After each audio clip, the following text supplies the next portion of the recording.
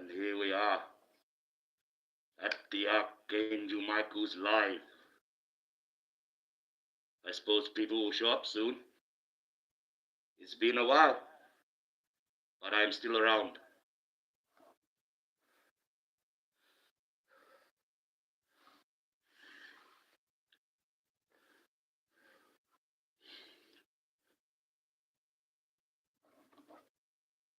Let's see how many people come, Maxwell.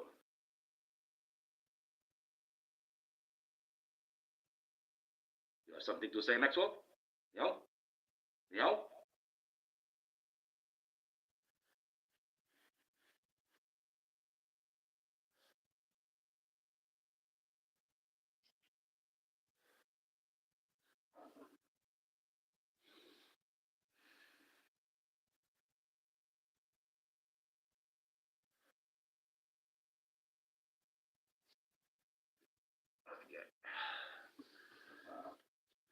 Well, that was Maxwell the cat.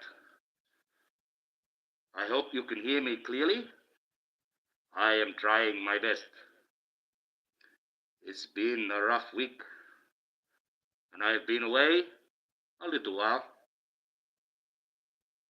But soon, we'll get back into it, do the Lord's Prayer. We may sit and reminisce a little about what's going on. Hello, Kiki Eyes, how are you? It's been a long time, but here I am. Well, I didn't really get much planned. Two things on my mind to get off. We do the Lord's Prayer, and we see how we go. You're at the eye doctor now. Oh, well, don't let me bother you. You can always catch up with the... You can always watch the replay. You know, your moderation was given to you as a gift. You don't really have to do anything. You did enough for me before. So, but you still are a captain and a champion of Sparta. One of the very best. What do we have here? Oh, it's the Book of Wolverine. Oh, Wolverine. What do we have?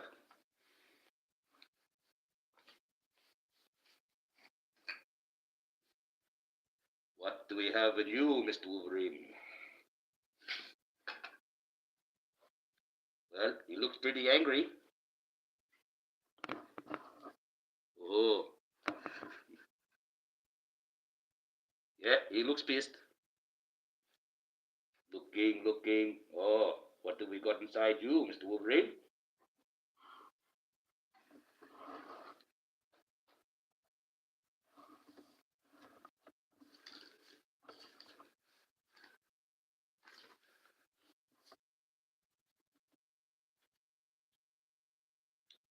It looks like we got a troll. I hope we don't have any trolls in here. Spartanburg. Have you ever seen the void? I have seen it.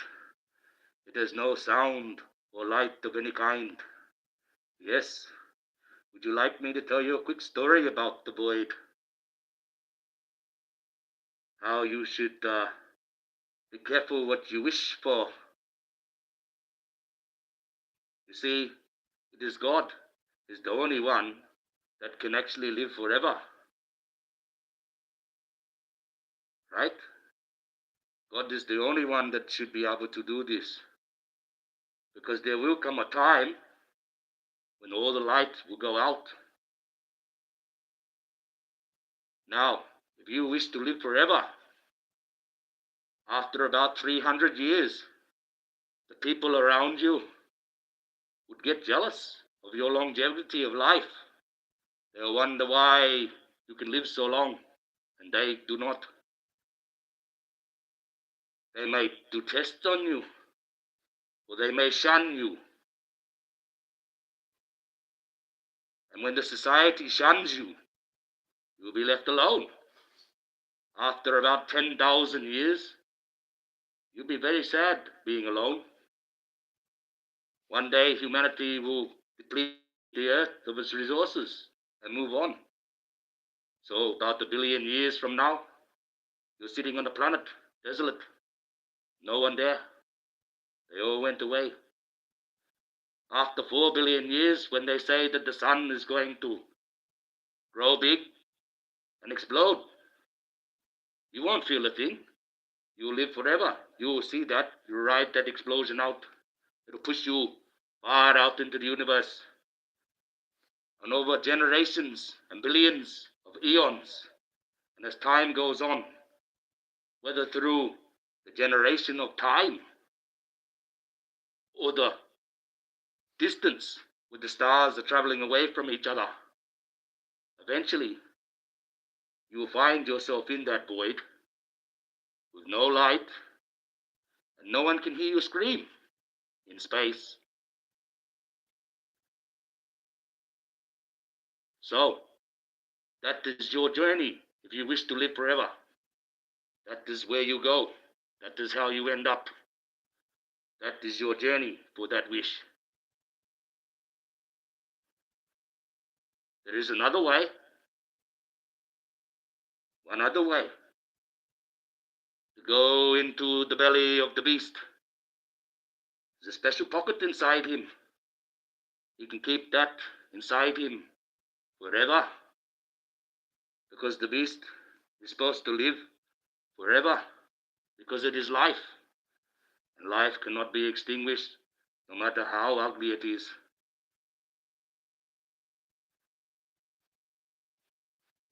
So you hear the person inside there screaming forever as the beast walks around, because they will never die. They'll get coated in something and live forever inside it, in pain, being digested but not.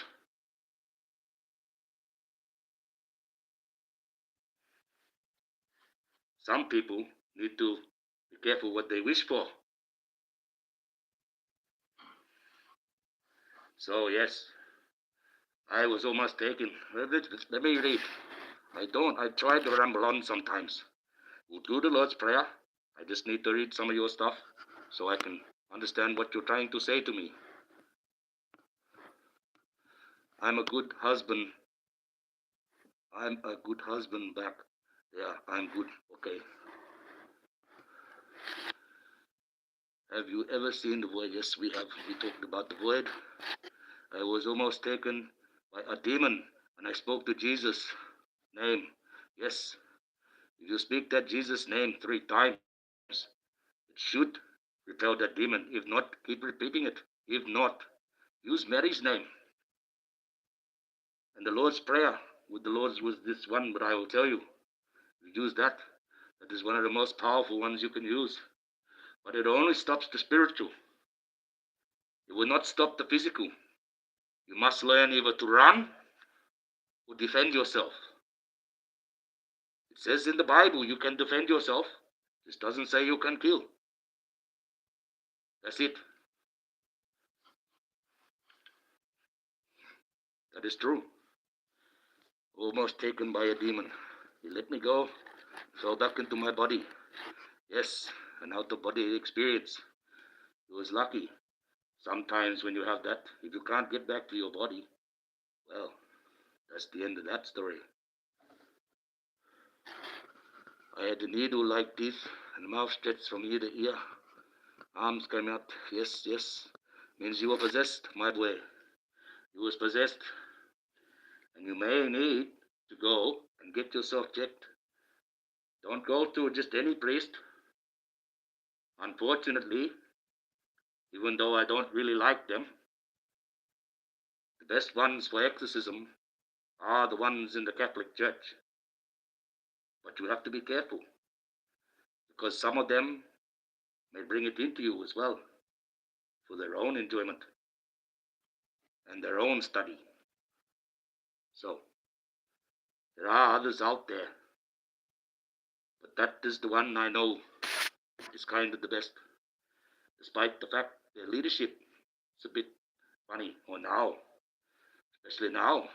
You will see, We will see. They might all be these. And they got rid of the good guy. Get ready. New world order's coming.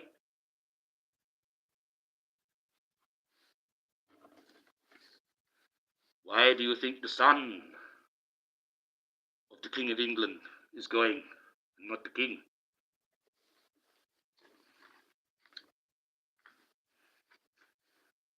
Keep your eyes tuned. We will start with the Lord's Prayer. This way we have God in charge of the chat, and everything is good. Oh my God, Joey, Jordison of Slipknot. No, no, no. It's funny you say that Slipknot. I can't quite remember the name of the band. It's pretty much similar to them, where they dress up with the funny and the hair. They actually just used to practice just up the road, around the corner here.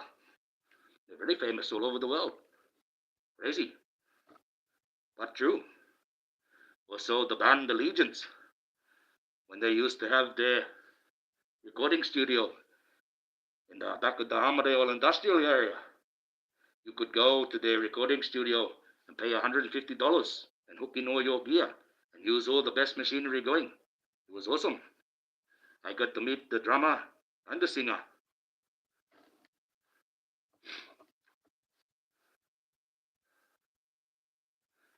Yes, it's a small place.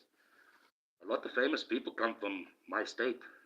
It's one of the states that's the wealthiest. One of the wealthiest in the world. If you took all the states of the Commonwealth, West Australia is the jewel of that crown. That chariot made of gold comes from my country. They dug it out of my dirt. That's my gold.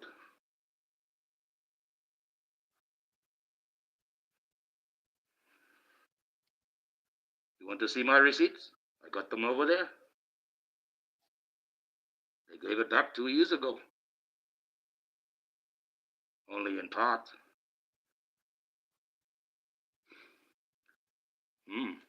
Well, hi, Angel from the Saga of Hill. Yes. How have you been? My second captain. Well, now there's two of you here. I think she's at the eye doctor, I believe. Well, now that you're here, it's right on time, because we're just about to do the Lord's Prayer. And you know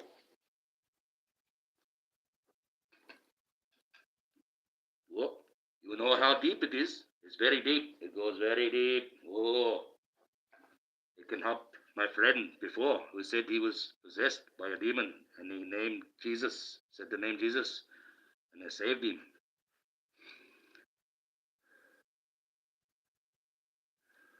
Okay, we're just about ready to go. So, if everyone's ready, you don't have to close your eyes. You can do what you want. Okay, here we go.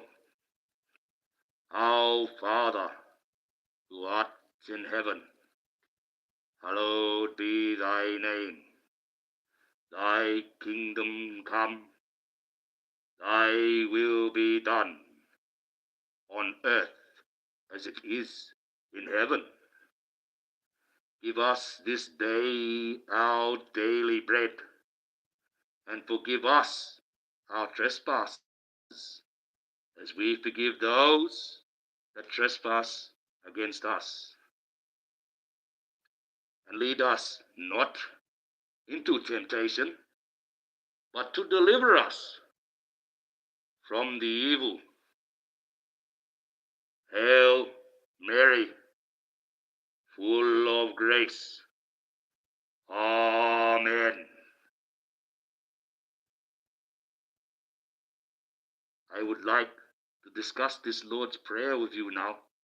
Once I read this, man, Spartanburg, I like your name. I hope you are a Spartan. I really do. I find it hard to see who's subscribed sometimes. I got to work that out. I used to be involved with an occult. Oh, well, if you're out of that now, you're lucky. But be careful.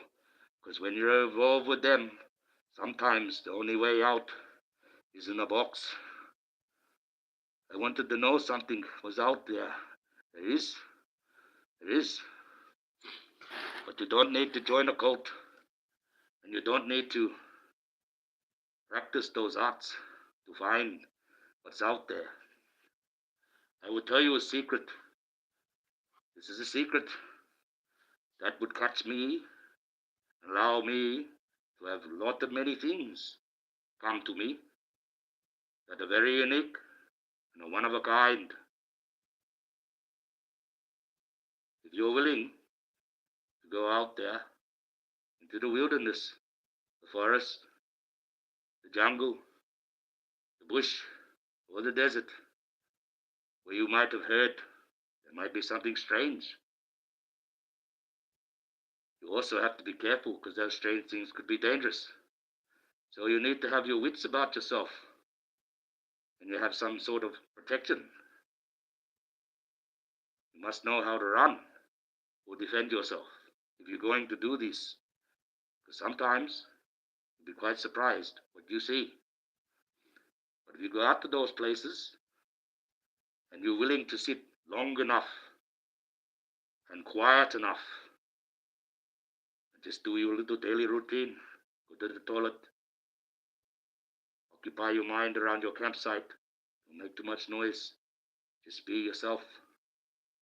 You do this long enough, and whatever's out there, it'll be watching you. It'll be curious about this person by themselves, which you should never do. Most people disappear when they're by themselves, and sometimes you don't know why, and it's very strange. Remember that. Those things that are out there, they know this. That's when the opportunity strikes. When you're alone, out there, not aware. So if you hear like a werewolf and you go do that, well, unless you can run 75 kilometers an hour, you ain't getting away from that werewolf. Because that's how fast they run. Remember that. I feel like taking you out and alive. I should jump in my car now. I'll take you down to the road where you have to go this fast. It's a very scary road. You don't go down it that fast, you might not be coming out of that road. I feel like I learned and saw things I wasn't supposed to. That's true. But then again, sometimes you are shown these things so that you know there is a God. Because if you are shown bad things, then there has to be the good things.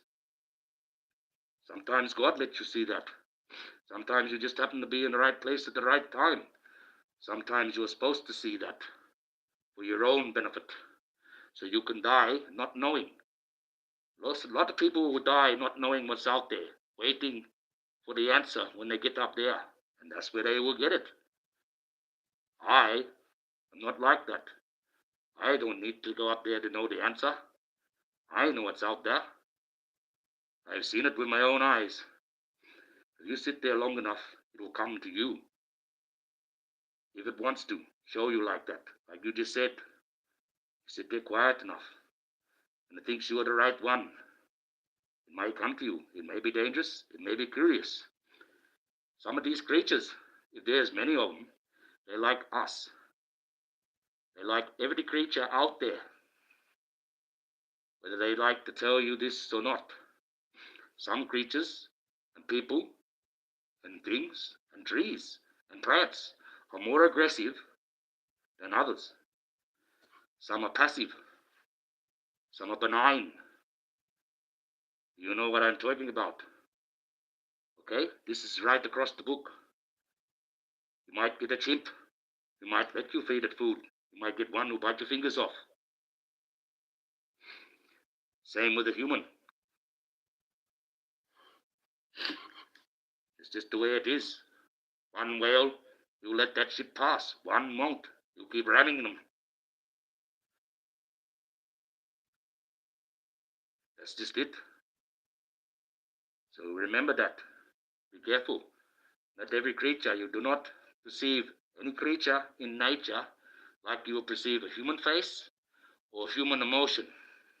When the wild pig is going to rush you, you can't sit there telling it stop. You can't sit there telling it no. You can't yell at it. This is the thing that's going to eat you and gore you to death. And it will not stop until it does this. So when you've got the 600-kilo pig coming at you, you've got to have a big gun, or you've got to have a big run, because you're going to be meat, and it will eat you. I've seen things out there I thought was the Razorback top from the movie, until it started moving. That's crazy. So you have to be careful when you go out there, especially in America. You've got those bears. Africa, you've got lions and tigers. Over here, we got the most deadliest snakes you can possibly imagine. Wild dogs. Wild dogs are terrible. I got trapped by 3 wild dogs. Barking away. If I didn't have the flare I had, I just lit the flare. Smoke was everywhere. Those dogs would not come near me. That flare's 3,000 degrees. Burned the shit right out of those dogs.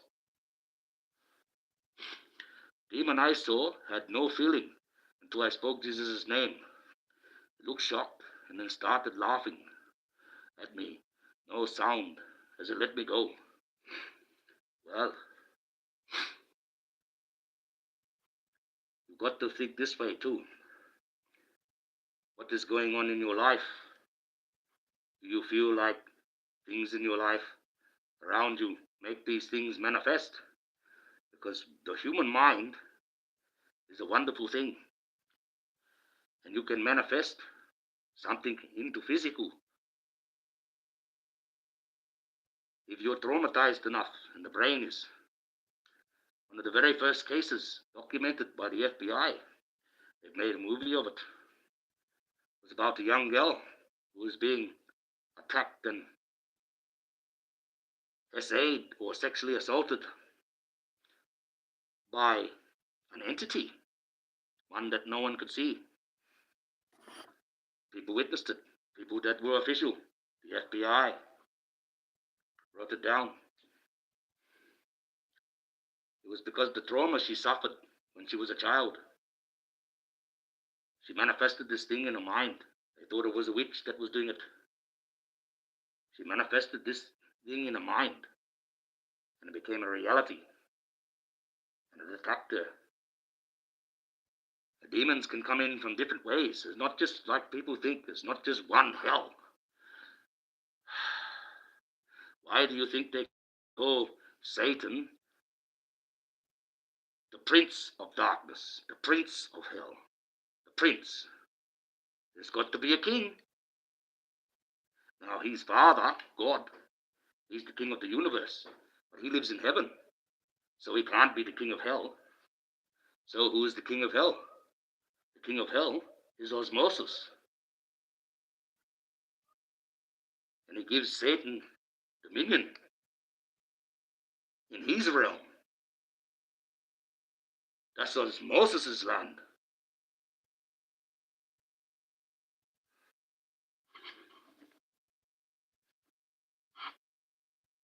Okay? He's the king of hell.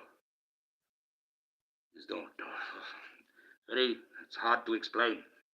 So on levels and levels and levels and levels and levels, like you wouldn't imagine. It's like a maze inside a maze inside a maze inside a maze. Unless you can map every single particle inside a star, exactly where it's moving, you will not be able to work this out. It is that complex. And you think the power of God, he can do that to every star, and that's only a smidge of his power. We can't even do it to one. We got a little fragment that we make in a big CERN reactor. That's it. One particle. That machine can harbor one particle of the sun, basically. My brain is in good health. I'm very rational. Well, you survive what you feel was a possession, but it could have been a self-possession. You might have things in your environment around you that's causing you to feel this way. Because usually when you get possessed like that, you will need an exorcism. You will need to see somebody. Just spouting out Jesus' name will not come in a vision like that. Not fully. So he may have helped you. You may have been lucky that way. But remember that Jesus' name doesn't work. Use Mary's. Use the Lord's Prayer. Yes, please hit the likes. That would be nice. I will discuss something about this Lord's Prayer. Because you need to understand, like I said, God, he works in a bit of metaphorical way. You have to look at it like when I say with the storm. He can guide you through it, but you still may die. But he may be talking about guiding you through the storm up to heaven.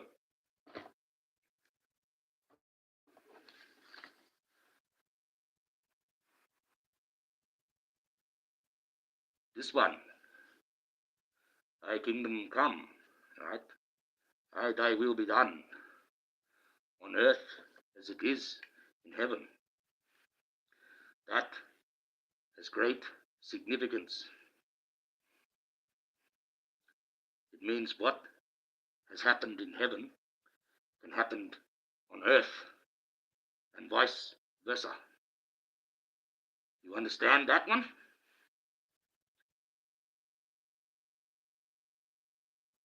Because if you read this, right, what will be done on earth as in heaven, we're not doing it on earth what they do in heaven. Nowhere near. It's Sishito. She's about ready to be flushed. God's had enough of this. He can't do anything. Mankind's about to go and obliterate itself. Satan's winning. He's got all the pieces. But he doesn't have me. Not yet. And he never will. So, when are we going to start getting that part of the prayer right? When is that going to happen? When are we going to start following this prayer? We're doing it in the name of God.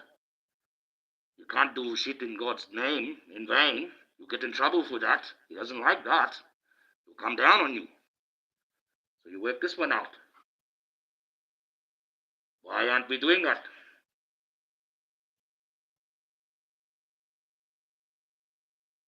That's what we got to learn. We got to learn to read things beyond the context of what you've been taught. Use a bit of knowledge. It doesn't go astray. Like I said, God, he's in the temple. And when you work for God, you'll get this inside here, working for good. And you'll be able to read and understand. When you feel him in your heart, you know that you've got all the backing and love to be able to understand this.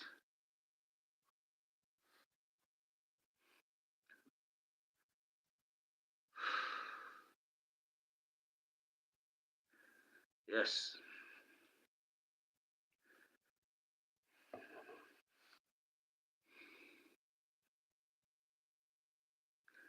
The rest of it seems about right.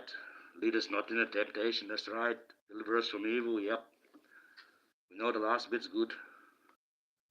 Give us this day our daily bread. So we're asking God to give us today. So, there you go. You cannot seize the day. God has to give it to you. You can seize what's around you. You can seize your immediate things that you do. But the day is too big for you to seize. It's all around. It goes for miles. Do you have the power to seize that day? Only God's got that power. It's a bit wrong, that phrase. Makes you think you can go to the stars, but you're not even invited on a spaceship.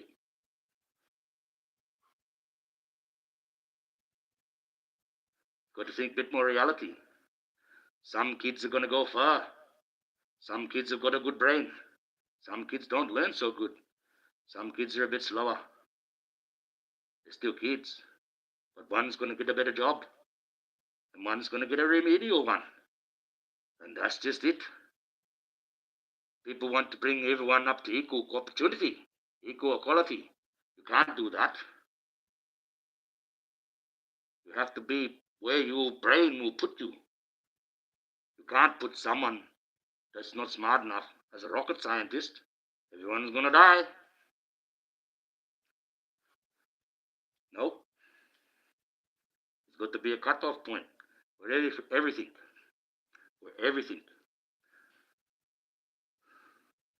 even life, except the continuation of life eternal. And the song must go on forever.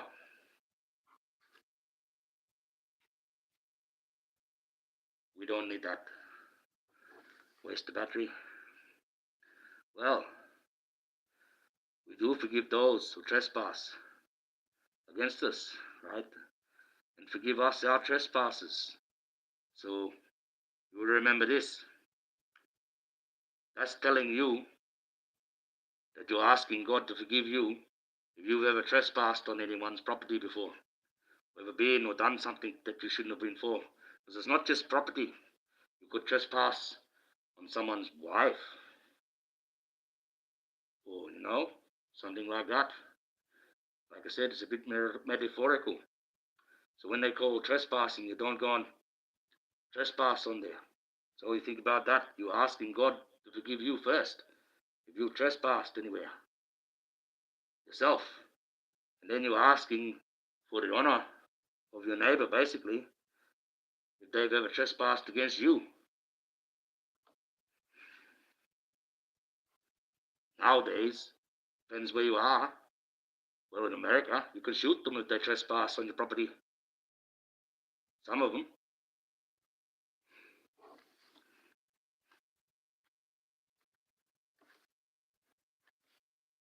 That doesn't sound very forgiving to me. So, because if we don't, it will lead us into the temptation. So, that's what the next line means. Lead us not into temptation. Because if we led into temptation, we will trespass. And we will not forgive those that trespass against us.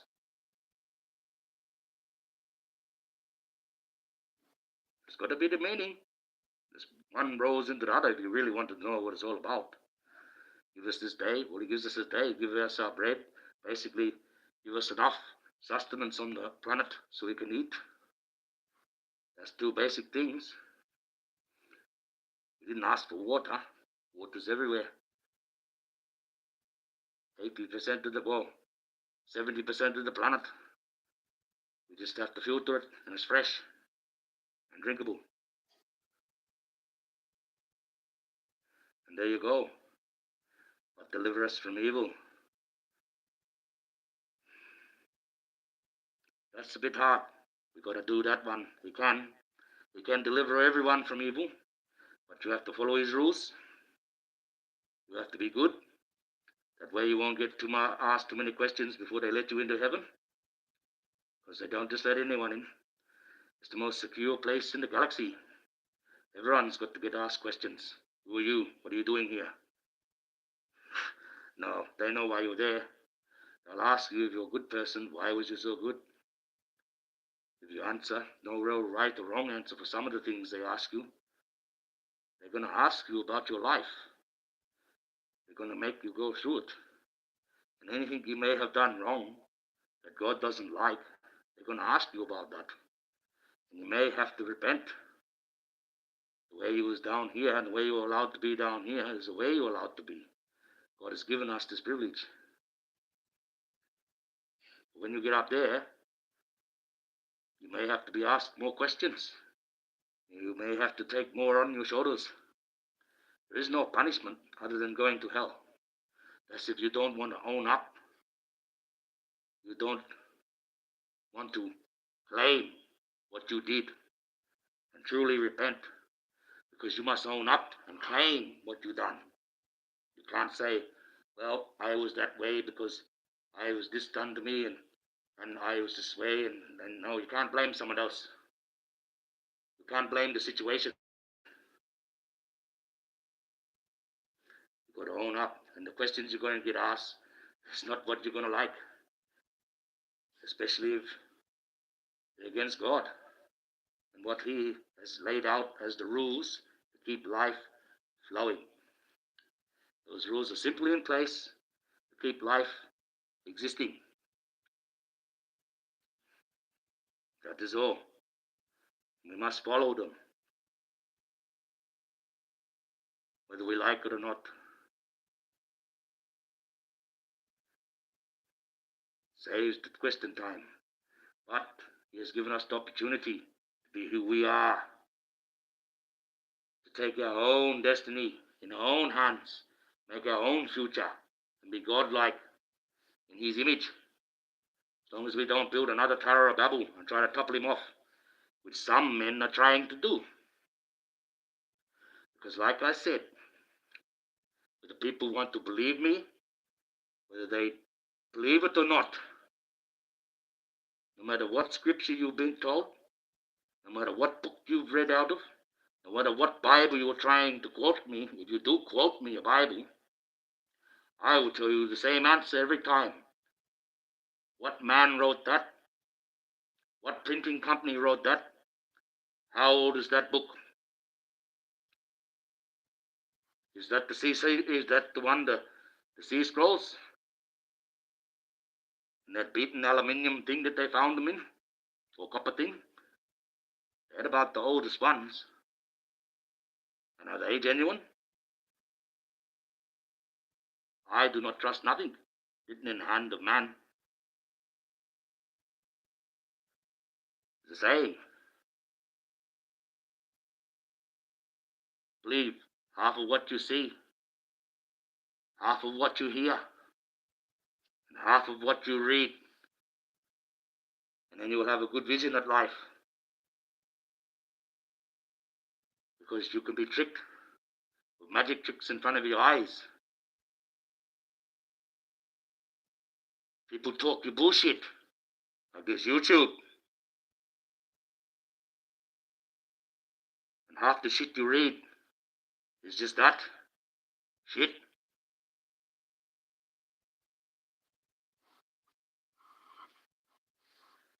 These sayings are around for a reason. They say them for a reason. Evil says them for a reason in your face, because you don't understand what they actually mean. And they know this. They've known that God hasn't had his hands on this earth since the days of Noah. God has not helped a single person directly or interfered with earth in any manner since that time. Otherwise, he would have fucking folded up his hand that he had to deal with his son, and the game would be over. We would not be talking here now.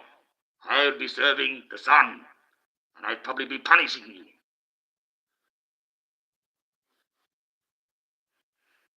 That's just it. Get with the program. The saying, the scales are tipped into the hands of man, is real. It's been real since the days of Noah.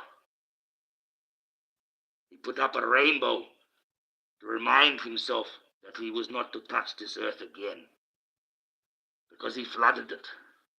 The next time, he's going to burn it to a cinder, so he can't touch it. Because I keep telling everyone, this pill, this fertile womb that we live on, is the only one in the universe that is of this type of caliber of life. The only one.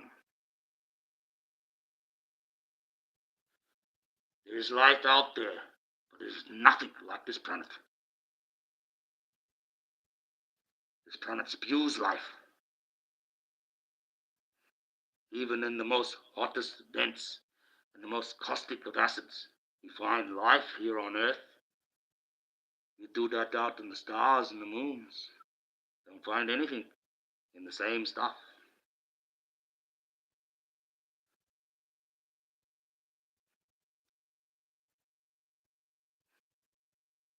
Well,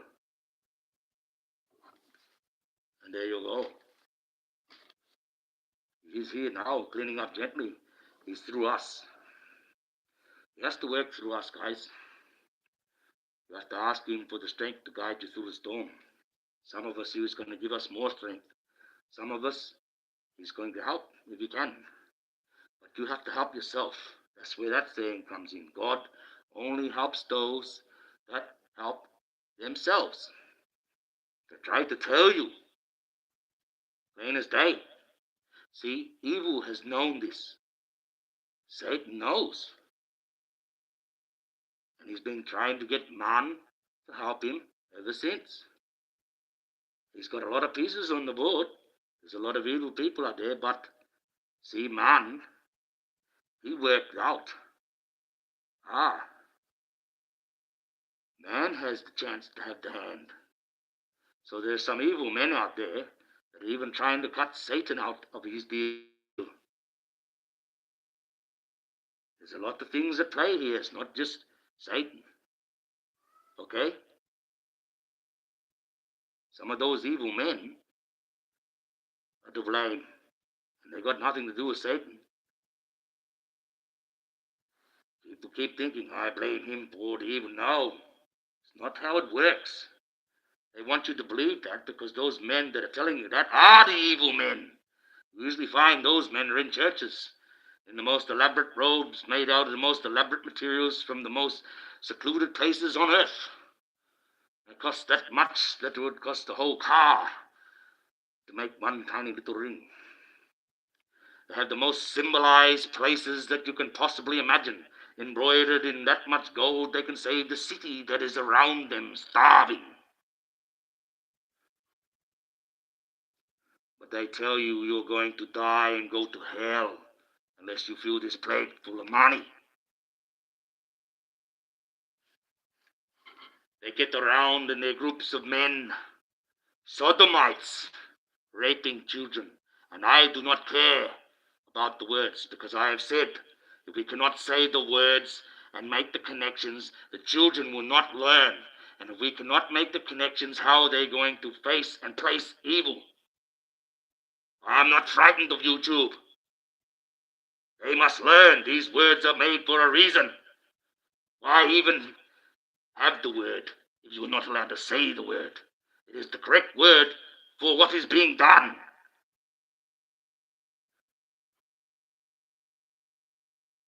All you have to do is say, no children.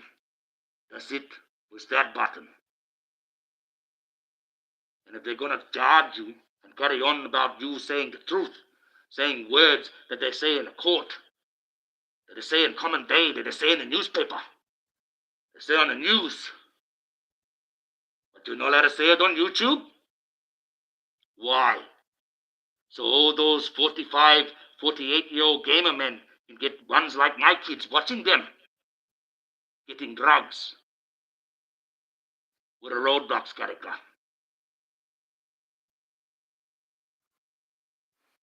You want to know what evil is? That's evil. That's how they desensitize your kids. That's the next move. That's the Satan thing. Satan's got 3 key policies, you know. If that's not being done, it's not Satan's work.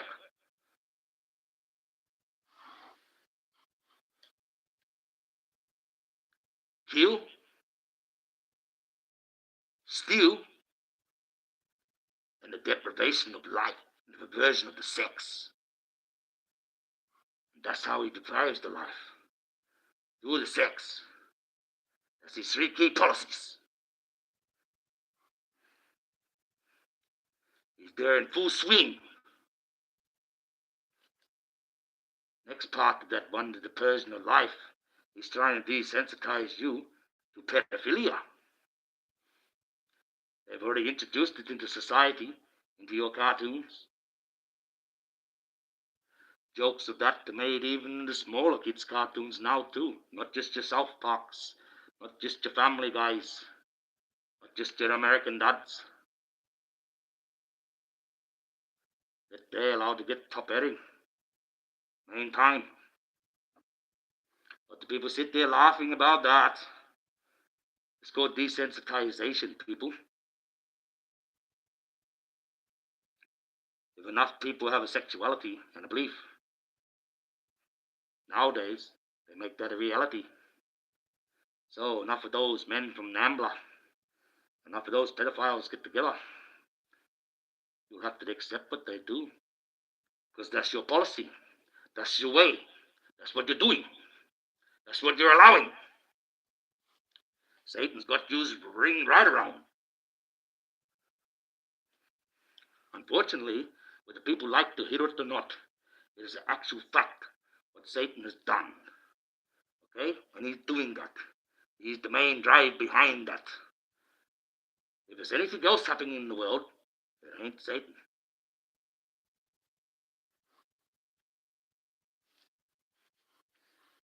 And most of the killing ain't him either. He might influence people to do it, but he's not directly doing it. It's men and not demons. We worry about demons and Satan.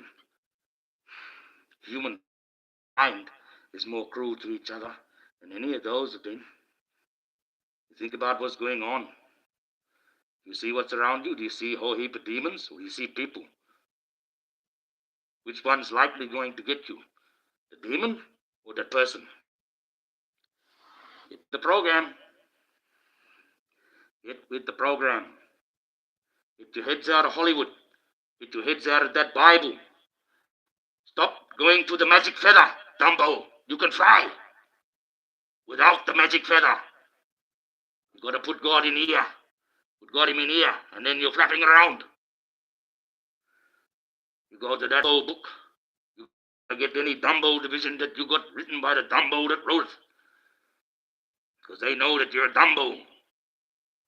Dumbo? That book is a story. Story about the Jews, how they were going to heaven and no one else was in the Old Testament. And that's all it is. And Jesus come along and he worked out a way how to get around his father's algorithm and slipped everyone else up there. And that's the second part of the book. Until you've worked that out, you got your head up your ass.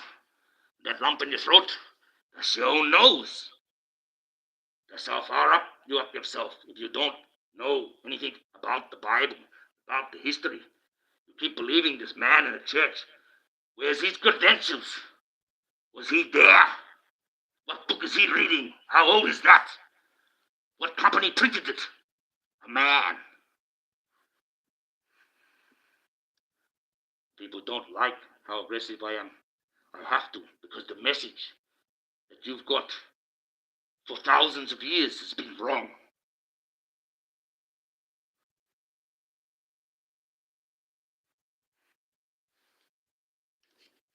Anyone that just looks at that book is perceived it all wrongly. You look at it from your version, but you're not looking at it like a normal person. You're looking at the holly and thou and this and that. What the carver shit.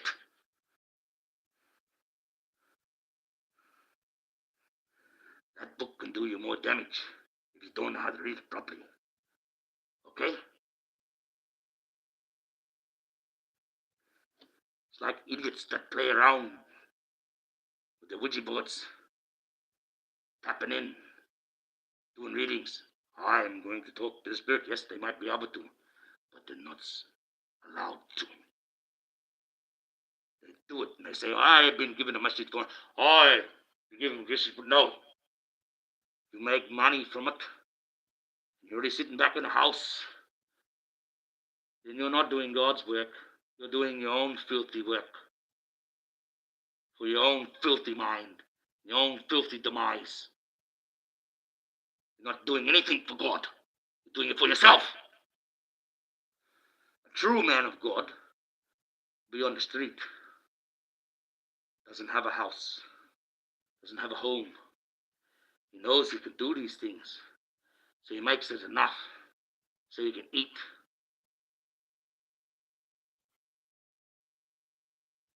That's a man of God. That's a person of God.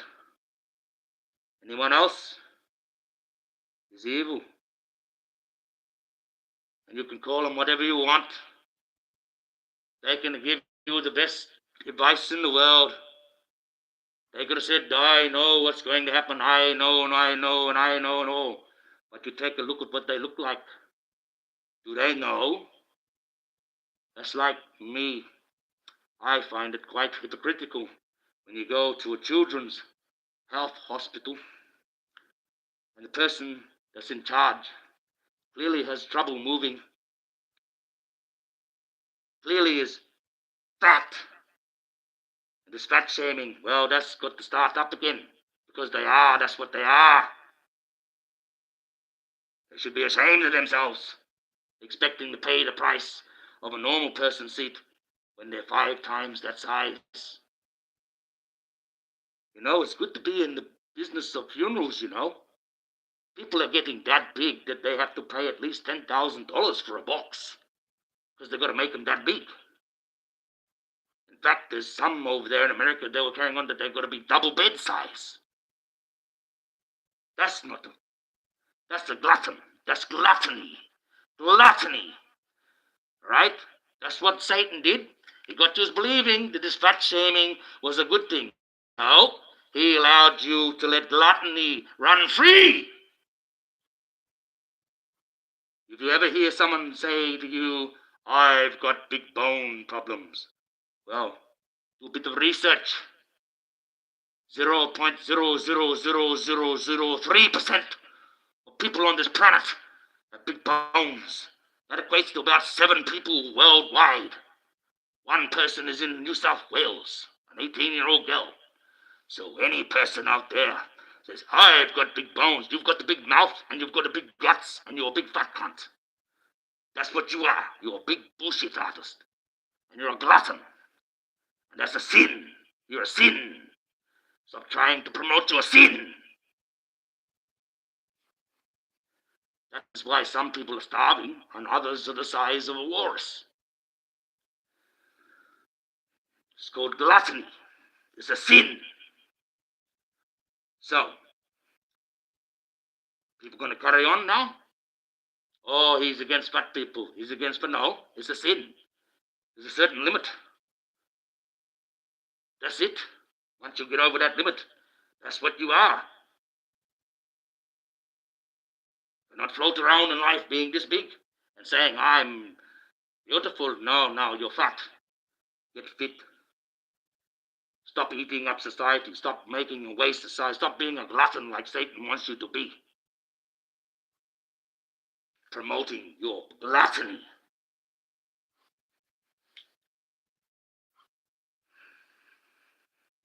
Half of the world starves. You dance around carrying on how that taxi won't let you in because you're too fat. Oh, I'm not fat. You can't call me that. That's fat shaming. You can't go. Well, I just did. And it's a fact. Another word that we're not allowed to use. We've been banned from using. Yes, big people are like that. Some big people are good. But the ones that carry on, that, and blame everything else, but their lifestyle, that's the ones I'm talking about. You know what I'm saying? They carry on. Some big people, they're big. They have to realize that they're big. They have to realize that if they take up 2 seats, they've got to pay for 2 seats. You cannot be like I see. This is the one that really gets me. It gets me beyond all belief. You have them going into the store and they say, why is this shirt $33? And all the other shirts, only $25. They're the same shirt, but there's 5 times more fabric. They won't have that. Most of the shop servers also say, oh, that's bigger size because you're fat. Nope. They lose their job for telling the truth. But I am empowered, I can do that. No, the law says like that. 82 to this. And all these trolls, they can do that because the law lets them to get away with productivity. That's Satan at work. Manipulation of life, perversion. Because that ruins people's lives. Crazy. I can make up a thing for everything that you got. Everything that you're going to say to try and justify your way, if it's not God's way, I can justify why it's not God's way. And I can justify that you can be that way. And I would just say, well, don't blame me if they don't open the gate for heaven for you. As simple as that. You can't be like that in heaven when you die down here on earth. People like to change the government. They like to change the environment. They like to change things and like to control and rule everything, and run everything. You've got to change it all. And now you're trying to talk about changing God for your sake. Oh, God, no, God doesn't want none of them in heaven. Not unless they're willing to repent for their sin down here. Sorry. The little vision of heaven is yours, but that's not God's plan. I keep telling you this bullshit. There ain't no virgins waiting up for no Arabs. There's no Muslim 40 virgins waiting up there for them. That's another Satan's trick to get them to go and knock themselves off, put a bomb on themselves and go boom. Satan's work. That bloke got killed.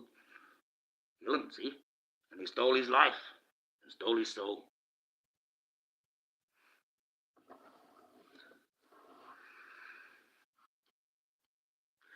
You just really think you got the vision of heaven? Get your head out of your ass. Stop watching the movies. Stop believing the preachers. Stop listening to any preachers. Read the back of that book. That's the one that reminds us the most. The Revelations. Read that one. Let's have a look at that. What does that tell you? Don't listen to preachers. Don't listen to prophets. Don't listen to any of them. I am neither. I'm the Archangel Michael. I'm going to tell you a bit, and then I'm going off. If you don't want to believe me, that's your own piss towel luck, not mine. Sorry. But I get aggressive sometimes. I am a weapon. People wonder why I'm aggressive. Because I'm sick of looking at a shithole planet with a bunch of fuckwits on it. You know what I'm saying? None of you are getting it right. You still got this perception. You know, I can quote you the truth, but you won't have that. You go on your phone, don't believe that other shit. Oh, but it says on here, it says on Reddit, it says on this here, it says on that.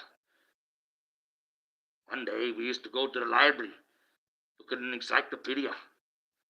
Oh, guess what? They got rid of all them now. Wonder why?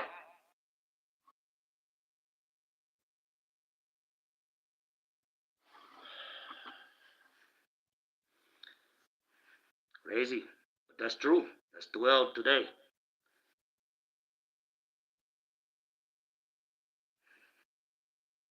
Absolutely crazy. Those 7 virgins are hiding, yeah. But when those blokes get up there, they realize there's 7 blokes. Then they realize, oh no, I didn't ask what type of sex there was. Well, there you go. Nope. Sorry, it doesn't work that way. Doesn't work any like that. Like I said, heaven is nothing like your dreams. God doesn't care about them. He's not going to have them up there. Okay? That's just it. Get your head out your bum. It's God's plan. God's plan's better than anyone's in the universe. God's plan's better than your dreams. Better than any of our dreams. It has to be. If we all went up to heaven, we're all in the same heaven. And it's all supposed to be like our dreams. But the chaotic place, how does that work? Like I said before, does it change every time someone new dead comes in the day? Oh, we have to change it to these dreams now. Change heaven. It was on the Old West, and now you've got a disco ball on a dance floor for all eternity till the next guy comes in dead. Nope. Just that right out of your brain. Stop telling your kids that. One's dying on a deathbed. Stop that bullshit. Tell them the truth. When you get up there, God's got this plan so magnificent. No one knows what it is until you get up there. And when you see it, it's better than any dream, anything that you wish possible, that you've ever seen. And you're going to go to this lovely place. And you're going to see all the glory of God and His plan. That's what should be told to. Oh, you're going up there, you're going to heaven. No. Stop lying to them. They'll be disappointed in you when they get up there.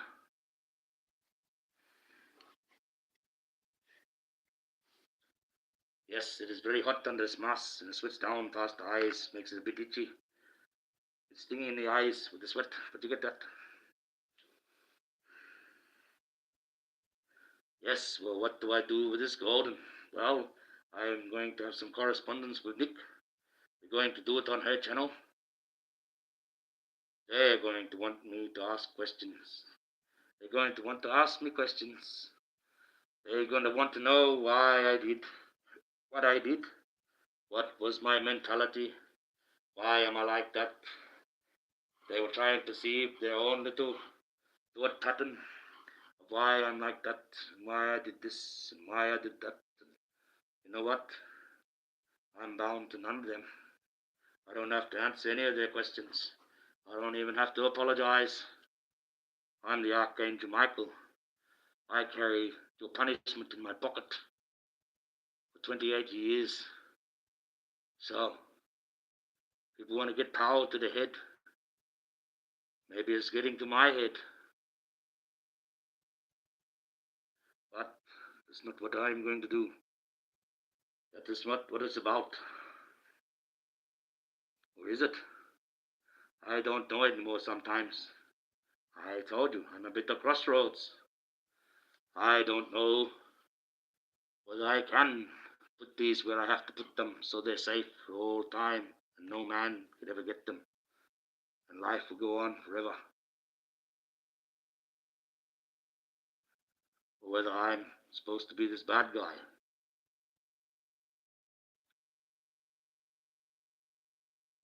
Because I don't want to be him. But like I said, I often get the short straws on these jobs.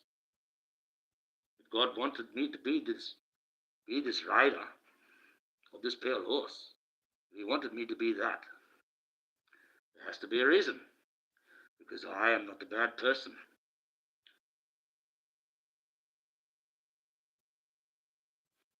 That's as simple as that.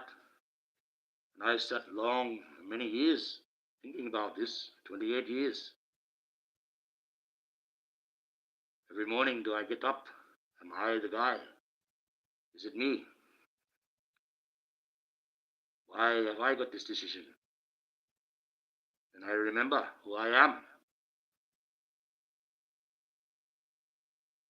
I've got a mission for God, to continue life to go on. And this decision is in the hands of man, and I am a man. But I'm also the Archangel Michael. God works in mysterious ways. I may have to have a choice I don't want to make. Perhaps I've been keeping away from it for 28 years.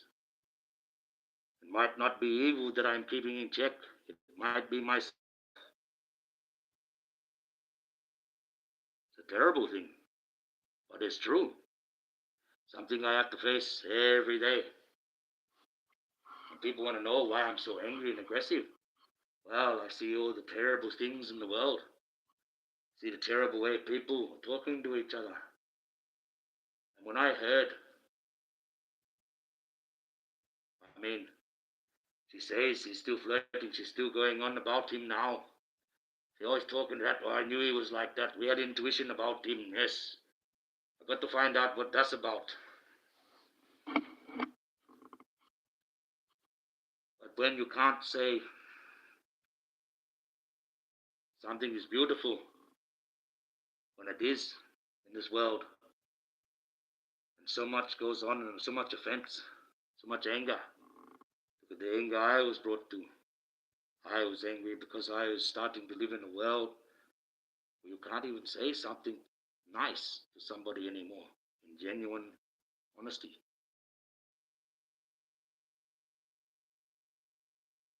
And that is what I thought would happen between her and old Mike. To tell you the truth, I'll tell you the truth. I've never even seen the interview between them two. I seen a little snippet. That was it. And the one I seen, he just said I was beautiful. You were beautiful. That was it. Whatever it was. I think she took way too much offense. Just demanded an apology. Be done by now.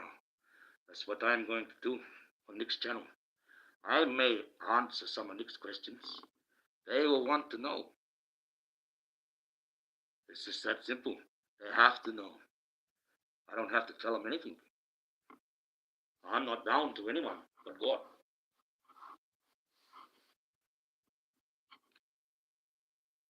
You must understand, I could just go like this and punish them if I want to get rid of them out of my way.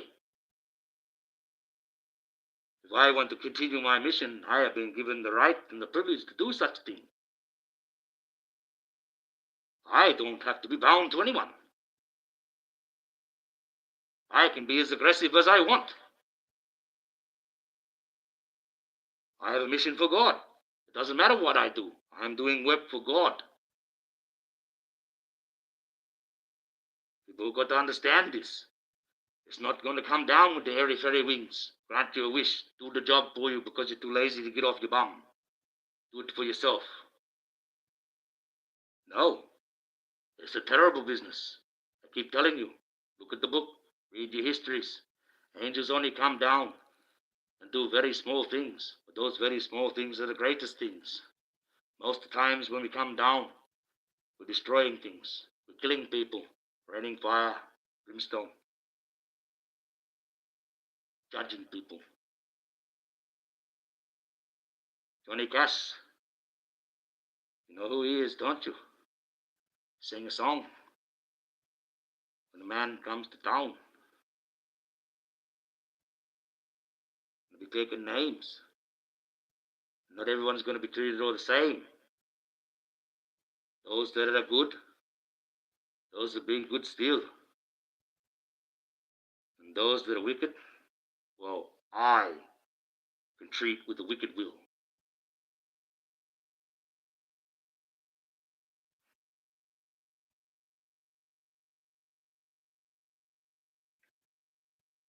Yeah, well, this is the way it is. Until you start to wake up to yourself, there's not this airy-fairy, pat each other on the back, love, love, love. Got nothing to do with that. You want to put that right out of the book. It's a war. What do you do in wars? You fight. What's the Archangel Michael? He's the weapon of God. The only angel that was built different. I'm the only one that's built different. That's why I'm aggressive. Why I'm fiery. I was forged in fire.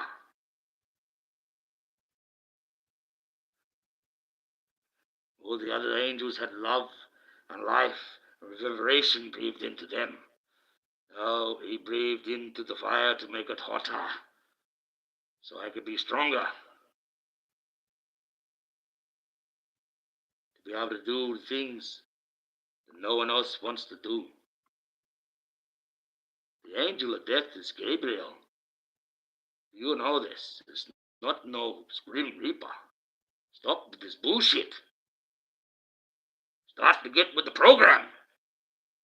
Grim Reaper, his name is Karen. He can't come out of the world like that, around you like that. He can't come and collect souls like that. The only time you see him is when you're on your way to hell.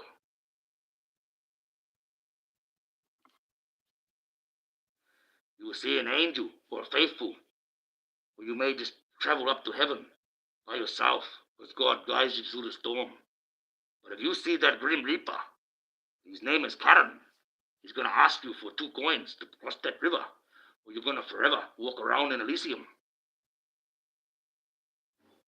like a lost soul. But he wants to take you across that river and take you to see the boss. You go and see that river Styx, you're going to hell. That river is in hell. It has nothing to do with heaven. You see that Grim Reaper, you're in hell. He's going to ferry you across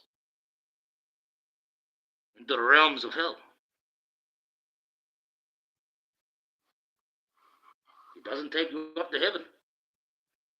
That's not his job. Karen, he went to heaven. He went to heaven. They said, hey, you want a job? He said, sure. Now look what he does. Like I said, when you go to heaven, don't just go trotting in if they let you in and enjoy God's plan. If they pull you aside and offer you a job, take it. You might not think it's a good job for him, but he's there for a reason.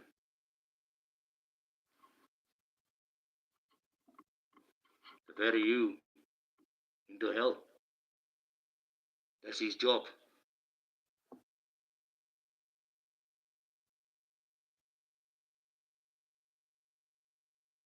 And he's really good at it. You understand that?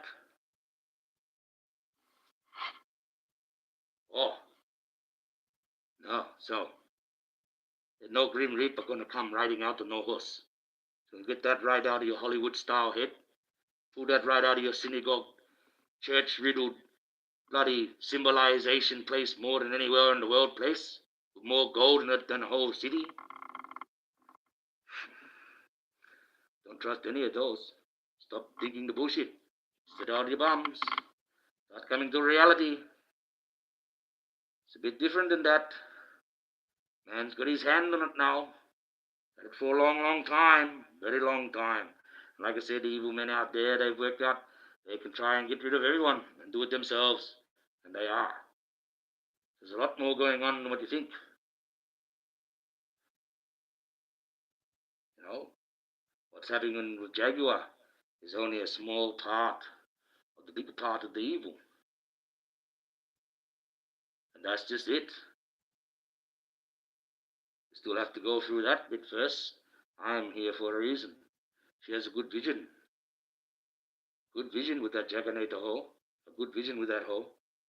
Helping people, helping victims. These ladies know how best to run something like that. How best to run for the people that are the community. And that. Better than what I could. But I will defend that building, and I'll defend that idea, and I'll defend that freedom. No, they say, oh, she's a witch. She's got some powers. She's not the bad witch. She may have used to be, but she's not now. You can't change, you know. When you can always change the path that you're on. Always turn around. Might take a little while. But there you are. But I don't know anything about that. I can't say anything about that about her. Because I don't know. I'm not even going to worry about the research. I know she's got powers, and that's all I have to know. I know things that, well, maybe I get a chance, away from the speakers, away from the recorders, and talk to her. I'll tell her a few things what I know about her. Will open her eyes right up. I don't need to go looking for receipts for that. I know that through God. There you go. That's another story. So now, she's right. She's got the right message for all this time. They keep trying to make shit stick to her, but it keeps slipping off. She's too slippery. Won't stick to her. They keep flicking it at her, but it keeps coming off. You know, how many years have they been trying? And they keep going back. Oh, she went to jail. Oh, she went. So what? So have I. Oh, she's done this. She done. Who cares? You know what I'm saying? If she's that bad, why did they give her that Freedom Award? I keep telling people, Trump didn't just pull that out of his ass because he wanted Jaguar right to be part of his thing. You have to have your name on that list for quite a few years. It's the same with Diddy. The FBI don't rock up to your place as they've had you watching for quite a few years. So they need to be questioned too. Because if they knew what was going on, well, How long did they know? How many victims went through before they compiled this evidence? Because if they knew earlier on, why would they let him continue on for so many years before they step in? Because they have to be sure. The FBI like to be 100% sure that the evidence they got is true. But it seems pretty sus. If it would have been me or you, that'd have been down the driveway straight away. Would have been news all over the world, and you would have been a bad guy. But because they're in the industry, they generate money for people. And they've been brainwashed all these years because people like their shit, which is practically what it is. Both of them. I don't know why anyone likes either of their music, Diddy or the Jay-Z. I've never heard a Jay-Z song in my life. So I don't know how he's the most richest entertainer in the music industry, because he is. He's the richest one on Wikipedia, $2.5 billion. Never heard a single song. Never even seen him in a concert. Never seen anything. I haven't even listened to any of the ones even when Jaguar did it with him. Crazy. And Diddy, well, we called him Puff Diddy the moment he come out. Puff Diddy, well, wasn't far from the truth. I'm sorry if you don't like that name, but it's another name that was invented to make something, to be something. And a puff, anyway, a buffet, that's the one where you put your feet on, rest your feet on, isn't it? That's what I always thought it was. I thought it was funny when I was a kid, because my mum always said it was the one that you rest your feet on, because that's what they is, a puff. Crazy. Now they got all these names. Crazy. I just like to call people, people. I like to call people their name. That way I don't have to worry about sexuality. When you've got a person that's going to carry on, that you're not approaching at them, you're not coming to them at their sexuality, and they're a sexual-minded being, an issue, because they have to think that way. A normal person doesn't think sexually minded, doesn't put their sexuality first, doesn't think like that. There's something wrong in here, going wrong in a chocolate starfish. But we don't look at it like that no more, even though all the science, nor the medical history, nor the countries all around the world that did the tests and spent the millions of dollars say otherwise, because it's not the narrative. It's not the way that we are. It's not the way that love is seen now. It's not the way that love is done now. It's not the way love is now in the humankind. That's just the way it is. But you're going to find out when you get up there, you're not going to like it. You carry on like that, up there, you're going straight to the flames. Goodbye. Hello, Karen. You got those 2 coins? Oh, no, you don't. You went to heaven first and you never answered correctly. Oh, well, guess what? You got to wander around here and you're going to get chased by that 3-headed dog. You're going to come up Cerberus. You're going to come up and he's going to get you. And he either eat your souls because he's hungry, or he'll drag you in and go and see Lucifer. Or maybe he might take you to his owner, Osmosis. And Osmosis is far, far worse than Lucifer. Lucifer's a little puff when it comes to torturing the soul. Osmosis, he's the king of hell. King of hell for a reason. The different realms, you know. The different realms. People run these realms. Different levels. People got levels. Like with the angels, there's certain levels. They say there's all these archangels. There's only one. And you're looking at him. Only one named in that book. Only one ever named.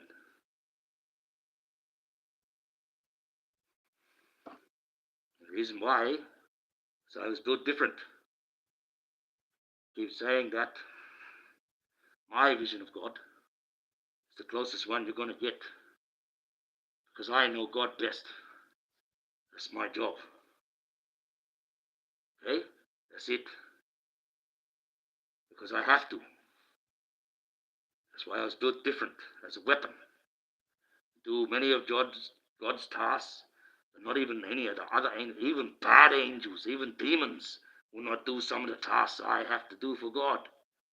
Because they're too afraid of what they will be looked at. One thing that Satan hates the worst, or any demon hates, is being exposed so people can see him for who they really are. The only time they'll do that and be happy about it is the whole world is in tyranny, which is very close. It's very close. They tell you how close to tyranny we are every time. They say, oh, the doomsday clock. We're 3 seconds away.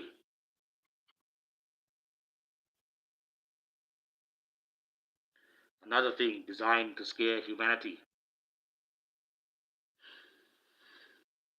Who's the one pushing it up? We do go toward our calculations. What calculations? How do you work that one out? Stop scaring my kids. No, you can't police everything. The most saddest thing I seen in my kids' eyes, besides when I had to tell them their mother died, which is one of the most terrible things I had to do as a father. Right? Was when my boy was sitting there watching YouTube and just happened to have a show about nuclear bombs. The first time he had seen such a thing. He turned around to me, got a 5-year-old boy, he's 14 now. But when he was 5, he turned around to me. He said, Dad, do they really have bombs that are that big in this world? I said, yes, son, they do. That's not a movie. That's a real one. That's a real live explosion, that one. He started crying. He said, but Dad, what about the trees? Because he's seen how much it destroyed things. We've got to watch what our children see. They see things like this. It scares them. They see that. We got things like that out there. How many do we have? How many is enough? Why do we need all those bombs? Men trying to get power, see? Trying to have the power of God. Trying to rule the world. Those men that have those bombs, those countries that have those bombs, they're the evil men that I'm talking about. Trying to cut Satan and God out of the deal. Because they worked out long time ago that man has his hand on this deal. You know? We got no choice. The system's set up. We have to follow the government. We have to do the police. And guess what? They got a whole police force in to enforce their law.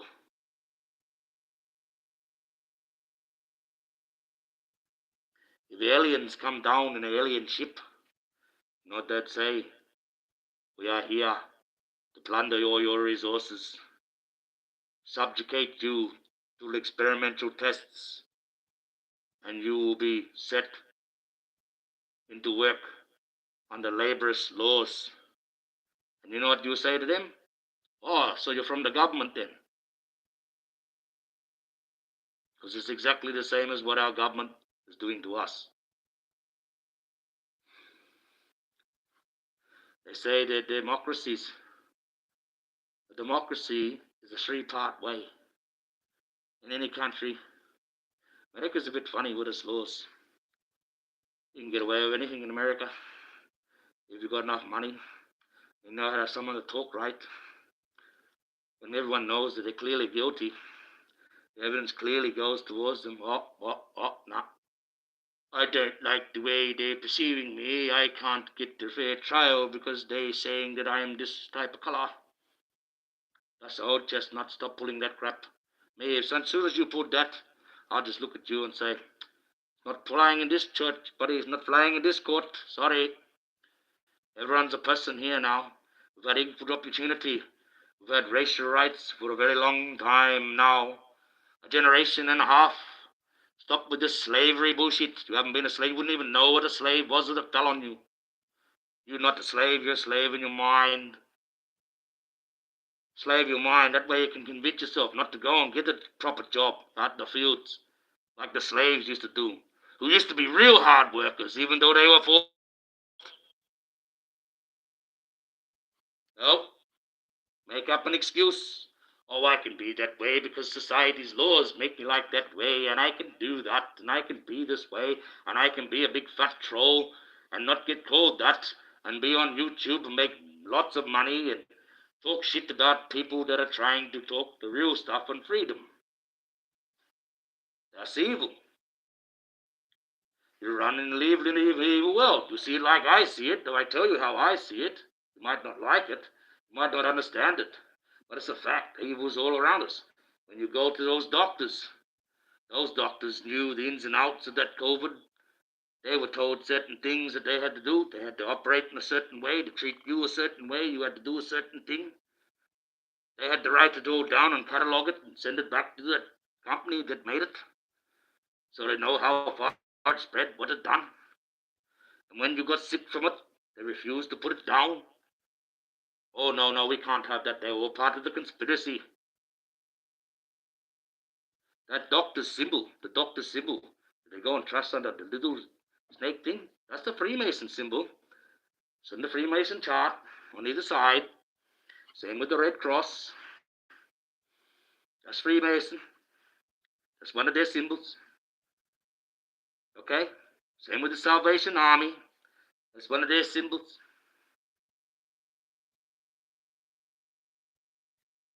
Same with St. John. That's one of their symbols.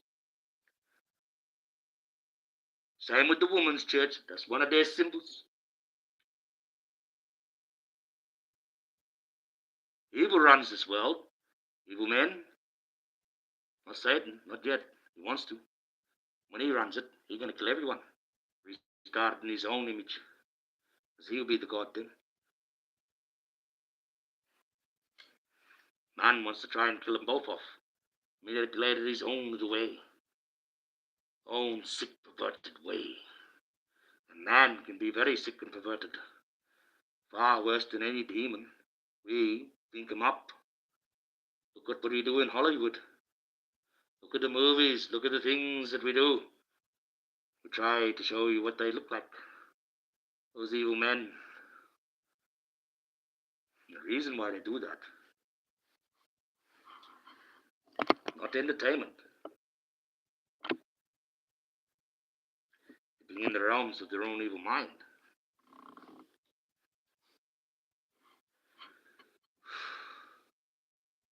I don't mind good movies. I don't mind entertainment. I don't mind all that shit. But not when it's perceived the way they've been doing it. Not if you look at it like I do. It's like, I don't really want to do this to you. I don't. But if you look at every single song that's ever been made, look at every single song that's nearly been made, that's almost all of them actually. There's three main themes in those songs. They're either crying out for how they've destroyed their soul, either carrying on and trying to warn you what they've done and what's happening to them, or they're sucking like a little bitch because they've lost something or somebody, instead of just going up and getting on with your life. Not very good, but that's what songs are. Not what people think. If you look at it like that every single song has a hidden message. That singer telling you how they made that contract with Satan, what's happening with them.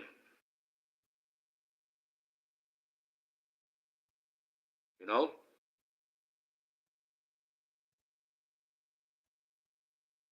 Why do you think most of them do this here? Most of them. I've got pictures like this.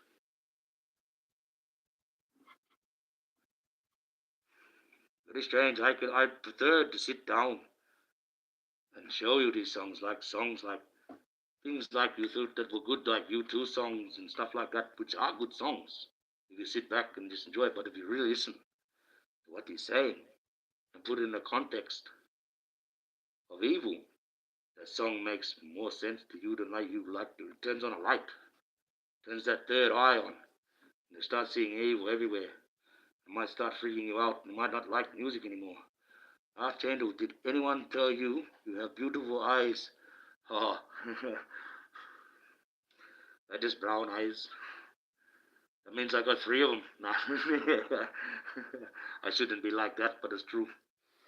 No, it's not. But one doesn't have an eyeball in it. That's just a socket.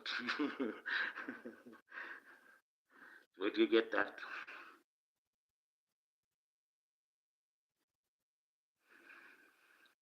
Thank you. Probably blushing under here. No, I don't get many comments. It's been a while. Yes, it's not music anymore. It's just like little stories. Yes, you're right, guys. There is good music out there. Jack, she's doing the good music now. A few of her songs have got some messages in them. If you read it properly, and you can put into that category. But that's before she got herself out. She got out now. She's a different person. They're either trying to drag her back in or trying to silence her. As you know, she has a natural reverberation voice. She doesn't need any studio backing. She can just start popping straight away and start singing. And it's in perfect tune. So, I want to know what type of grilling I might get on Nick's channel. They're going to ask this question, why you like this? Why you like that? I'm just going to apologize. I'm asked answer a few questions. Nick says, depends what they ask. But you got to look at my context too. Take the aggressive situation out of it. Listen to what I'm telling you about that X. You may never use it, but Monday you might need it. Say you're sitting there, all of a sudden someone busts through the door that you don't know. It's going to do you harm. You just happen to have a little axe. If you don't hit them the right way, you're going to get them angry. And they're going to grab that axe off of you and chop you right up. So what I told you about that axe was the best way of using it. It's designed to chop wood, not designed to chop people. Designed to chop wood. So you're going to use that. Use the blunt end. Because that way you make sure you get them. You'll stop them straight away. When they teach people in war, in armies, as a soldier, they teach them it's not the bullet that kills them, it's the blunt force trauma. That's the quickest way. Don't go around trying to hit them in the legs, smash them in the head. Blunt force trauma kills them. That's it. I taught you how to kill. What I told you with that tomahawk, with that axe, unless you get them flush, you're going to make them angry at you. So what I told you was how to use it properly. Yes, it was in an aggressive manner, but I never directed it at anyone. I was just giving them an idea. If they keep flapping their mouth, they're going to do it to the wrong person. They're going to carry on like I was. They're going to come out like that. They're going to hit you like that. And get you like that. So this bullshit where you think you're impervious and can say things about people, it's got to stop. That's why I'm trying to warn people. It doesn't necessarily mean I'm going to go out of my way and attack a woman. I do not like the way Maggie says I'm just a guy with axe that likes to hack up women. I've never hit anyone with axe in my life. I've hit them with a mattock, but I haven't hit them with an axe. A bit different that.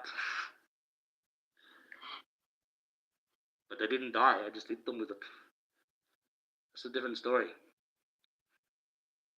People reckon I'm violent. Not violent. I can be violent. I got it in me, like you wouldn't imagine. But I wouldn't be violent, like I said like that. I was giving them an understanding. If you carry on about the wrong person, what could happen? And how does she know? How does she know what that Mike Ross was like? You know what I'm saying? They will pay for their lies, yes. Well, then again, see, this is the thing. I just think Golden is a little bit conflicted. She needs to turn that other cheek and put that to bed. Because if it doesn't worry her, if she's that unattracted by the guy, if she's that repulsed by what happened, why is she still watching his channel? Getting on about him, talking to this other guy that apparently is a bit towards women, frightening. I'm actually quite a nice guy. I'm a very nice guy. I actually go out of my way and do a lot of things for women. A lot. In fact, pretty much that's what I do. I help women. That's the reason why Roma, she likes me, like Chloe, she likes me. She's seen what I helped her. Won't tell you how. She's over that now. She doesn't take that no more. She's done. We got her free from that. So that was part of my work for God there. So we have to worry about that one. She's openly admit what she was on. You only have to go on her channel. And she hasn't been on it for over a year. And I've known her for over a year. So it's good. She's a good person. She didn't need that in her life. And it's gone now. Kanye is a good example, yes. Kanye is a good example. Good example of an idiot.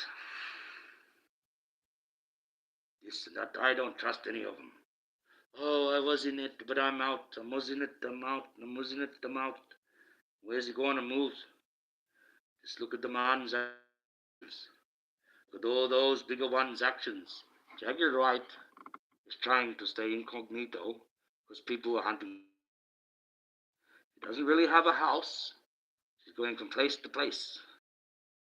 She's obviously secure because she's happy. When she's got security around her and she's happy, you find that that lady is happy. She can get on and think about God and get back with him and do the right thing and start getting calmer. I mean, she was talking about how she's sort of really still knows as the partnership with Odell, but it's not partnership. And she was trying to understand to let that go. But she was sort of not sad but happy about it. You know? True, so doubt, under pressure, yes.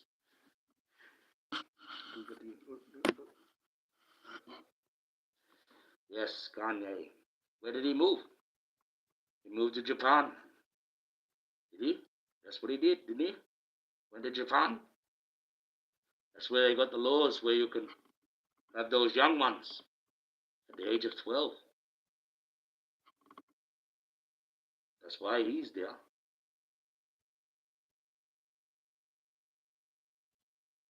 Sick motherfucker. Sorry. I don't trust him. And he had LeBron. Oh, he alienated himself from Diddy. He tried to, where'd he go? He went to the Philippines. You got all them little boys. That's why he went there. Look at the countries where they go. Look what happens to the kids there. That's why they're there. That's why they're there. Twisted. Don't trust none of them. I'm going to make you shatter Everyone's rich, and I don't really care because it's the truth, right? There's two people out there that people really like. They really think they've got the good message, right? One of them is the director of that Deadpool movie. Oh, he's so good. He got to do it his way. He got to tell this bullshit. Disney signed his check. He didn't get to do it his way. He did it Disney's way. He had to say, I will run it that way, because that's part of the gimmick. All these people that left Disney because they don't like the way Disney's going, they're going to believe me and they're going to watch the movie. But who got all the profit? Who got all the profit? Not him. He didn't own the movie. Disney owns that movie. That's Disney's movie. Disney paid for that movie. Disney's not going to let any jerk, no matter who they are, come in and tell them what to do. They will say, take the shit walking, pal. We'll find someone to do it our way. He had nothing to do with that. He was the front. He brought all those people in. Oh, he's so fabulous. We like Disney again now. We pay Disney all this money because we've got this guy that wants to put it back to normal again. Bullshit. What the crock of shit? Who signed his check? Who signed the man's check? Now we slip into the one that is going to really be controversial about, and I do not care. Kendrick Lamar. He would not be able to sing any of his shit if the white man, the rich man, did not sign his check. He would not be able to promote any of his things across the air unless he was part of the Illuminati. He is not allowed to do anything without their permission. He's a plant. That's what a plant is. He's the one that's going to make it look like I'm going to drag you all into the music industry because people are going away from it. I'm going to look like I'm the Jeebus. I'm going to put the Jeebus on. There's got to be one Jeebus out of us. Oh, he's evil. Oh, evil. Oh, this one's evil. Oh, that one's evil. When they find out what he's been up to, working for the evil, the drag all you good ones back in so you can listen to the shit again. Because who's signing his checks? Who signs the man's checks? Where's the record companies? Who's he got the deals with? Who lets him have the airing? Who allows him to even sing at all? When the rest of them are being popped off and killed if they sing the wrong way and don't follow the program. He's following a program.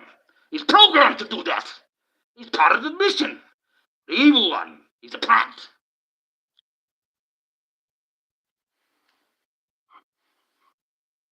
He called all those people out. Anything done? Anything happened? No. Each one of their record sales went up. Every single person that they've called out, every single person that he said something bad about, right? Something bad about, the record sales have gone through the roof. That's what the plant does. He advertises.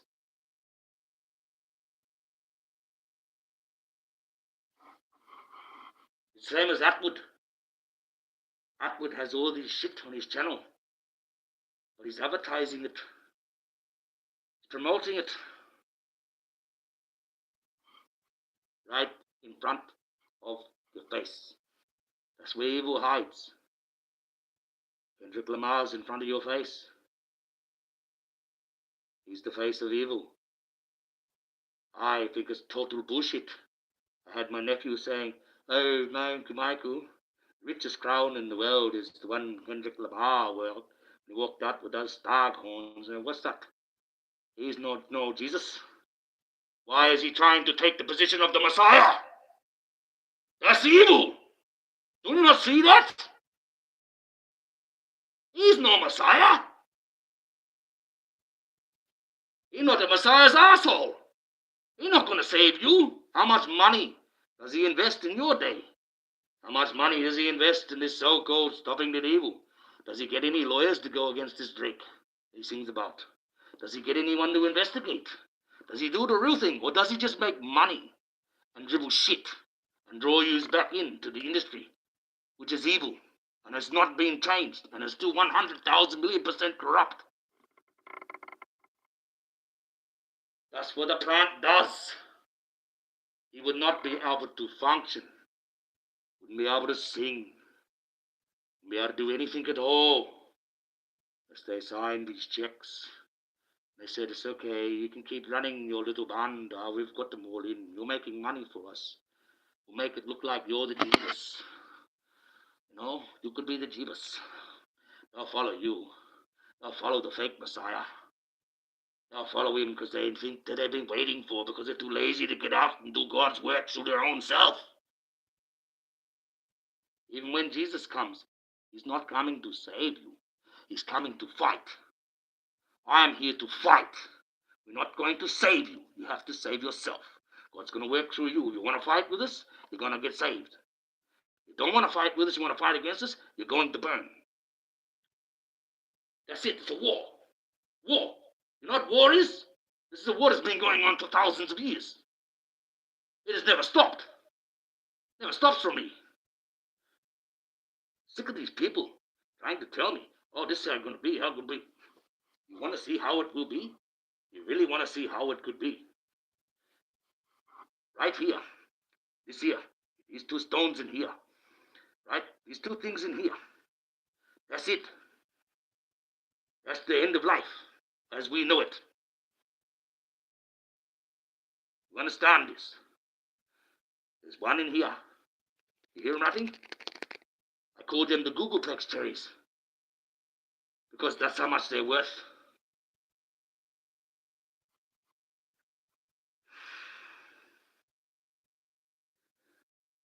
You might find it hard that I've got this thing. You might think, oh, they won't let a man like have that such power.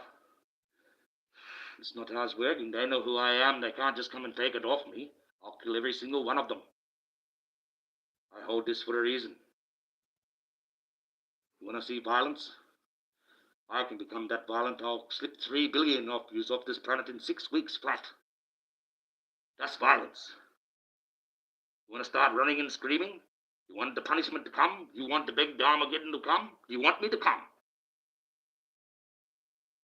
This is the Armageddon here. I start killing. I don't stop until 3 billion of you are born. The reason why I've got the choice to do it, because if evil gets a hold of it, they'll split the fucker open, and they'll kill all life. The only thing that'll be running around is pale horse. The only thing that can kill him is this other stone that's in here, which is made out of metal that we don't have on the periodical scale. We don't have a sample of this. The only sample that exists in the universe is here. In fact, this head, the spearhead, when you turn it around, it also looks like a shield. That's the pen head that Mother Nature wrote life in the stars with. So this wrote life, you can end it.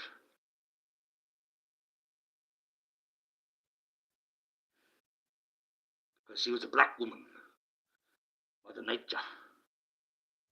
When she went to sleep, she became Australia and slept next to her sister, Antarctica, in the perpetual dreaming, before she went down and laid down and let God take over the universe, which he was always going to. But he's only a young God.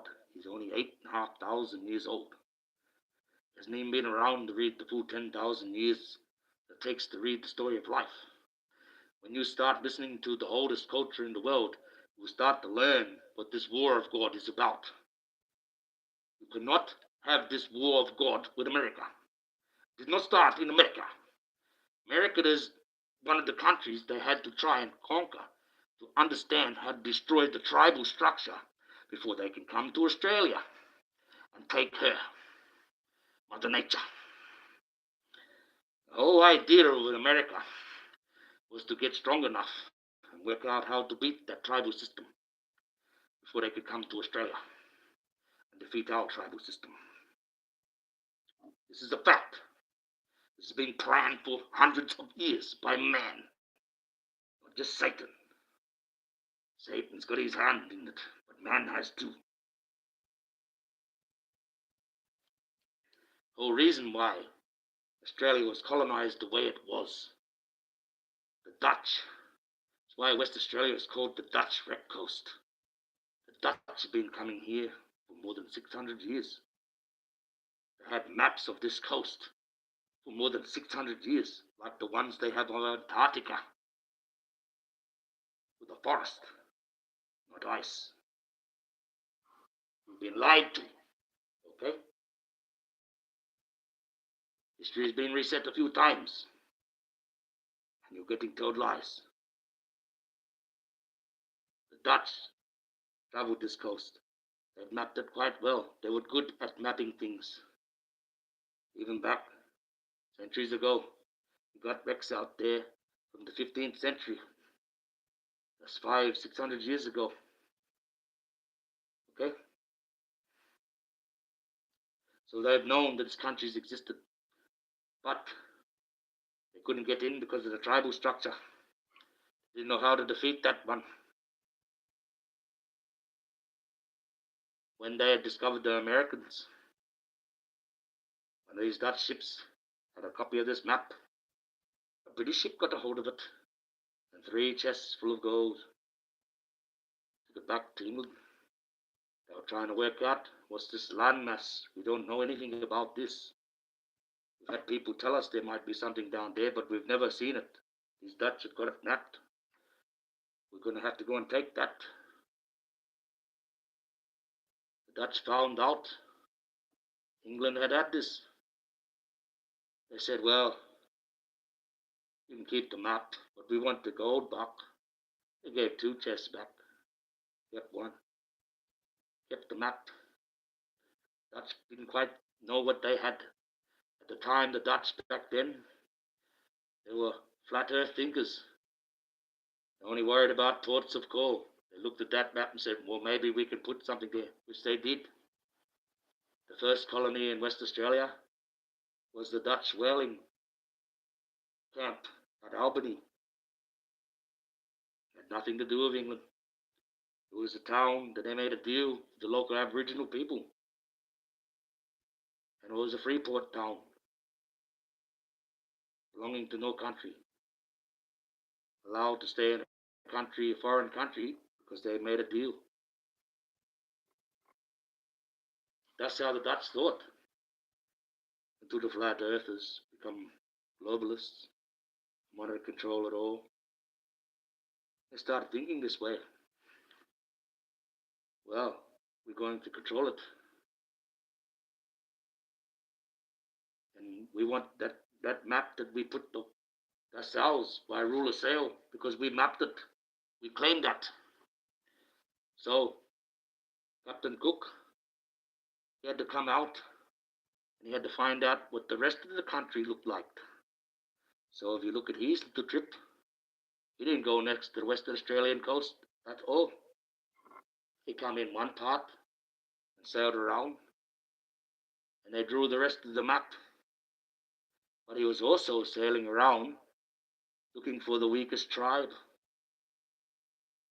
looking for a tribe they may be able to do a deal with, to get in past that tribal structure, because they had worked out by now, after 300 years of doing this in America, how to get around the tribal structure.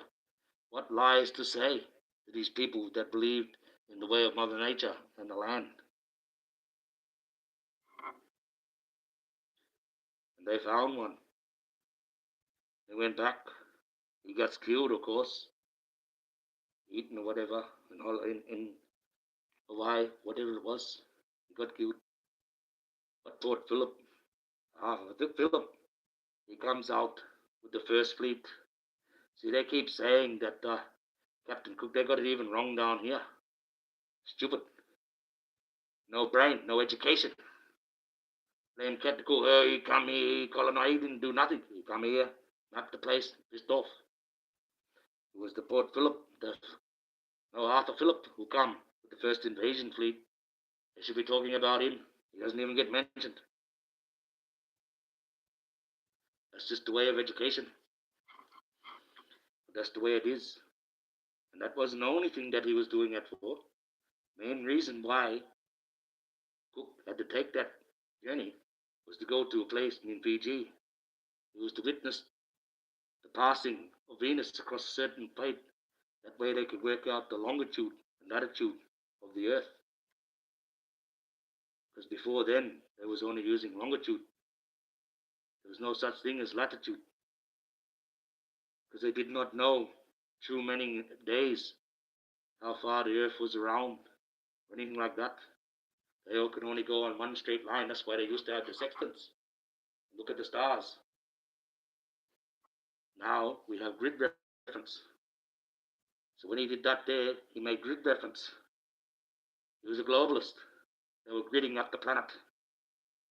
This way they can actually locate us. Point, section 5, 6, and section that crosses to that place.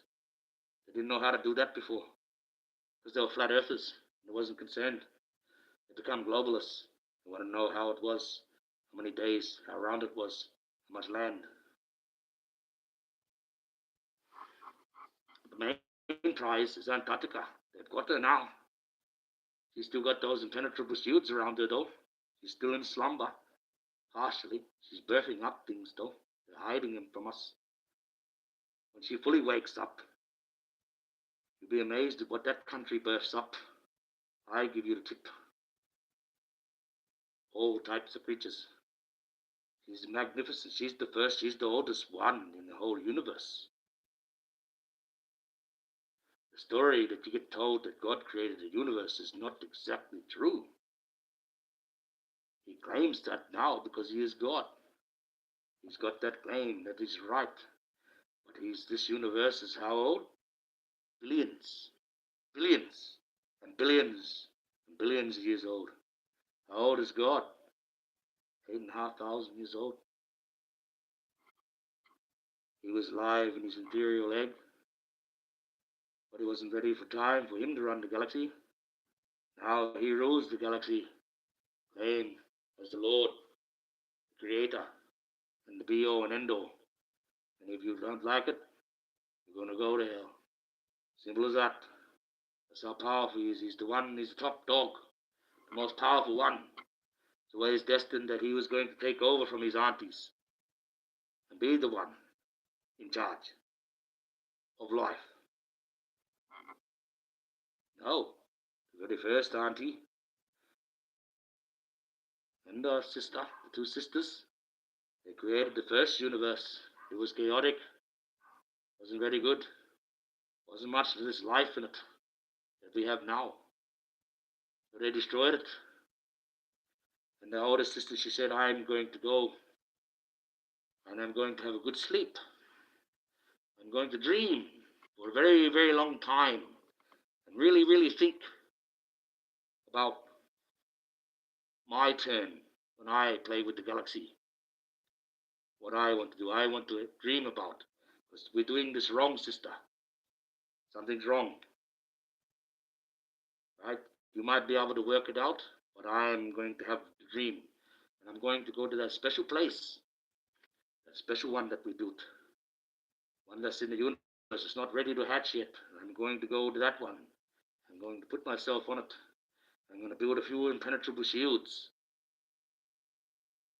We have the atmosphere that stops anything coming in unless it's got a special coating. That's a shield. We have the radiation shield beyond that stops the radiation coming in from the stars and the sun. There's a barrier of water around Antarctica. When you get down into the southern seas, those waves are 70 foot high and more.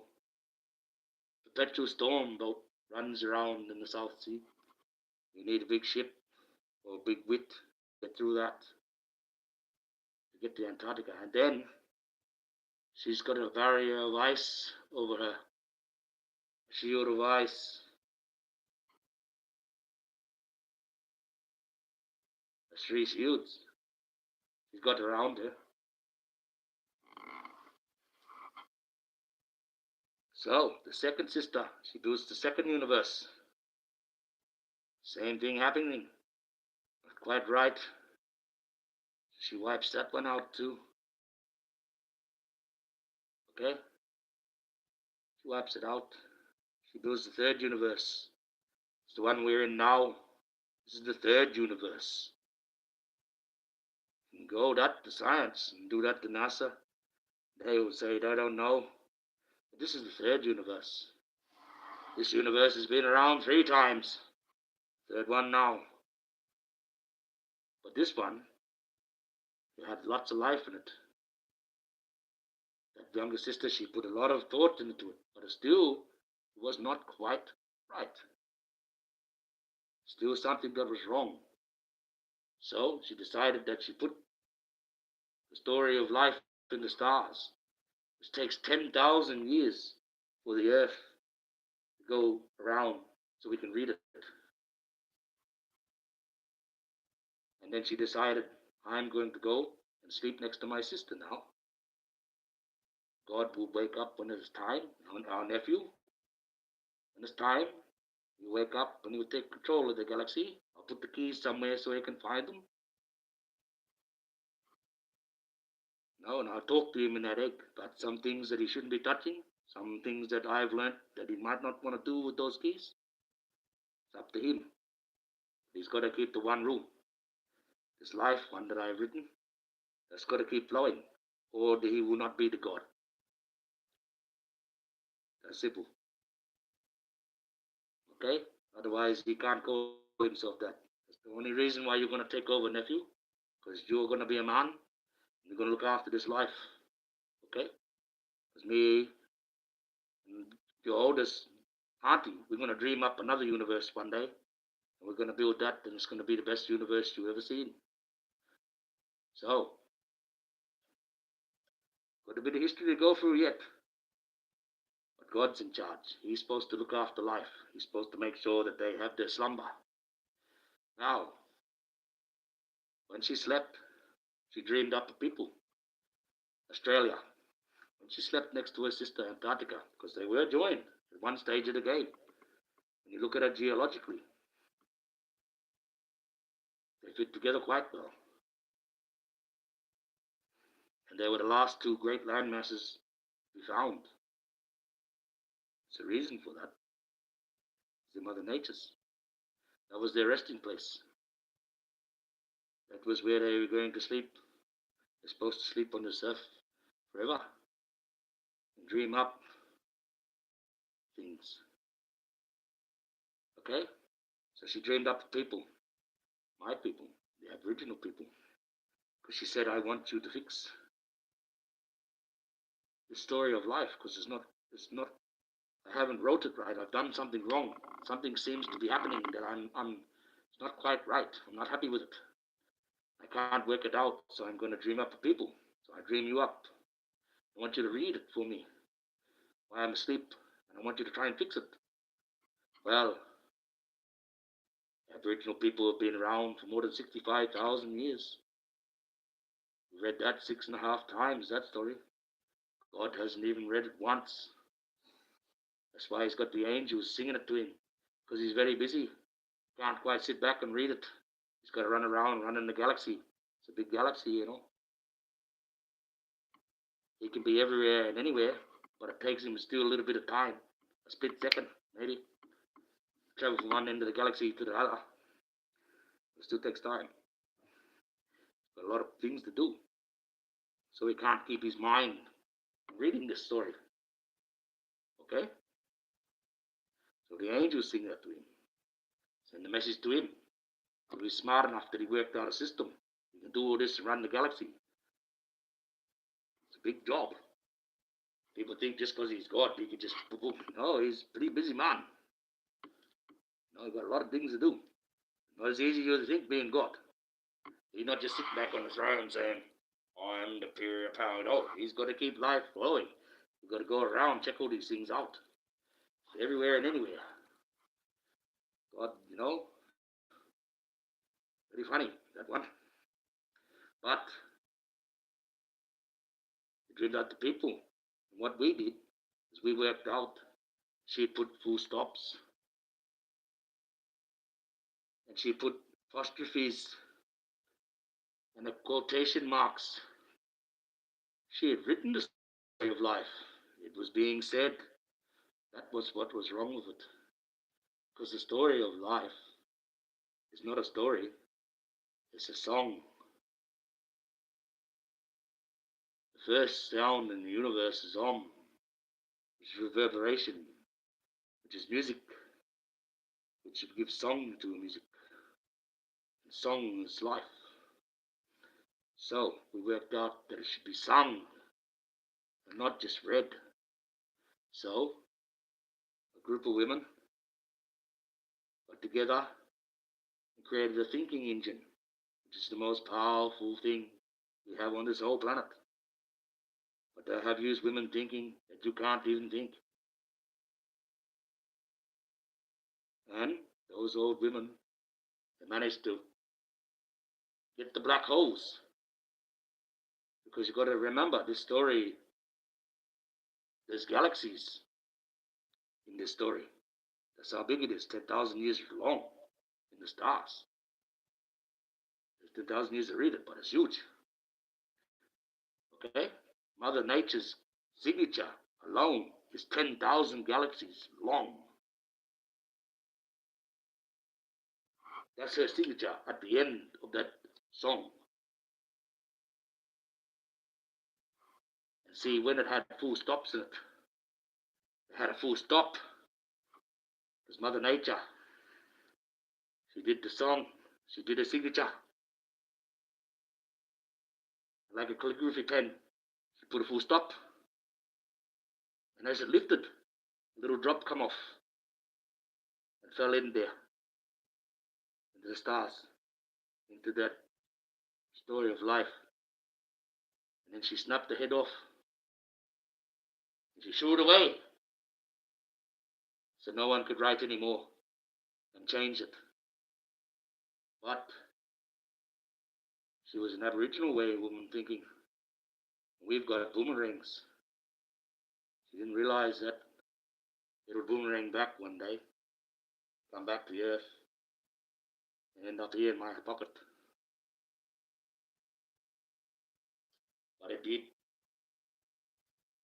No one's supposed to know where this one is. I've got a place to put it. It's be safe there. I've got to get it there first. That's a hard task. Okay. So, you got the circle of women. Went around pulling out all these apostrophes. And when things go through a black hole, they get miniaturized.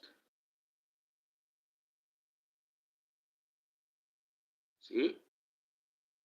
My people know all about black holes. They know about this fourth dimension. The four circles of life is the four dimensions. You know how to study that.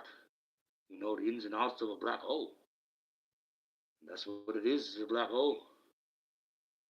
When it goes in one end, it doesn't get ripped apart. It doesn't get disintegrated. It gets miniaturized. It turns it into a whole planet. It turns into a grain of sand. Because it got miniaturized. That's what black holes do. They miniaturize things. Okay? And when those women use the magic of the fourth engine, they moved these black holes around. They sucked up all these galaxies and all these ones that were apostrophes and that and sucked them all up. And they miniaturized them. And they shot them down to the earth. And they put all these pieces around the earth. And Satan's been looking for these pieces. And he's almost got them all. But he hasn't got these two. And these two, they're just full stop at the end of life. So, he took it out, so life would never stop. but the full stop still exists. So this full stop, you put that back into the signature or the story or the song of life, and we can stop it. That little drip of ink that fell into the stars, I gave that to St. Peter. It's actually the shape of a keyhole. So it inserts into a keyhole of that shape, and it activates the entire system of heaven, which is far more advanced than any man can do. It doesn't turn that key. That key will never turn. There's a reason why I gave him this. Many reasons. So that is a piece I moved for God as a protection for a few things. If I had all three of them and I turned bad, you're screwed. Okay? If I get caught by evil and somehow they manage to defeat me to take these things off me, you're screwed. Okay? Because that key to heaven inside that is a little bit of light inside that one too. And that's the cure. Okay? Please be respectful. Get the job, mate. Oh, is it? I'm not even reading them. I'm just trying to try the things. They want to pop in and be a troll. They want to do that. Well, these girls have got the wrench. You can go tap tap, and they can go if you really want to. I don't really care. If they're going to be like that and come in and do that, get a job. Get the job. Well, what's their job? Coming in here and trolling me? I got a job. Trying to tell you what's going to happen. But if you don't want to believe, you want to go in there, listen to your bullshit synagogues, listen to your man quote your magic feather, then sorry, Dumbo, you're going to get the Dumbo treatment. But you can fly without the magic feather. You don't need to go to a church. You don't need to believe any of their bullshit ever again. It's just that simple. Yes, well, that's what's happened. And see, Mother Nature's signature also had to be hidden. That's 1,000 galaxies strong, 1,000 galaxies long. That's what's inside of the pale horse. We hid it in that. Okay? That's why it's impenetrable. That's why it's invincible. That's why that creature, if all life died, that'd be the last thing running around. The only thing that can kill that is the thing that wrote it, the head of the pen. See? So I've got the end of life in my pocket right now. I have been given a mission and a choice as a man, because it is in man's hands and not God's hands, to make a decision. See, because God can't be having his hands on this. He's infallible. Understand? Okay? So he can't have his hands on what's going to happen next. Or you blame him. None of the other angels want to do it. This is Gabriel's job. He won't do it. He knows whoever does this is going to be remembered worse than Hitler by 1,000,000 more times than he ever was. They're going to hate this person more than anything ever was hated. Ever. Even hated worse than Satan himself. But it has to be done. So, this is the crossroads I am at. Am I this guy? Am I this guy that's going to be this bad guy?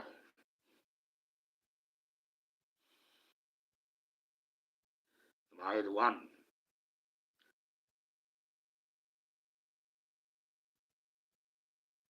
I will get the job done if I have to.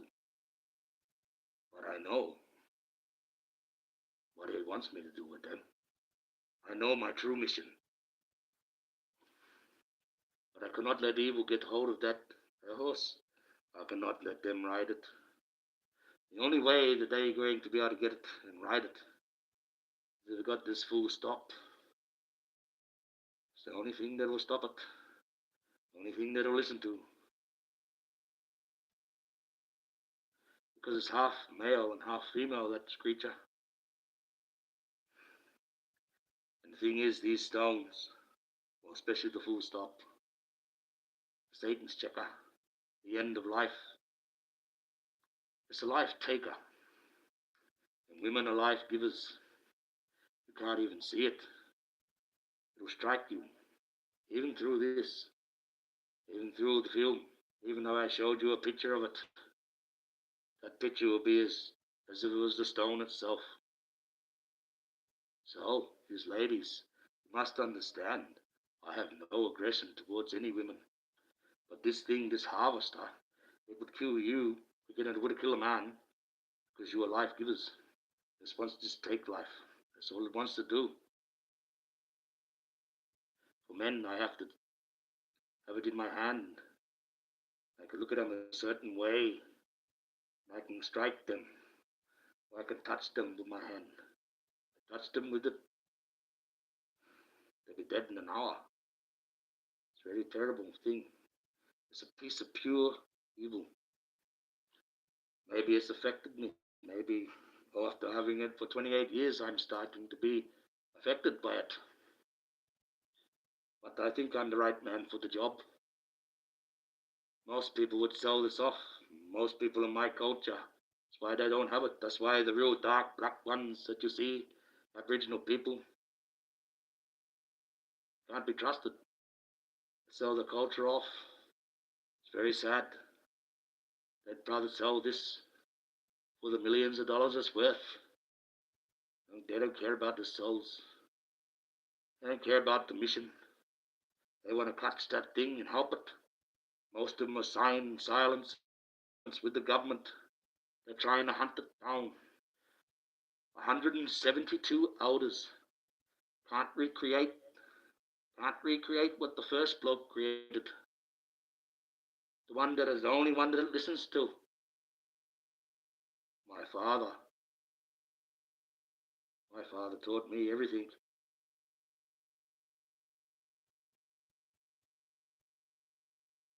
That beach is mine. Belongs to me. I was always destined to be the one to ride it. I don't want to. Legend fates. Anyone rides that, that's it. That's it. It's all over then. Anyone rides that, it's all over.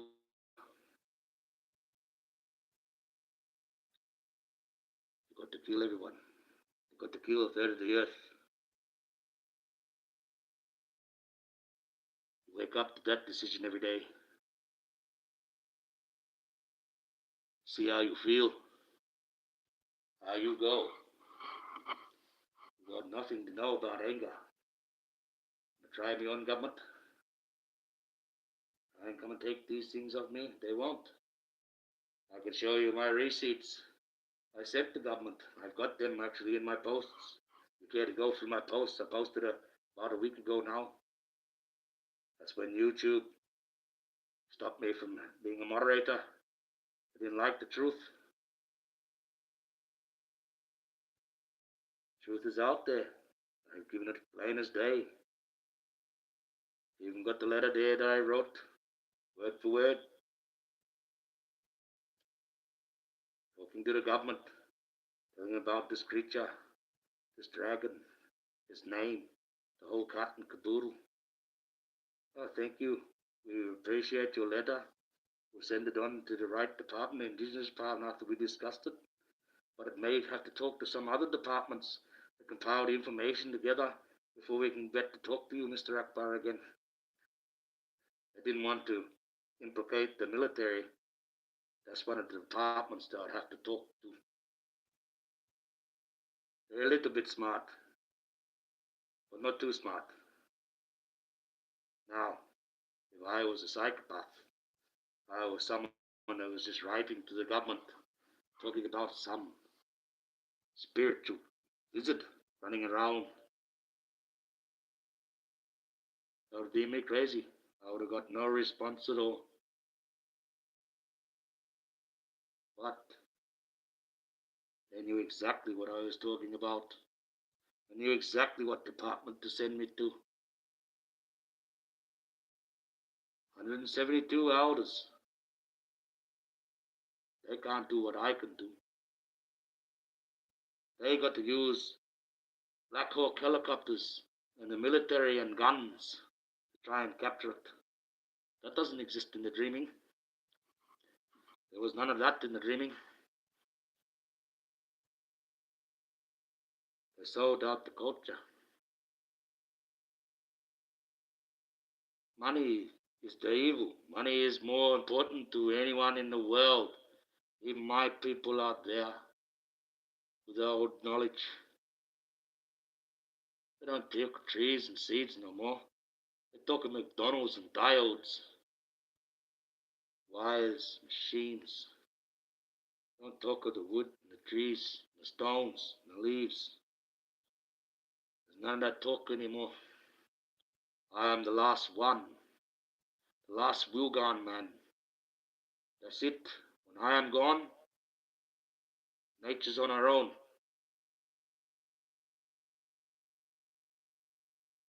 So I gotta get this job done. Make sure life continues on. Because there's gonna be no one over here to do it after. I am not teaching anyone how to make that creature come to you. I'm not teaching anyone how I can get it to right. I'm not teaching anyone how to talk to it. I will not teach nobody. That goes with me. That knowledge must go with me, must die with me.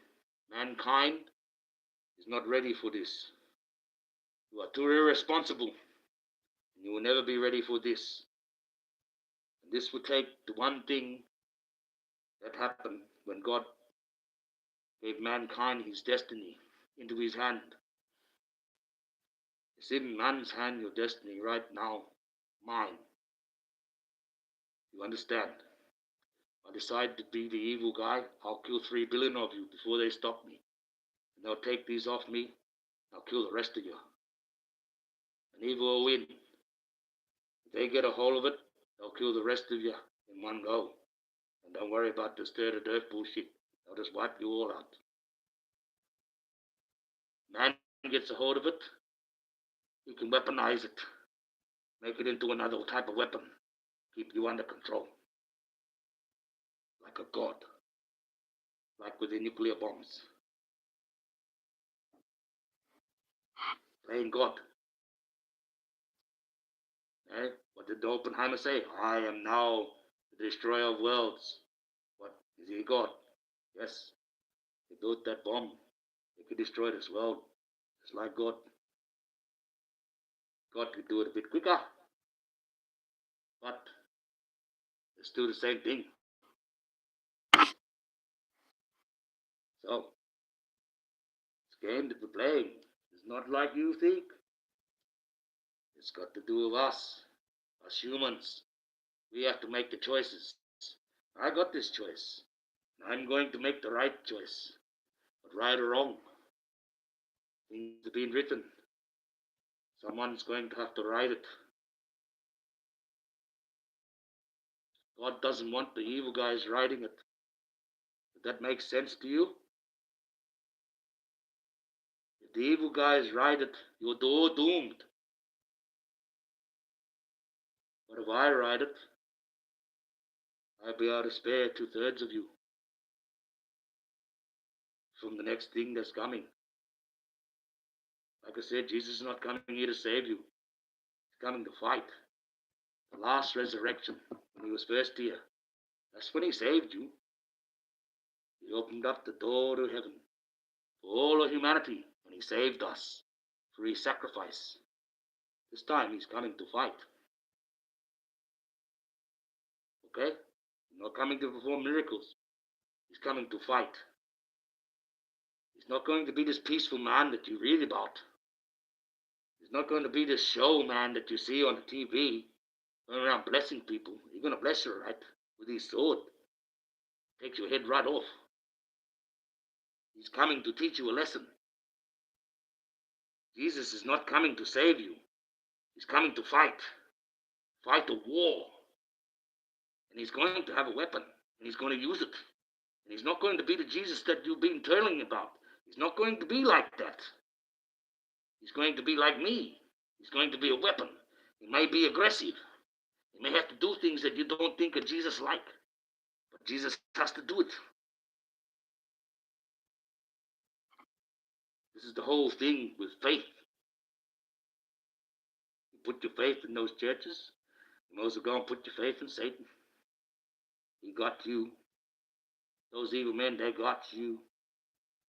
You're going to put your faith in that book. You put your faith in the evil corporation, the evil company, and the evil print that made it. You don't put your faith in God. Put your faith in God. You put that book down. Realize, yes, this is a good story. This is a bit of insight. I can go back. If I need a little bit of juice up with God, I can have a bit of a read. And I put it down. I won't quote this fucking thing. Makes you go to sleep. Okay? Leave the magic feather alone, Dumbo. You can fly without it. Leave the magic feather alone. You can fly without it, Dumbo. You don't need a Bible. You don't need a church. You put God in here. You put him in here. Then you can fly. You don't need any of that other shit. Follow 10 basic rules. A little bit of drop of water to bless yourself in. And you don't need a priest. You don't need a church. You go down. You say the Lord's Prayer by the ocean. By the waters of life. And you wash away your sin as you sign yourself into the house of God through the waters of life. And just dipping down, putting a dip on your own head. And you follow those rules that God's got, which is the only part of the Bible that you really should be reading. And you keep faith with those laws and the laws of the country around you.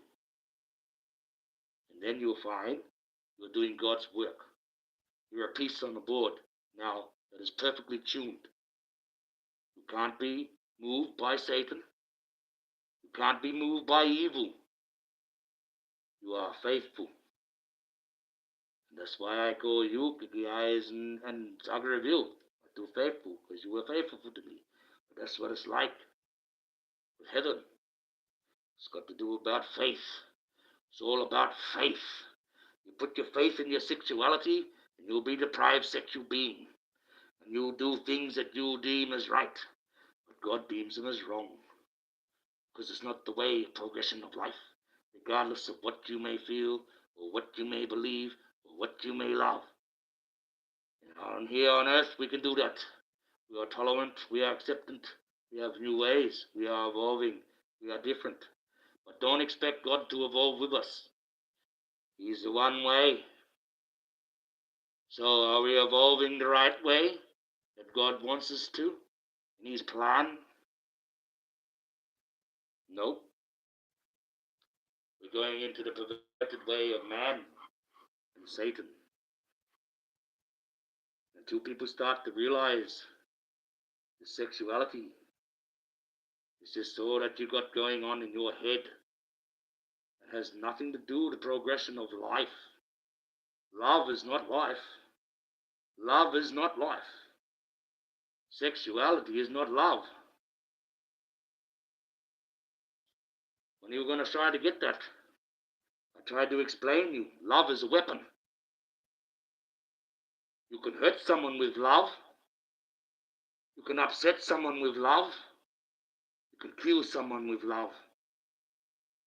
But men are forbidden to use love as the weapon for killing. That is only something that a woman is allowed to do. because she could do something that man cannot as well, if she's able to. That's give life and carry it in the vessel that she is, the Mother Mary, to bring in the Jesus, the woman to bring in the life. And is not put there by lot. You're not put there by God's design. Okay? It's just the thing that happens.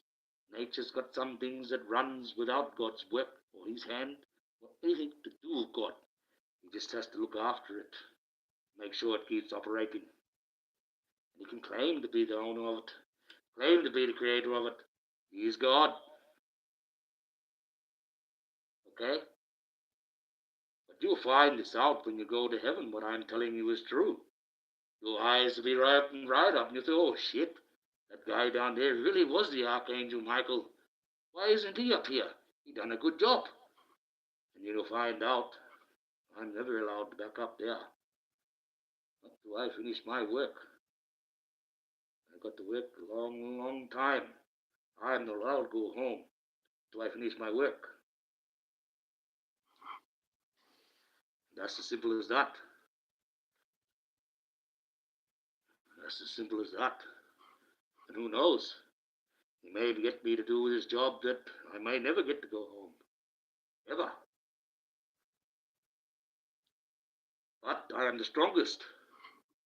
See, all the other angels, they can't stay away from heaven for too long.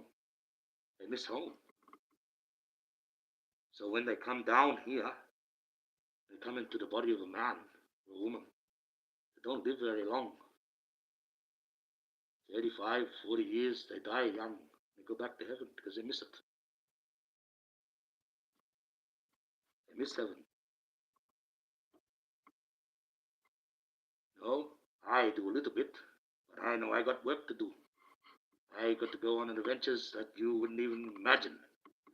See things that you just couldn't even dream. I know things that I can't even try to explain them to you. There's nothing that you've ever read about, or ever heard about. It's crazy. And yes, I am in the body of this man. I have been for 50 years.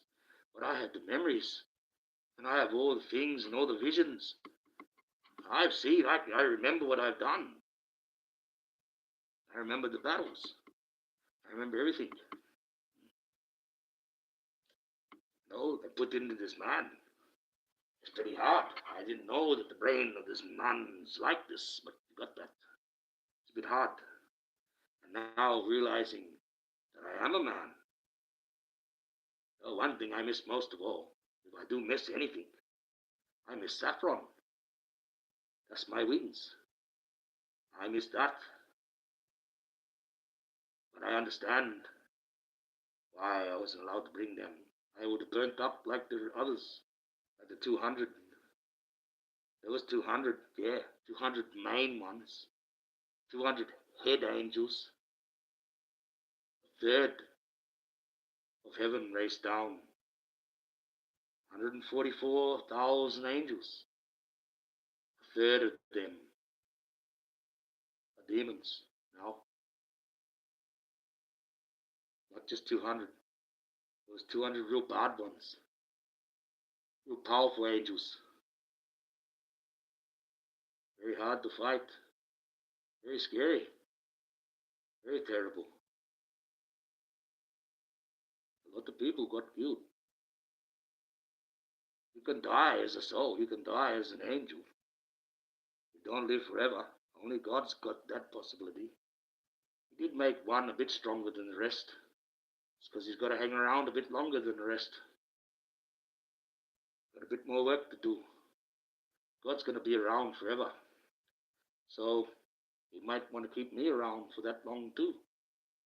Just to look after him. That's it. That's it.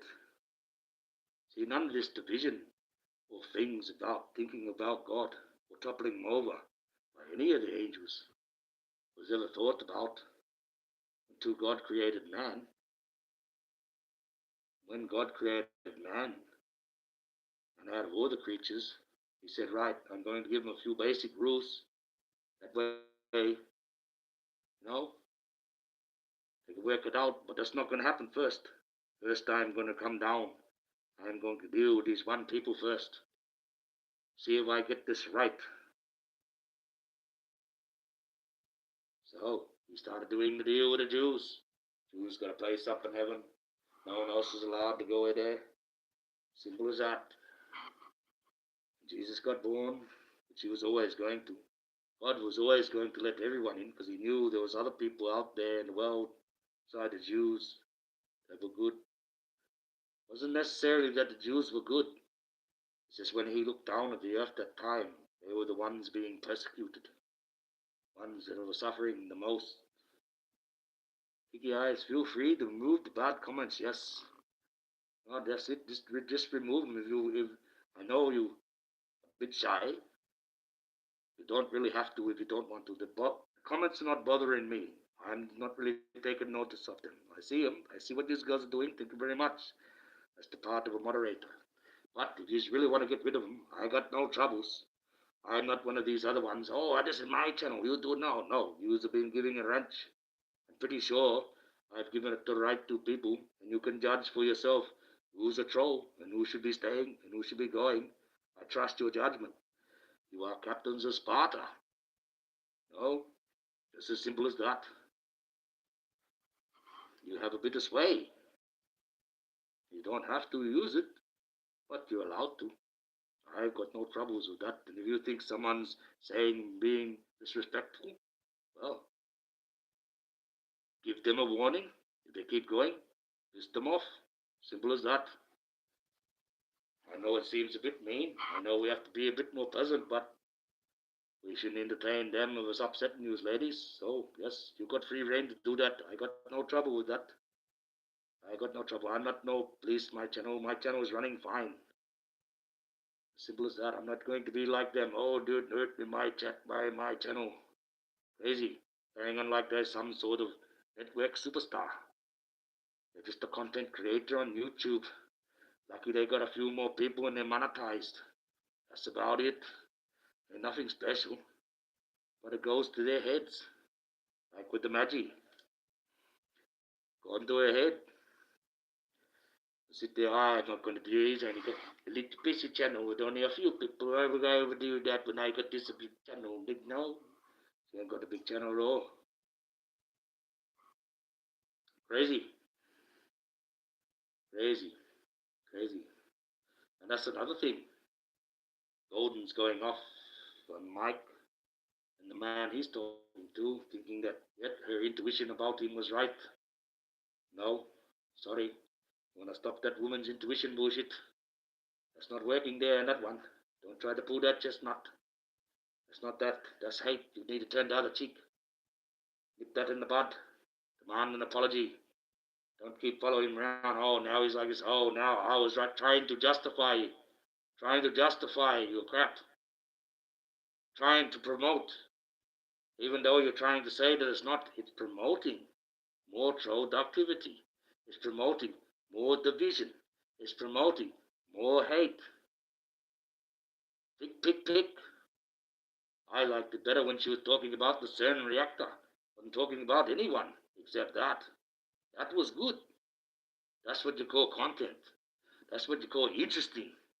That's what you call something outside of the fucking box. And she's good at that. I will give credit where credit's due. But she keeps going back. She just like to talk about how Maggie do it, but she's doing the same thing. I keep pushing the issue. You know? And then try to plant it off like it's nothing wrong with that. Really? Why keep pushing the issue? No? If you're truly a person of God, wouldn't you turn the other cheek? Like I am trying to? Like I'm trying to apologize? I don't think I should be apologizing for anything. Not when I'm trying to teach you. Not when I'm trying to wake you up. Why should I apologize for doing God's work? You should be apologizing to me for thinking stupid thoughts and expecting me to apologize to begin with. Oh, I'm doing this out of my own heart, my own conscience, my own. I have to. It's what God wants. Cannot be the Archangel Michael expecting to do everyone's and have faith in God if I'm not a little bit like you expect me to be. You know, I am like you read. I am, and I got my wings, but I don't have my wings. I'm a man. I'm a bit conflicted. I've never been a man before. I've been one for 50 years, and I've worked it out. I don't like it. I feel very alone on this planet. Never felt like I belonged. But that's just the way it is. It's terrible. You know, it's not as easy as you think. Being an angel, I'm not here for sympathy. I'm here to try and wake you up to the fact that it's not about someone in armor who's got wings and a halo or anything like that. I mean, I assure you, if you go into history and look some of the oldest pictures of the Archangel Michael, he's got no halo. He's got one of these, and it's made out of steel. He's got a helmet for war. He is a weapon. I am a weapon. Every now and again, Archangel Michael's spirit will enter the body of a man in a battlefield and help them win the day. But I was born to do this mission through my flesh mother and father. You know, and some of the things my father, no one can recreate. I'm the only one that can recreate that last one left. For a reason. Make sure that life continues on until people understand that that's my mission for God. I truly am the Archangel Michael. I'm truly trying to tell you there's a way that we should be, and there's a way that we're not being. And, well, you have to believe me. Because when I bring you that footage, if they ever allow me to air it, and you see what I am chasing, and you see Nunjan, and you see the pale horse is an 8-ton dragon for yourself, then will you believe me? Then will you start to listen? Or would you think that, oh, that's a green screen and he's doing AI? No.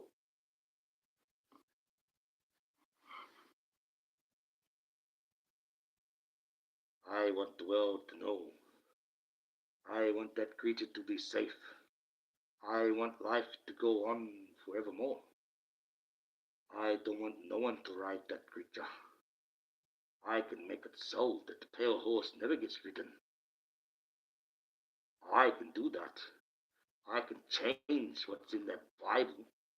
That's easy. It's written by a man, so a man can change it. For God. Oh, read that book. Put so much faith in that book. Well, enjoy your cube. Enjoy your cube at the end. When you're in the New Jerusalem, living in a cube under Satan, your new God.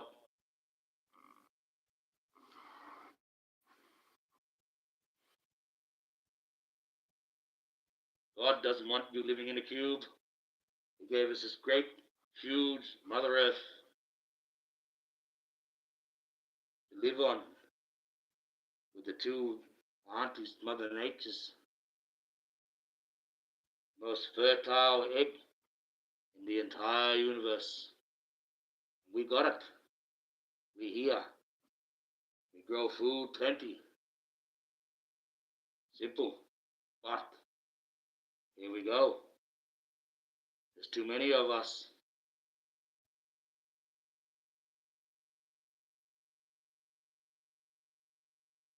There's too many of us.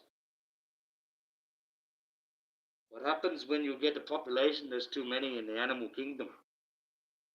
They start eating themselves out of house and home. What happens? You cull them. Unfortunately, that part of the book has to run. A third of yous have to go. Whether it's going to be me or the bad guys, we will see what decision I make. But I tell you now, they'll have to do it another way. They will not use these stones. If I make the decision I am going to do, they'll never get hold of them. No one will get a hold of them. They may bind me. They may drag me in front of the crowd. They may torture me. They may burn me. They may do whatever they want. But I'll never tell them what I've done with them. I'll never tell them where they are. And I can put them in a place that no one can get them. Ever. I can put them in the most impenetrable place in the universe. But it's a very hard task. Very hard. I've avoided it. It's very scary. I don't want to face a dragon. Not as a man. If I was an angel, it's different. I've got to improvise. I've had to work out over years how I'm going to approach this man. I'm going to approach this dragon. I'm going to even get it to come. And I know I'm not going to approach it. It's going to approach me. I'm going to sit down in a spot. And I'm going to sit down quiet enough and long enough for 40 days. He'll come and see me. He'll sit with me. Won't understand my talk at first, because it understands the language. It understands the language.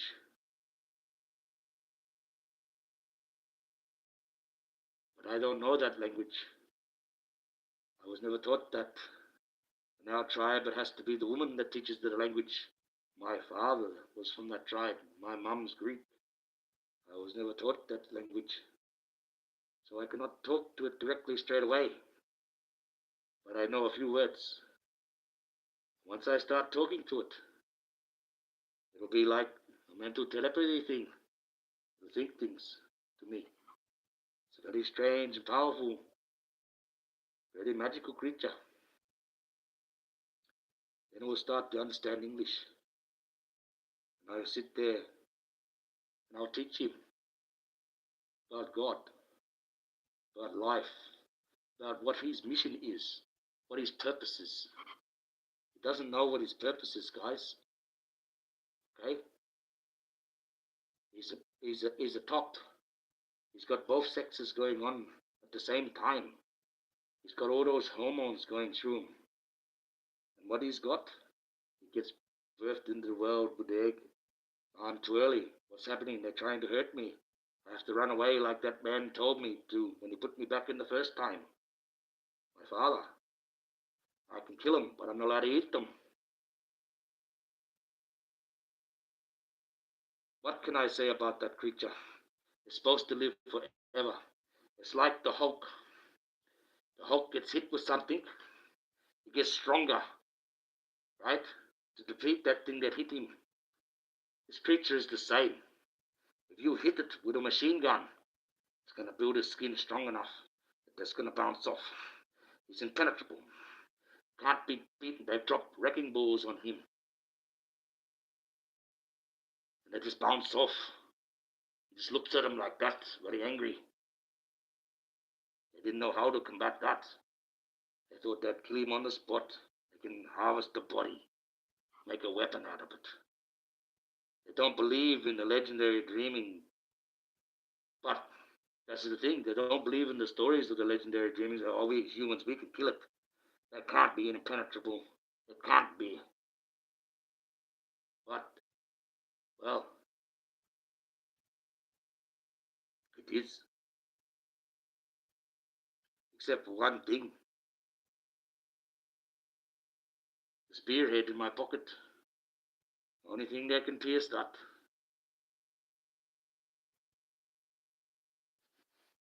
don't have to be scared. There's nothing to be scared about. I'm the one that's scared as a man. The first time ever I've been scared. When I was an angel, I was never scared of anything. That's why I've got such an attitude. That's why I'm so aggressive. I'm not supposed to be scared. I find it hard that I am. I find this feeling I've been going through for years. I still can't understand it. I don't like it. It stops me from doing things when I'm scared. I don't like that. I have to know what I'm fighting for. I have to try and work out whether humanity is worth saving altogether. You are, but still needs a bit of cleaning up. There's not enough food on this planet for everybody. It's got to be slimmed up. Either that, or we better start going out in outer space and building something bigger and better. We're not there yet. The UN even has a policy written there. They have it written. This earth, the way we worked out how much resources that is on the earth, there's only a certain amount. It's not an infinite amount. Understand? The earth has a time limit. There is a time. There is an expiry date. It does have one. Even though it's the most fertile thing in the whole entire universe, the only one of a kind, it does have an expiry date. Don't know when it's going to be, but it does have one. Okay? So we got to start working out. We got to be in Jesus. That's why He gave us the power of God. To be like Him, we can create things. We can go up. We can create a moon somewhere, put a habitat on it, and create it like us on Earth. We're smart. We're very ingenious. We're very intelligent. Extremely intelligent. Fear is lie and illusion. Yes, fear is lie and illusion. Bro, stop. Stop. Why? Why should I stop? Yuki, eh? Stop about what? About frightening people? You have to be frightened so you know what you're really facing. You can't go through life thinking it's going to be as easy as an Uber Eats or McDonald's or the Hollywood movies. You can't expect the angels are going to come flying down and do your dirty work for you. You can't expect God to be coming down and helping you in any fashion, other than the way He's got to. The only way He can get through that clause, the only way is working through you. Life is no joke. Life needs to continue on. That's God's policy. He's got to keep the life going on, otherwise who's going to call Him a God? What people don't understand, we as humans put too much into this thought of sexuality. That upsets me a bit, because we should not be thinking sexual. Okay? That's pleasure, sex, perversion, regardless. It's an act. The pleasure that we get given out of that act is a side benefit. It's a side benefit. Okay? That's the privilege. That's the side benefit. That's a little bit of ecstasy, a bit of endorphins get released out your brain. They call it an orgasm or whatever. Right? That's the little bit that God's give you. The little bit of God drug inside you that everyone's got inside them and just has to release from the brain. Saying thank you. Hopefully from that union we might get a life out of that, and life can continue on. That is why you're given that little bit of pleasure. People take this pleasure and make that the sex. That's not what it's supposed to be. That's a perversion. That's a perversion. It's like a drug. You know, it feels good. Look at those devout men out there, especially the ones, what they're monks, become celibate.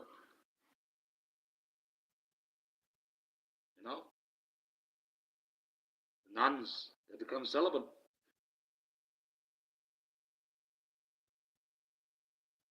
Some people only use their sex to have life, continue on life like it's supposed to be. Yes, I enjoy it. I don't mind having a bit of that. And we don't get a baby out of it. Christ, I don't want to be like the Catholics and have a baby every time. My goodness, hard enough looking after a few kids. They don't have one every time. Jeez. Wow. That's crazy. That sort of thinking makes too much population. So that sort of thinking from the Catholic Church is wrong. Okay? Because God knows there's only a certain amount on this planet. There's only a certain amount that we can be sustaining. Everyone's got everything. Be happy and sustained, and life can continue on. And a little sustained at the moment.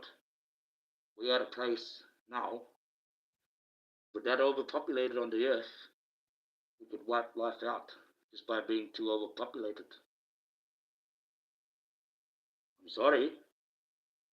Sounds a bit rough. Sounds quite evil. And it sounds bad and all that. But you gotta slim you down. You can't do it on a short motion pattern. You gotta slim you down real quick. That's why if I really got activating within 6 weeks, 3 billion of you will be dead. 3 billion. Take me 6 weeks to kill 3 billion.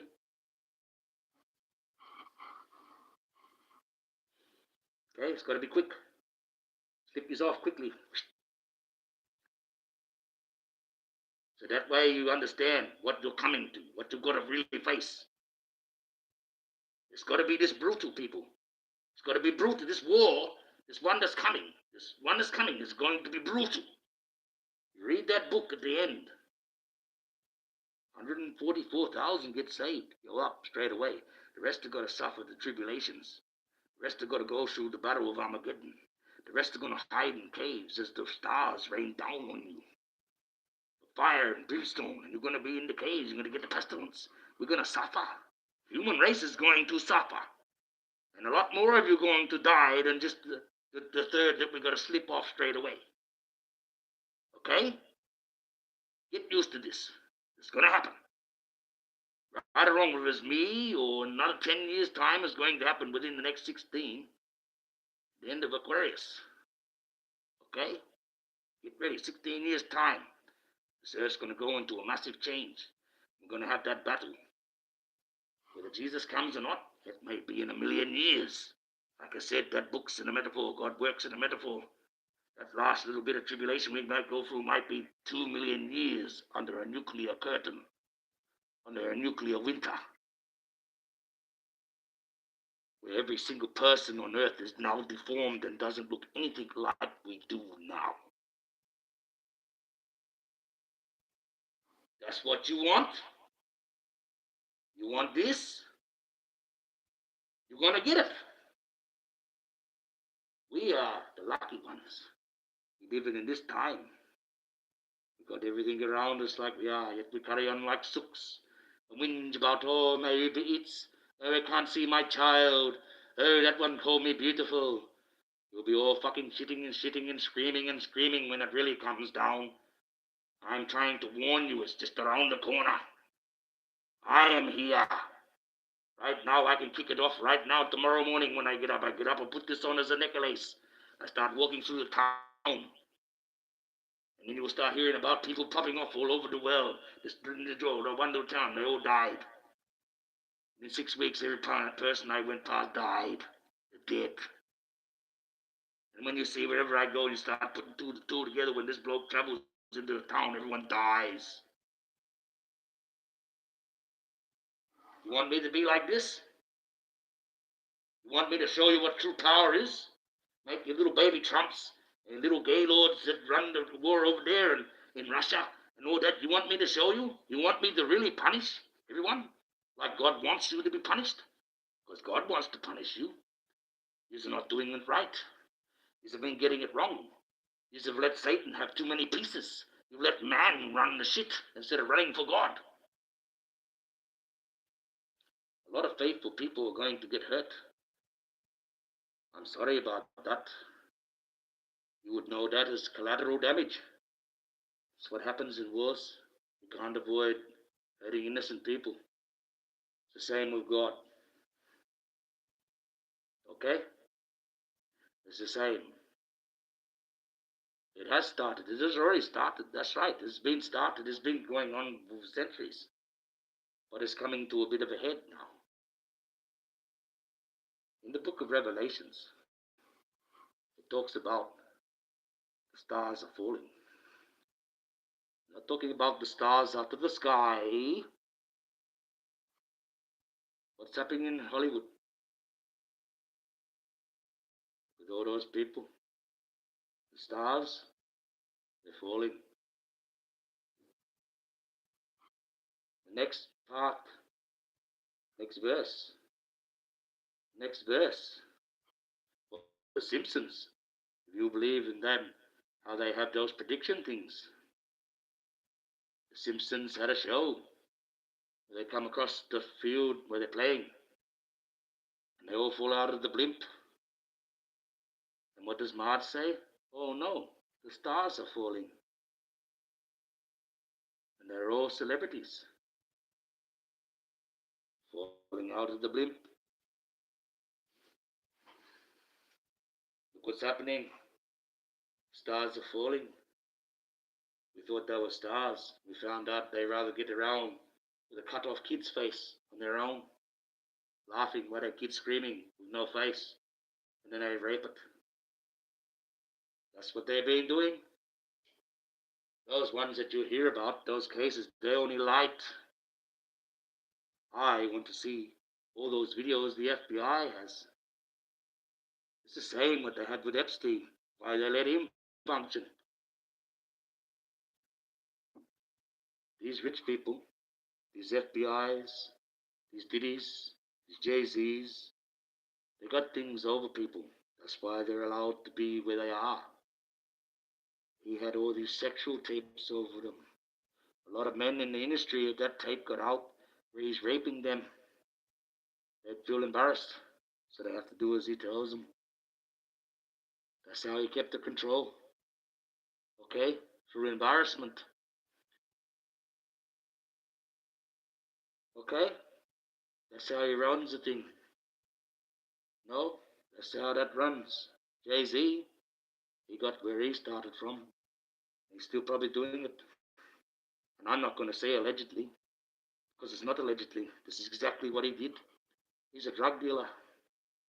What he's got over the rich, supplies them their drugs. Still is. That's why he's allowed to have the top job. That's why he's allowed to be run free. That's why he's allowed to do what he's doing. He supplies all those rich their drugs. He has been ever since he was in where he started. That's why he became the way he was. He used that drug money to buy his first studio. He went from there. He's never stopped being a drug dealer since. Look at him, how he gets around. How can he create? How can he even sing? He looks like he's off his head, walking around on heroin. Nothing having 8 balls, which is where they eat the heroin instead of injecting it. Otherwise, he'll be on the nod all the time. No, I'm sorry. Sorry. Don't believe him. Don't understand that one. Don't believe that Kendrick Lamar either. He's a plant. Sorry. He wouldn't even be allowed to function. Evil runs the whole shop. They wouldn't let you function. Who's signing your checks? You're not generating that money out of your ass. What are you using that money for? To go against all those things that you say that are bad? Or line your own pocket and claim that you're the Jeebus? He's doing nothing different than what Kanye did. Kanye came out and said he was the Jeebus. Even got a Bible and replaced every word in it with the word Jesus and God in it with his own name. And when Kanye come down and this is Kanye, what's that? Is Kendrick Lamar going to do that one too? He's the Jesus, you know. He's your savior. He's the one that's drawing you in with the bullshit, with the lie. He's a prat. He's a plant. I don't give a shit what color he is. I don't give a shit how good you think he is. I don't give a shit about any of that. I see evil. I see evil. I am lucky. I can see evil in its most manifestations in any form that it takes. And that's evil. Who signs these checks? I know this industry does not run like you think. He would not function unless he does what he is told. Jaguar Wright doesn't do what she's told. She was part of the industry. Look what they're doing to her. Now, if Kendrick Lamar was not doing as he was told, why isn't he being attacked like her? Why is he allowed to still keep singing and be the #1 star at all these shows? Because he's a fucking plant. And I'll pull the bloke out in front of him, right in front of you all, and I'll punch the piss of truth right out of him. And I'll show you violence like you've never seen. But I guarantee you at the end, he will confess that he is part of Satan's crew, and he is a plant. Okay? You can talk big, but I don't think he is. When you're that rich, you can't talk about how you're this in the gutter, how you're that in the gutter. You never even know what a gutter is. Oh, I come up from the bullshit. The plant. It's like everyone in that industry. The whole industry. Everyone that you think's a star. Everyone's still running that industry. They all need to go. You need to drag them out in the street and kill them. Before they spread their evil anymore. Before you allow them to spread their evil anymore. Before they can go through life thinking that it's okay to be evil and be that way. The whole Hollywood industry, the whole music industry, the stars must fall. Why do you think they got rid of Epstein? Because he had them all on that list. If everyone read that list, not a single politician in America, not a single star in America, not a single singer in America would not be on that list. They'd be all on it. Telling you now, when you find out you're going to be as violent as what I am, when the truth comes out in 16 years' time, and they try to push this new world order on you, which they're doing now, and they go to full swing, and you hear the nailed boots coming down the street with drones and droids, and you are now subjugated by Satan and man. And God is not going to help you, because you have to work God into you. He has to work through you. Mankind has to do this. Satan's already got too many pieces on the board. That's why I'm here, to even up the bit of the score. I'm not here to save anyone. I might save a few. I'll let you know what's going to happen. I'll tell you, you better get your finger out. You better start doing things right, because you're in trouble. Every single one of you. You're in trouble. You're going to go out. I'm come to do this mission. I've come to put Jaguar right and make sure that she's fine. It's a little side mission I found I had to do, and a few other things. One with my sister, especially one with her. But I've got the main mission, the one that if I do this mission, I can sit back. And I don't care whether the world fuels itself, because life will always go on. I completed my mission for God, and He will give me another mission. Now, that beast out there is a beast, is a dragon, but it's not the one I'm supposed to go into. Although, it is a possibility. But he's also been told that he's not supposed to eat anyone, Dungeon. No, there is another dragon in this story. He takes the form of a man. And unlike me, he can use his powers. He can manifest. So the whole idea of trying to bring him out to the desert, I'll piss him off that much. He will manifest right in front of everybody. And then the world can see him for what he really is. But I have to be very careful. There's a metaphor at that meeting. There's a metaphor at that meeting. So when I meet him out there, one of us is going to turn into a dragon. And that'll be the bad guy. If I don't play my cards right, because he is very cunning, it'll be me that turns into a dragon. And you think I'm the evil one. So, it's a bit of a trick that last game. I got to be cunning myself. Not as easy as you think. Now, I offered the King of England out to meet me out in Menzies when he come out of Australia on his royal visit. He refused, but now I find out it's not that old man that I am going to be facing. It's the son. That's why the son is going to the Vatican to the Pope's funeral and not the king. See, just like in heaven, Lucifer wants to take his throne off of God before his time is due. It's the same thing that's happening in England. The son wants the father to go before his time is due. So, in heaven, as it is on earth, that's one part that they're playing. Yes, he thinks he's God. The son thinks he's Lucifer. Who says that they're not? Who says that they are? It just seems awfully strange that they are apart. They are cannibals. That's a fact. I'm not going to say allegedly at all. That's a fact. Go and ask Mr. Rothschild. He's got footage of them. That's what he holds over the royal family. See, those people, when they're like that, they're supposed to not have cameras and stuff around so they can keep their depravity quiet. No one could be better than the rest as they all do their sick rituals. It's always got lots to do with blood and young people dying while they're cheering and clapping. No, Mr. Rothschild filmed them. Filmed them eating a baby.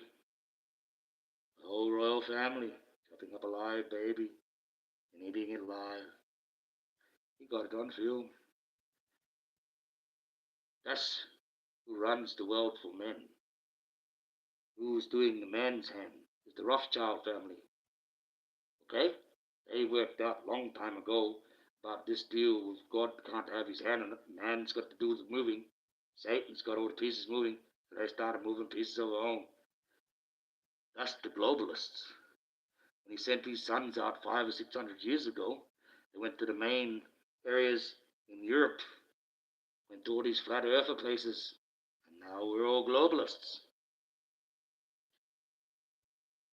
That man wants to run the globe. That's man's hand. That's got nothing to do with Satan. Some of those rituals, they're trying to play it, trying to act like him. But they're not. It's like the Diddy. That's a man trying to play a being of Satan. You know? That's a man trying to play a being of Satan. Trying to be a devil.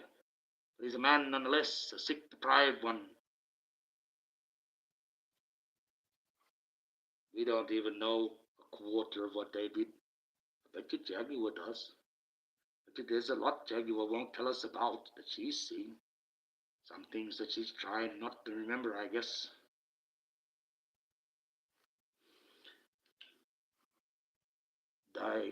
Would you rather watch a tree grow or a knee grow?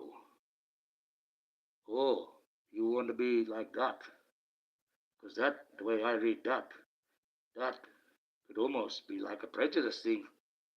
If you say that last one like that.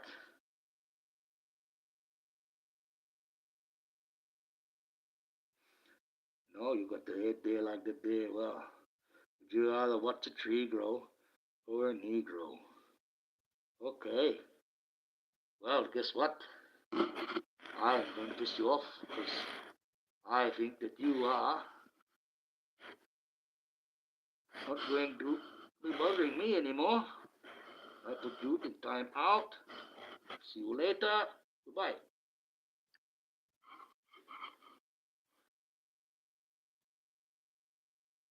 That's right, I timed you out and you're gone. You know what he was saying, don't you? He was saying Negro. He was being racist. You understand that now? That's what he meant. That's why he said that. So, what he was calling Jaguar, that's what he was calling Jaguar. Would you rather watch a tree grow or a Negro? Come on now. I know it's not, that's what it does to, how it wasn't spelt that way, but that's what he meant. Being racist. It's going to go, can't blow it out. I can't blow for the master, idiot. But it's going to have to go out. My battery is going to be flat soon. Yes, that's right. I had to get rid of him. I'm sorry. I'm not going to put up with that. I don't like any racism. That's one thing I won't put up with. Especially about, no, I'm an Aboriginal man. And like that there. I know, I mean, I look white and everything like that there, but you don't go saying that. Jeez. I mean, I'd probably get in trouble now by even saying that word Negro. I mean, I know they don't like saying it. I know they've been a bit of a counter. It is a word, though, that does exist. It's another one of those words that does exist, but it's not exactly like that. That's a shortened version. The actual proper long version is Negroloid. And a Negroloid, well, what that is, that's the actual category of the type of human. You've got Caucasoids, Negroloids, you got Mongoloids, okay? But they had to create one specially for us people down here in Australia, our people, because we're a fourth generation people and our skull is more thick and robust. No, we're Australoids. We're our own category of people. Australoids, okay? These are words that are true fact. If you look them up and they're not derogatory, anything wrong. That's a word that exists, means a certain type of people. As simple as that. It's like the Aboriginal black people and the Negro black people. They're completely different. Might have the same skin, might look sometimes the same, but the Aboriginal has a robust skull. The bones almost twice as thick, whereas the Negro has a more racial skull and it's thin. It's just the way that is, unfortunately. That's the way it is. They would rather we, as a race, us and the Inuits, didn't exist at all. Because the Aboriginal people and the Inuits up there in Alaska and up there in Mongolia and Russia, we disprove the theory that everyone comes from Africa. We disprove it in its entirety. Okay? Mankind evolved on several places of the earth at the same time. We did not all come from Africa. Otherwise, that's backwards. The skeleton you found in Africa only just come out the trees. And you can't claim that we're all from that when the skeleton just as old, like Mungo Man, was found in Australia in full ceremonial burial and is registered as the first ceremonial burial anywhere on the planet.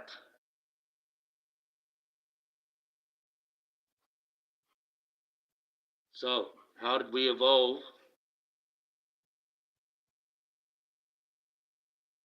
from apes? Just come out the tree. And all of a sudden, we've got an older culture and we've got full ceremony. We've been lied to. We didn't come from Africa. Some people did, some races did, not all of them. I'm going to have to go off now because I've got a sign here saying my battery is at 10%. You're going to go flat, turn it off, put it on the saver. I could put it on charge, but I've been on for 3 hours, nearly 3.5 hours. That's pretty good. You see, when I got no real content, I had the Lord's Prayer. Yes, Nubia. Yes, there's two things. Yes, that's right. There's a lot of things out there. A lot did come from Africa. I give that agreement. I'm not going to take that away.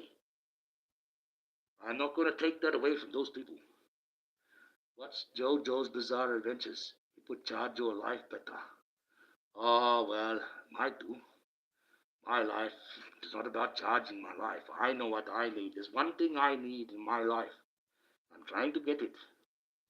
If I got that, I know how to do all these missions standing on my head with the greatest of glee.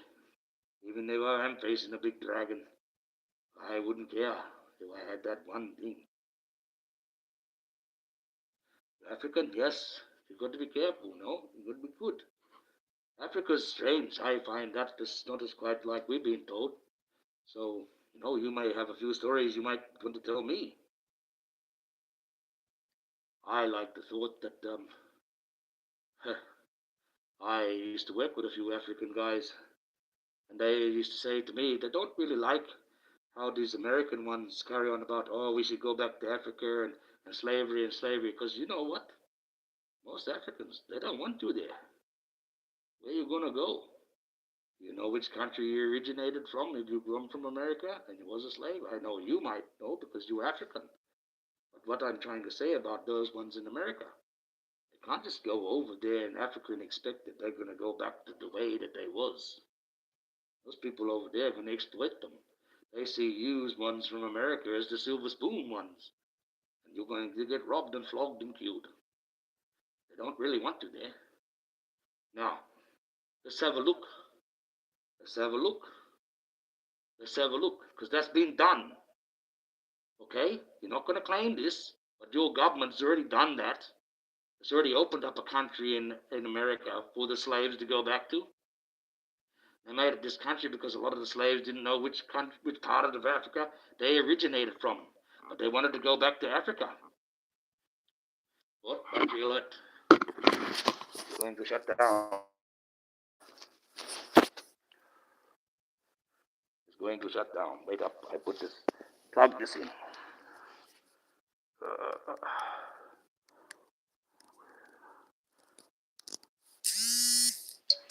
We have power. No.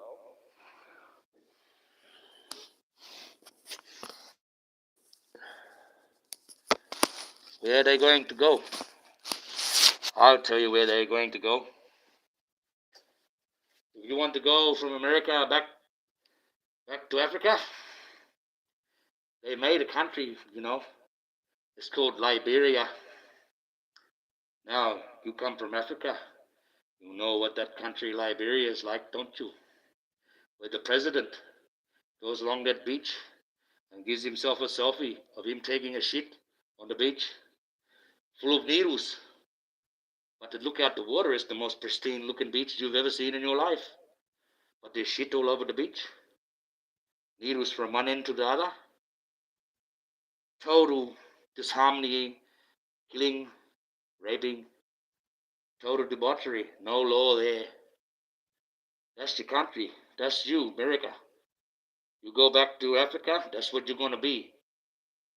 Nothing but a disgusting shithole where an 11-year-old boy will walk around with the heart of a pregnant woman that he's just raped and cut out so he can go and sell to a witch doctor for heroin and then go and stab that man to go and get a line of speed at the age of 11. And he thinks that's all right. Other people praise him up.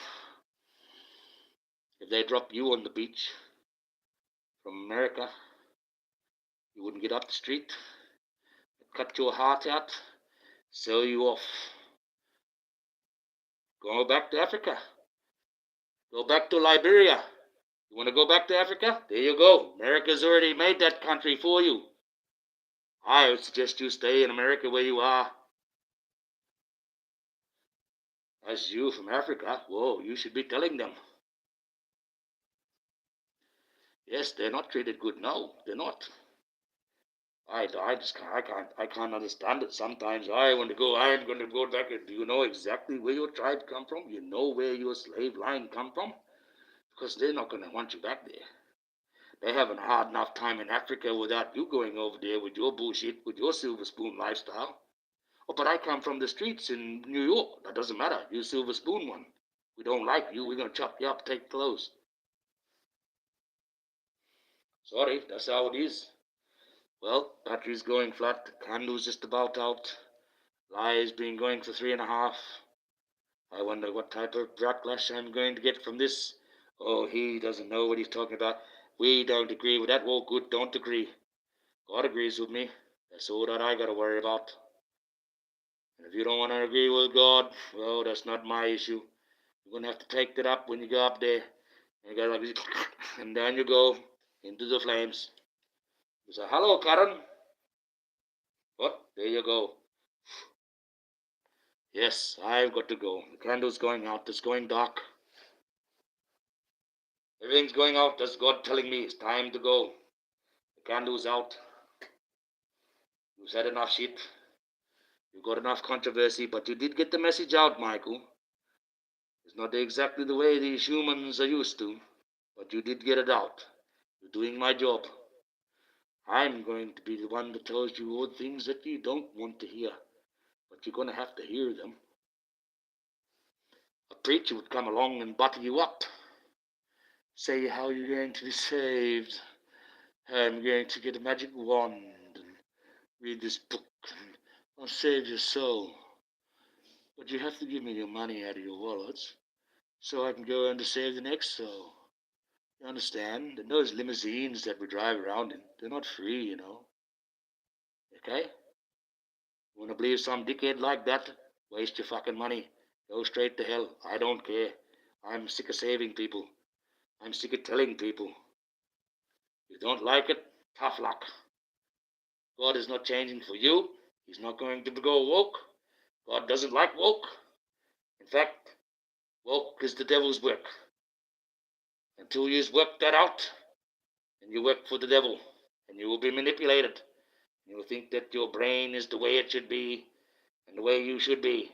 But you are the way the devil wants you to be, not the way God wants you to be. Sorry, it's the way it is. But if you're going to be that way, we accept it. We understand it as humans. We've got that ability. But the fact of the matter is, you're going to get questioned up in heaven. And I kind of don't want that for you. How could I? It's hard to explain. I almost want to cry sometimes. I need you to understand I'm trying to save your souls. I'm not trying to pervert you away from what you believe and what you love and what makes you feel good, what makes you feel like you. But I am trying to save your souls.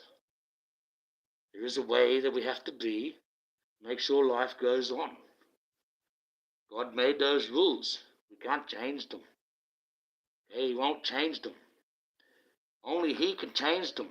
And He doesn't want to change them. Because that system that He's got in place keeps life going.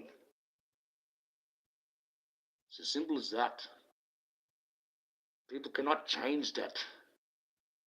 I know what they're trying to do. I know they've got it in their mind. I know they're trying to change it. They can't change God. God will not change. God will not follow their narrative. God will not follow His own Son's narrative of a version of the sex. Like I said, pedophilia is next. They're lining you up. Desensitization. That'll be next. That's the one they're going to pull in at the end of Aquarius. They're doing this in 16 years. Okay? It'll be law. Your children will no longer be safe.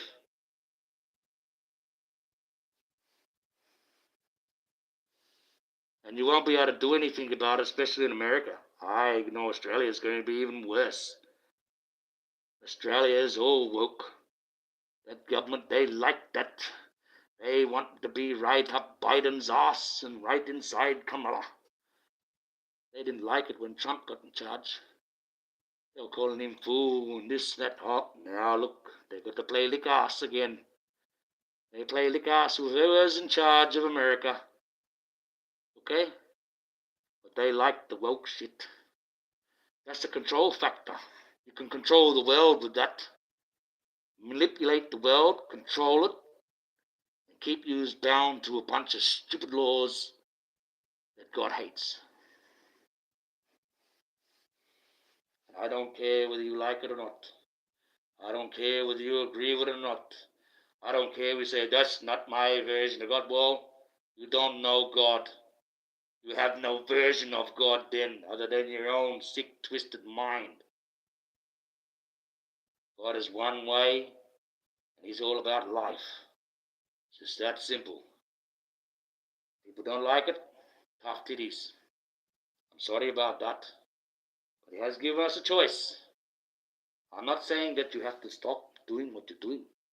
I'm not saying you have to stop being who you are being or who you think you are. I'm not saying that at all. I keep saying we live on a planet, the ability to take our own destiny in our hands, each one of us. Okay? But there is some rules to follow. We don't have to quite follow them on here on earth. But when you get up into heaven, you're going to find out that you should have. I don't want you to lose your soul. I don't want you to burn. God doesn't, yes, no. God does not apologize. When has He ever apologized? The only time He's ever sort of apologized is when He stopped His hands having a hand on earth. And He put the rainbow up. That's His symbol to mankind, that I'm not going to touch it anymore because I'm going to stuff it up. I'm that powerful. But it is in your hands now to do my work. Make sure you do me proud. And we haven't been doing Him proud at all. He's upset sometimes. He's sitting up there like this here, sitting in the corner, turning away, trying not to listen. He can't help it. He can't hear everything, you know. He can't. He tries to block it out. He's very upset, you know. He's not like you think that he's waiting. He's a very upset man. He's frightened. He's frightened his throne is going to be taken away. He's frightened his son will take him off the throne. He's all powerful, but there's rules to the game. And he's bound by those rules, even though he is God and he doesn't have to be. Okay? But he wants to play this game right, because if he starts not playing by the rules, the son will start. And then you won't have an orderly game of life. It won't be like it is. It'll be worse. It'll be real fight. The real fire. He will burn the earth and forget His promise. We can't do that. And see, what did Satan do? He perverted that promise. He perverted that promise so much that the rainbow is not even thought of as that symbol anymore. In fact, no one even refers to it as the symbol that He would never touch the earth again. What does the rainbow represent nowadays? It represents Satan's work. He manipulated that. I don't like those people using that God's rainbow. It's not for them. Doesn't like them. Doesn't like that way. That's not life. That's against life. You understand? You stole God's symbol. The only symbol, His promise. The only time He said sorry to the earth. The only time God ever really apologized. What does Satan do? He gave it to the woke people. They use it freely. And what they don't realize is they're actually promoting evil. They've turned the symbol of God's apology into a joke. They call it woke.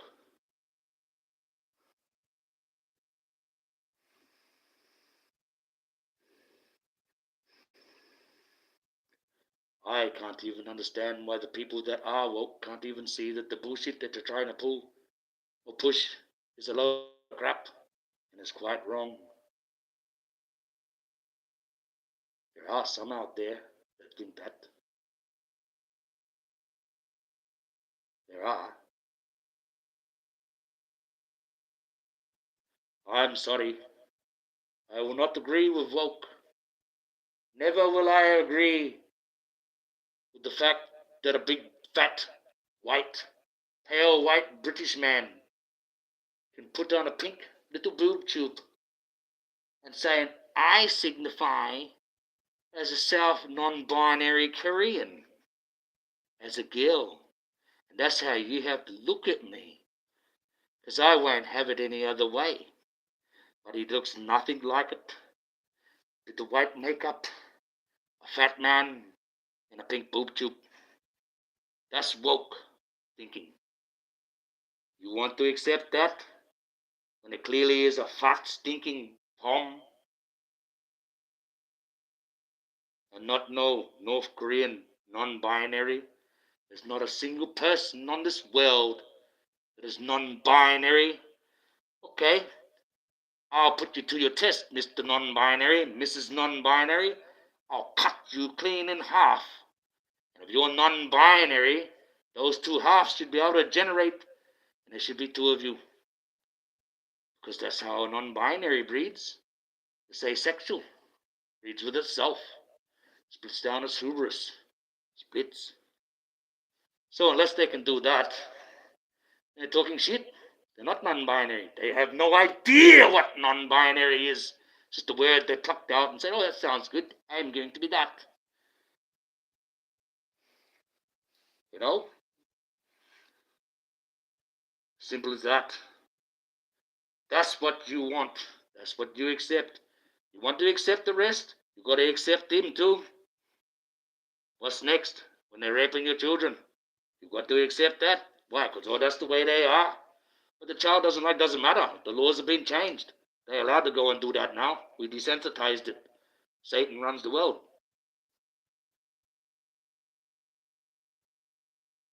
You know, it's time we made him proud. Yes, we have to make God proud. Pray every day. Put him in charge. Keep the faith. When we see evil, we place it. We point it out so people can see it. Okay? Like Kendrick Lamar. That's the plan. I'm pointing you out. Prove me wrong, Mr. Lamar. Prove me wrong that you don't get paid those checks by those evil men. Prove me wrong that you would not be able to exist without them letting you. Prove me wrong that you are not trying to be a Jeebus. Huh? I am the Archangel Michael. I got the receipts in my pocket. I don't go around singing. I don't get no checks from nobody. I got to try and generate my own money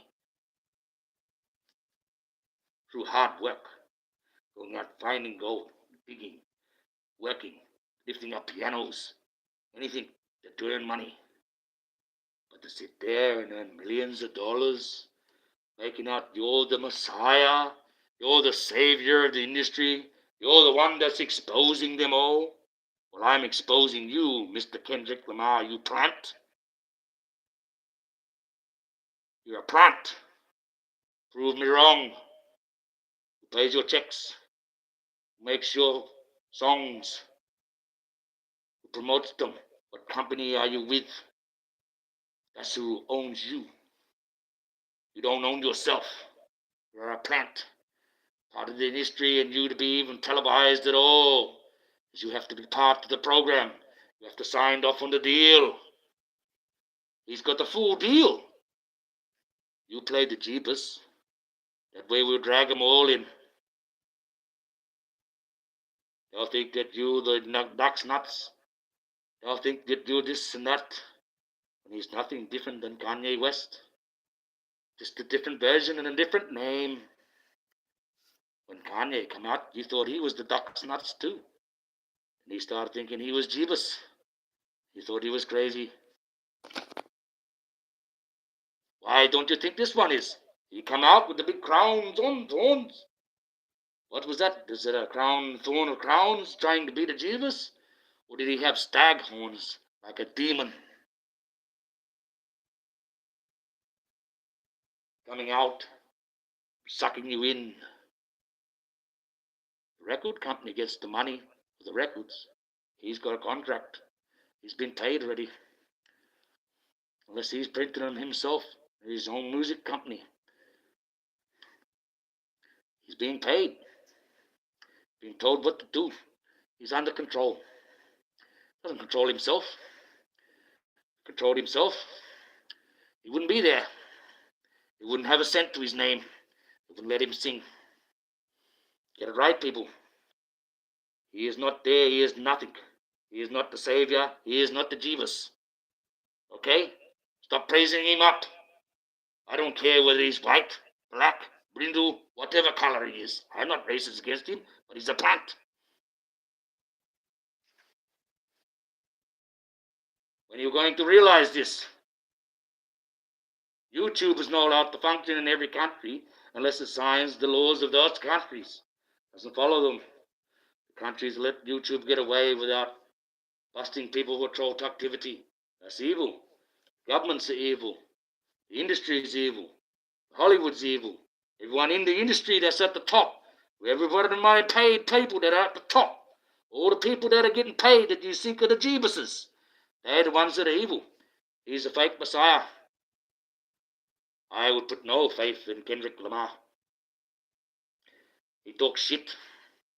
Are you spending all that money to chase this Drake down and bring him to justice? Or just like singing songs about him without any evidence? Where's the evidence? Where's your receipts? Where? Why haven't they come and attacked you and sued you for slander? Because you're a plant. That's advertising. Like I said, you ousted all those people, but their record sales went up through the roof. You advertised them. You advertised them that they was a sick child toucher, yet their records went through the roof. Obviously, the world likes sick child touchers. Mr. Lamar, you're a plant. I'm calling you out. Prove me wrong. You can't. Okay, you want to start? I'll disprove everyone. Like I said, God gave me the choice to slip $3 billion off your slope, just like that. I got the decision maker in my pocket. I know exactly what's going on. I know exactly what's going to happen to you. I keep trying to tell you. And prefer me to do it than the bad guys. That's the one confliction that I have to think about. I am the guy that's supposed to ride this horse, this dragon. I'm the guy that was supposed to be the angel of death, because the angel of death is Gabriel.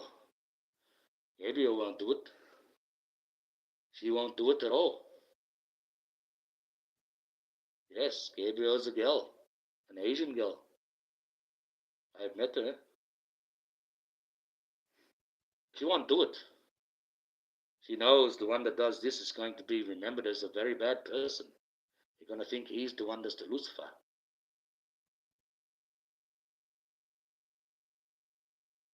It's a very tricky game. I don't want to do it. I'm already hated enough by telling the truth. Imagine how much I'll be hated then.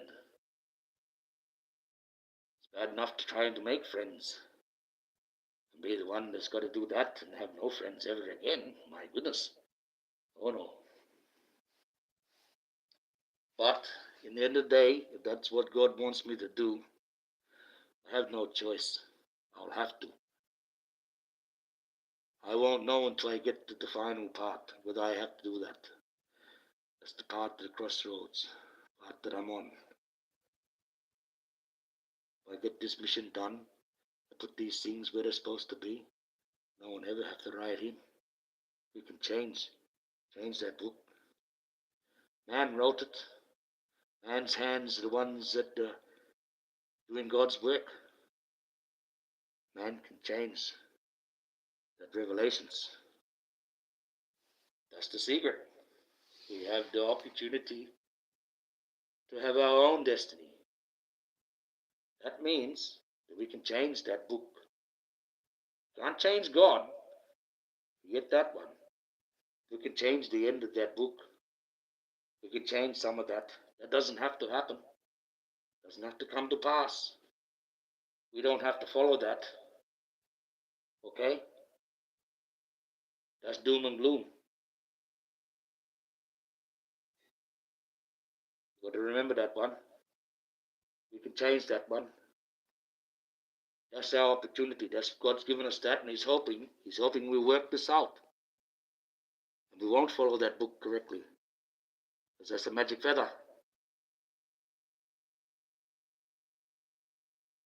Okay? That's it. That's the way it is.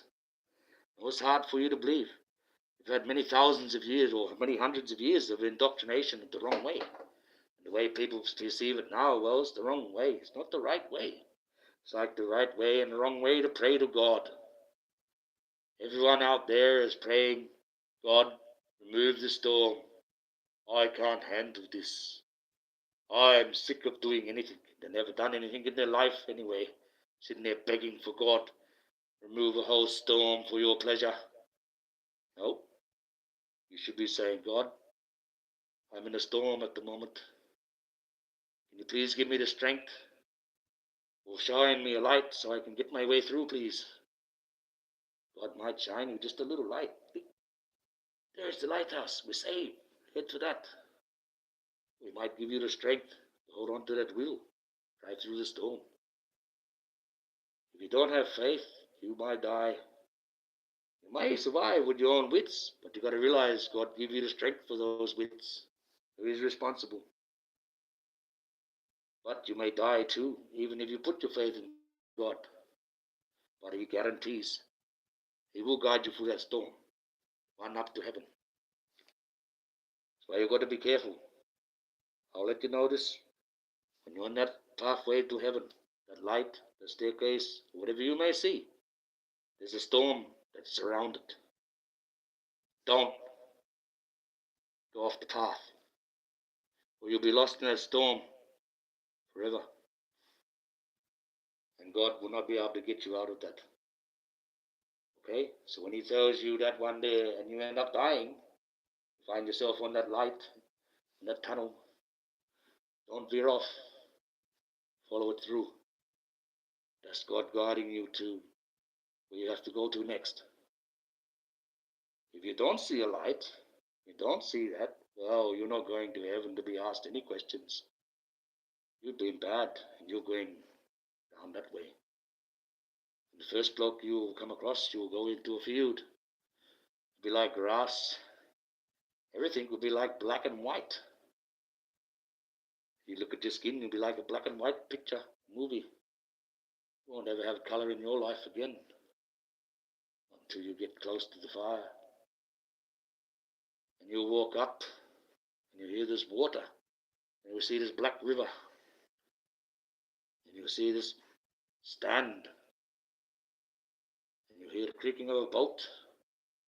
And you look, and there will be Karen. What you know is the Grim Reaper. He ferries you to hell. Come, he's not death. This one you keep talking about, death, you know nothing about death. Death doesn't come to you like that. His name is Karen. He has a name. His name is Karen. Like the rotten meat, Karen of a bone. Spelt with a C.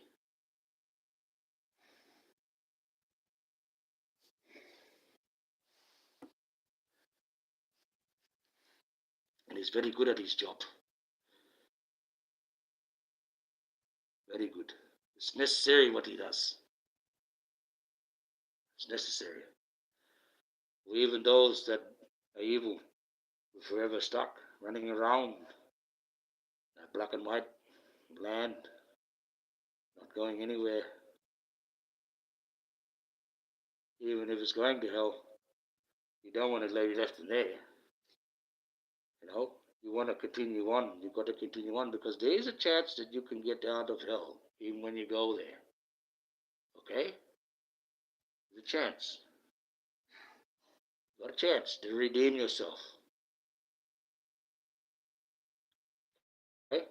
There's a chance. You're not totally screwed. Well, you're too evil, you are. But if you end up going to hell, you're not totally screwed. You can get out of there, you know.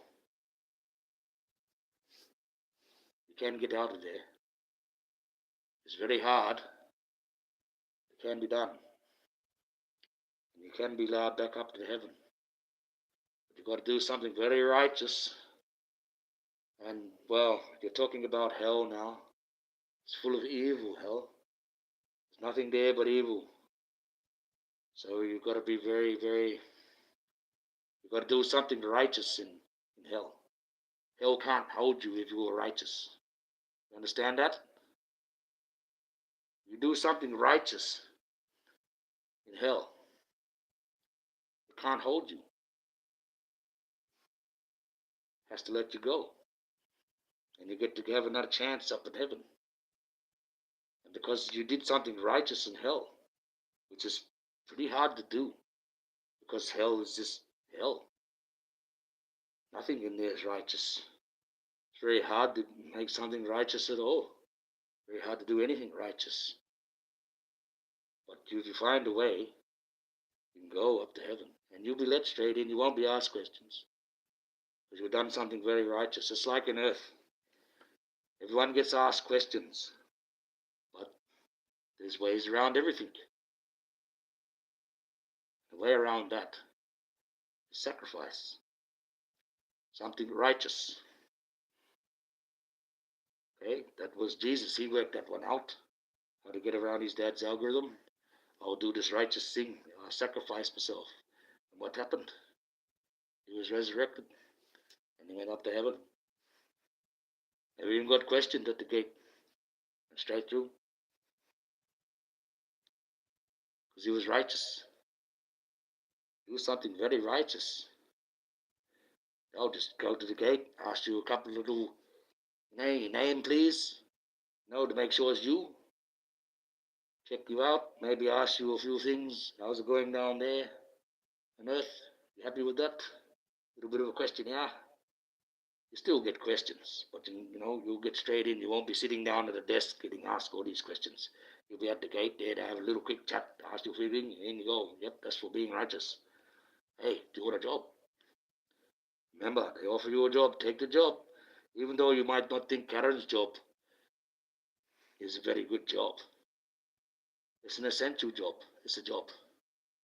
And he's going to live forever. He immortalized himself by taking that job. You know that? The Grim Reaper will be remembered for all the time. His image is going to be an image that's going to be there forever. He's a smart one. He took that job. He took the right job, that one.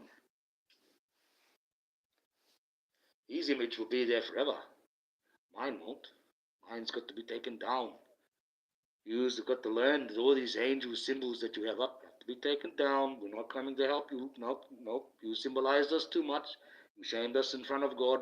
We can't help you that way. We're not going to show up that way. We're not. The only ones that are going to show up with wings are the bad guys. They allow the full manifest. We got to fight as men. Simple as that.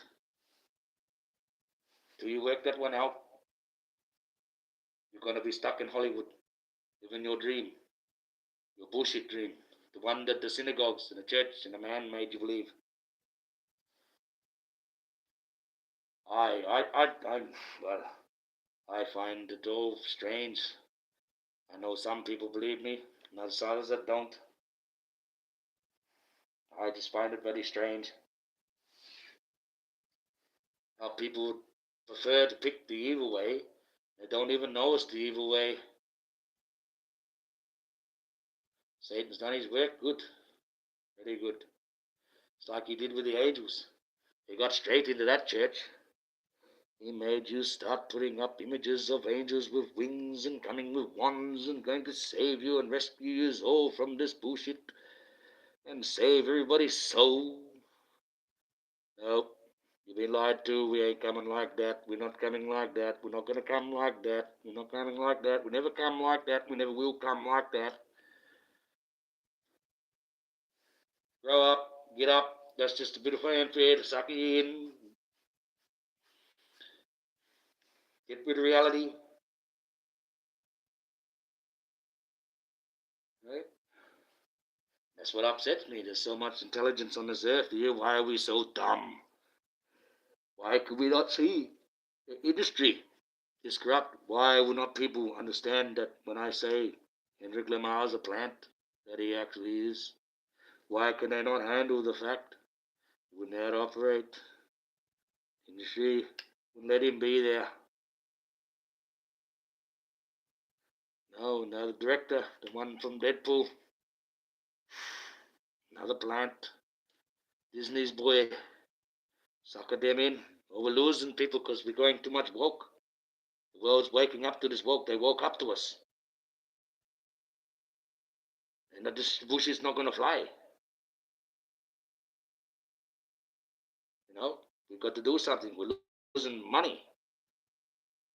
No, they're not going to sit there and listen to this guy coming in. You're going to do it this way, and you're going to do it that way, and I'm going to be so famous, and I'm going to say this to the world that I changed it all. I made Disney do it my way, and it's my way. And that way I can drag you all in. Bullshit. And he didn't do it his way, he did this his way. Sorry, but he did. Disney wrote that script. He followed it. Disney wrote that check. He spent it. Disney collected all those royalties, all those ticket sales. Disney collected it. Who owns the franchise rights to Deadpool? Disney. Not that director.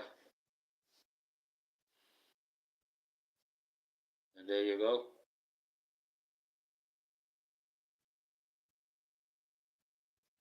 Yes, it's a funny movie. I give it that.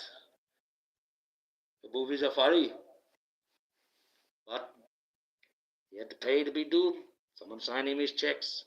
He didn't walk in and know Disney and say, I'm doing this way, I'm not doing it all. I said, well, fuck off. We'll get someone else in and do that movie. We don't need you. I like that. I get in there and I told them, when you went, told them nothing. You are nothing to them. Disney said, bye-bye. Get the next director in, make this movie. We don't need you. You don't do as we tell you. You get no checky, and you go bye-bye. If people think anything else, you're an idiot. It's like Kendrick Lamar, sorry. You're going to sing that bullshit. You're not going up on stage. You're going to expose us all. You're going to expose the industry. Oh, but that's right. What we'll do is we'll play a double thing. We'll make you the Jeebus. You can be the Jeebus of us all. It's like wrestling. You know, you've got the bad guys, you've got the heel, and you've got the pretty boys. Just like wrestling is fixed. Kendrick Lamar's a plant. He wouldn't be able to even fucking sing a single syllable of his songs if he wasn't. Okay, so don't ever think that these people getting out there, if they're going to do that, he'd be doing like Jaguar. He'd be on YouTube. He'd be on these small platforms trying to get the message out. If he was a real person, if he was a real fighter, if he was something real, but he's not. He's a plant, a very rich plant. He's doing exactly what Satan wants him to do. Sucking yous all in. He got yous all fooled. Right in front of your face, that evil is. He even comes out, makes out, making a mockery of Jesus. Because he is not the Jesus. He took the Lord's name in vain by doing that. By walking out with that thing on, making a mockery of Jesus. That's what it was. It wasn't praising Jesus. He was trying to be the Jeebus. There was a mockery of Jesus that mocked him. Basically, they've at the back there, they've got a whole little bag, a little bowl of sticks. Kendrick Lamar pulled out the short one. Oh, you got to play the Jesus, so we'll make you look like you're the savior of the industry. then the same people that you make fun of us and take piss out of us and call us all these things will have them come up as your backup singers and the next act.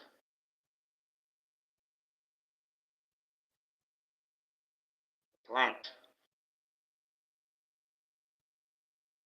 He can try say he's this and he try and say he's not. He's a plant. I'm telling you right now. Don't put your faith in that one. You might as well go and follow Kanye West again if that's the case. He thought he was a Jeebus too. Any one of those singers that come out and start playing the Jeebus, they're a false Messiah. They're a false prophet. They're a liar. And they work directly for Satan. Kendrick Lamar has a contract with Satan. And he's running it well. This is not going to be alleged. This is a fact. It won't let him even operate at such a high level unless he was controlled. Fully. 100%. If people want to see it any other way, you're a fool. You're a fool. And go and try and play that racial issue. Oh, he's a black guy. He's a black guy. He's got to be. No. Satan likes using black people the best to get his message out. He loves that factor. He loves it with a passion.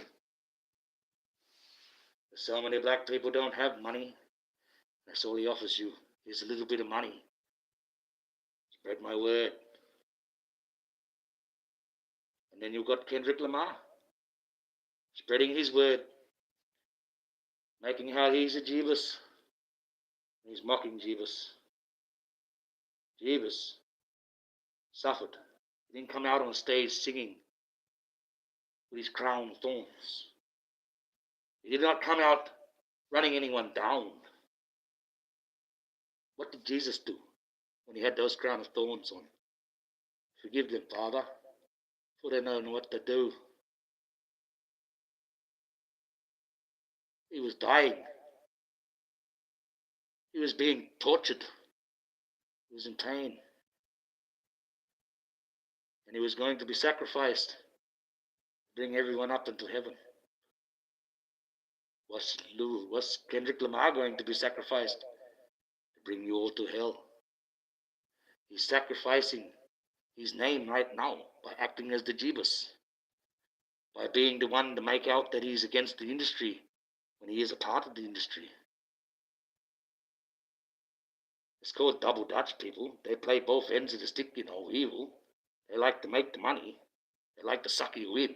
If they can't suck you in with evil vibes, they'll make someone a Jeebus. Make you believe that he's the guy that's selling you the good message.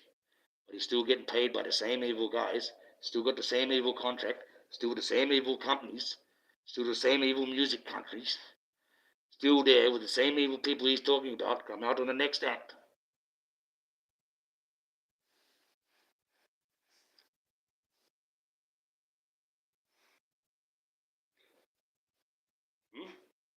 Look at the bigger picture, people. Start to look. Everyone you see on the TV, anyone that you don't see, everyone you see on here can be that too. But there are some of us, like myself, like Jaguar, that are right. And look how we are treated. Look how the truth is treated. Look how the ones that have got the good message is treated. You've got all those out there that say they know about God, talk about God. And I've never heard one of them say the Lord's Prayer once. They know nothing of God. That's the only part in that movies, the only part in that book. I'll take any semblance to that actually happened that way. Jesus, how do we pray to the Father? How do we know what we're praying to? How do we pray? What did he say? Our Father, who art in heaven. That's what Jesus does. Has Kendrick Lamar come out and done that? Or he just did a mockery of Jesus with a stag crown instead of a thorn one? There's a demon in hell that has a stag horns. I'll find his name out, and then I'll know which one he's trying to be. Diddy was trying to be one, so Kendrick Lamar's trying to be one too. But he's playing the Jeebus. He's your savior. He's the Jeebus. Remember? He come out looking like the Jeebus. You all think he's fabulous. That plastic bit of crown that he's got is worth more than the Queen's crown. Apparently. Why? Because he wore it? Because a plant wore it? A plant who works for the industry, as part of the industry, and has signed up to the industry to run this campaign for the industry, that he is a Jeebus? He's a plant. He's a plant. Yes, he's got some good sounding music, but he's a plant nonetheless. He's a plant. Sorry, I'm going to debunk all your heroes, because they're all plants. Before the year 2000, he's had it right. Heroes were heroes. The Wicked Witch of the West was the Wicked Witch of the West. Maleficent was Maleficent. And after the year 2000, what did you do? Look what's going around now. The Wicked Witch in the West and the Good Witch in the North. A lesbian relationship on stage? I don't think that's how the Oz world went.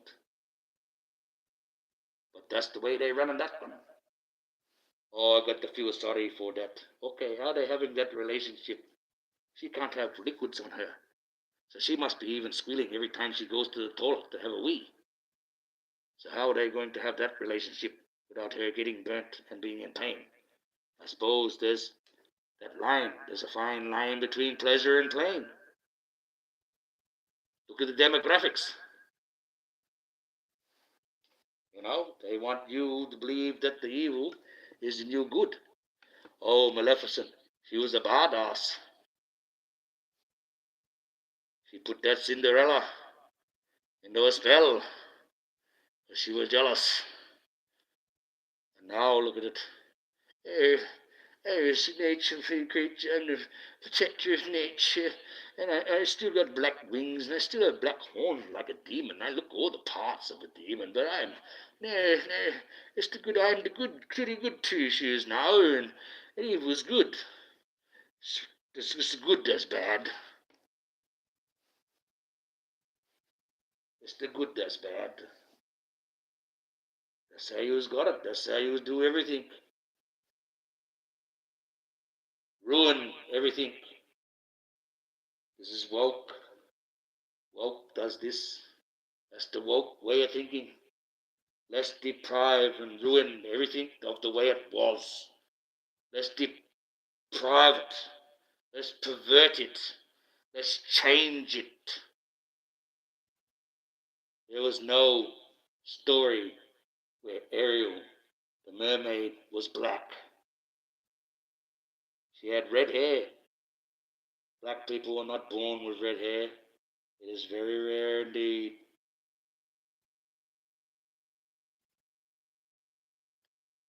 You cannot woke it up. That's woke too. You say, what is the race? No, it's not.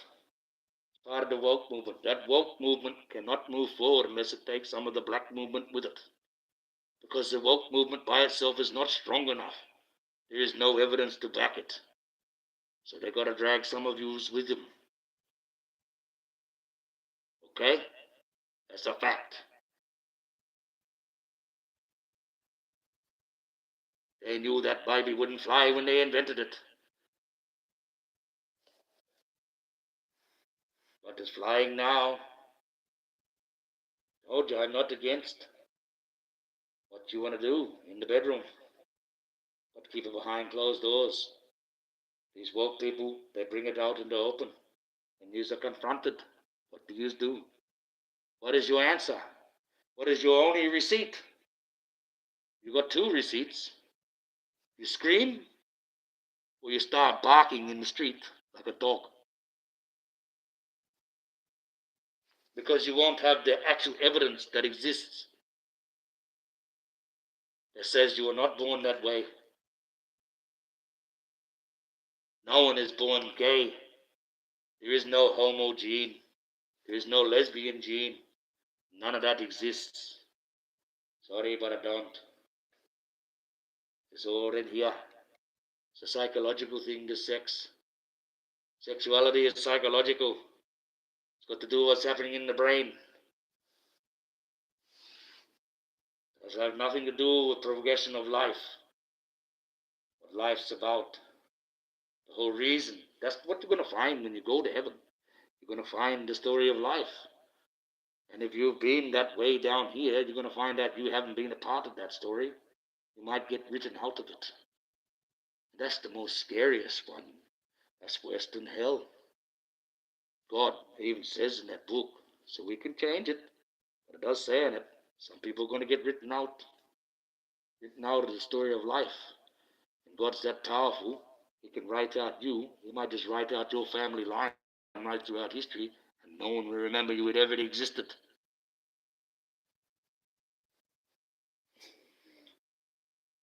That's strange, hard to believe, but God is that way. Like you said, ladies, He doesn't apologize. Very rarely. He did that sort of once with the rainbow, and Satan manipulated that promise, made a mockery of it.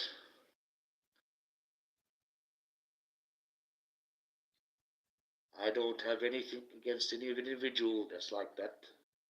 I feel very sorry for you. Your soul might get burnt in hell, and I don't want that. It's one thing I don't really want is anyone's soul to go to hell, no matter what you believe. I've been there once. It's not a nice place. Okay? I told you, I've been to purgatory once. That's not a nice place either. But hell is worse. That's not a nice place. I don't like that place. What I had to do there, well, I'll tell you another time. But I had to save someone out of there. I didn't like that, but I did it nonetheless. Well, I'm tired. I've been on for 4 hours. I didn't expect I was going to be on that long. I must have had a lot of tension inside me to get released. I am sorry if I seem aggressive. I'm sorry if I'm not saying things that you might agree to. But I am saying the truth, and I am working for God. And at the end of the day, I'm not being angry at anyone. I'm trying to save your souls. You should be thanking me. Because I'm trying to save something that is very precious. Don't realize this yet. You just don't have possession of your soul because it's inside you as part of the spirit. Because you don't have that, people are not putting too much more similar. Oh, sorry, our soul. It's not good. No, it's not good, happy to be here.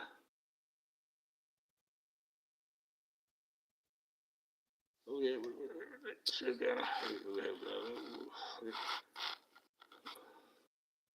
No, it's not good, happy to be here. No. But we have to take life how we see it. Happiness is also a concept of mind. Depends how what you think in your mind makes you happy. If it takes a great deal, you need a great bunch of riches, well, that's obviously what's going to make you happy. No, little things make me happy. I haven't had a hug in a while.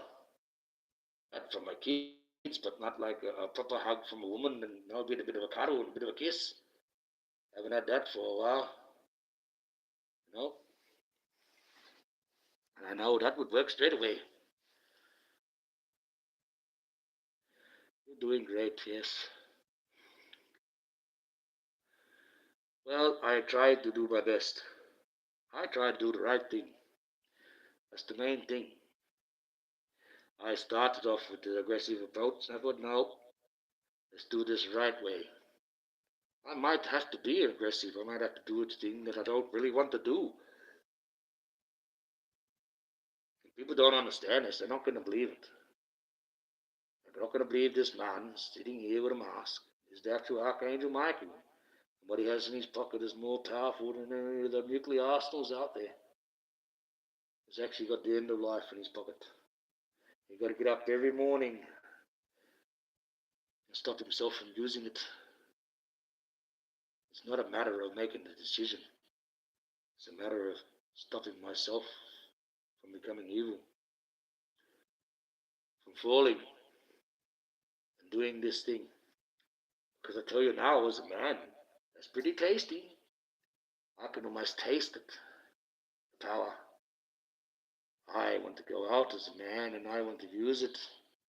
What's the point of having such a powerful thing, being so poor and being so shunned, when you've got this great thing in your pocket and you can teach everyone a lesson?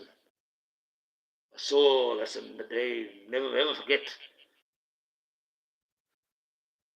Once I start hurting people, I won't be able to stop. I can't just go out and hurt a few. I've got to keep going. That's the law. That's the rule of that one. If I kill one person with it, I'll have to kill 3 billion before I'm allowed to stop. I don't want to do that. I know there's another way. So I'm hoping I can do this other way. And that way, life will go on. You don't have to lose those 3 billion. But we still might have to anyway. We've got too many people on earth. Something has to happen. We have to invent something where food is made more readily available, where water is plentiful, where we will not run out because there's too many mouths to feed. You think about 9 billion people. 9 billion people have to eat. 9 billion people have to shit. That's a lot of waste. You think about that every day.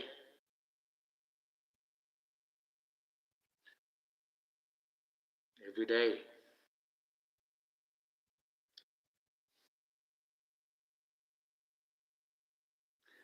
And the population just gets bigger. We don't have the food to feed the one that we have. We don't have the fresh water to keep clean the one that we have. We're failing God, people.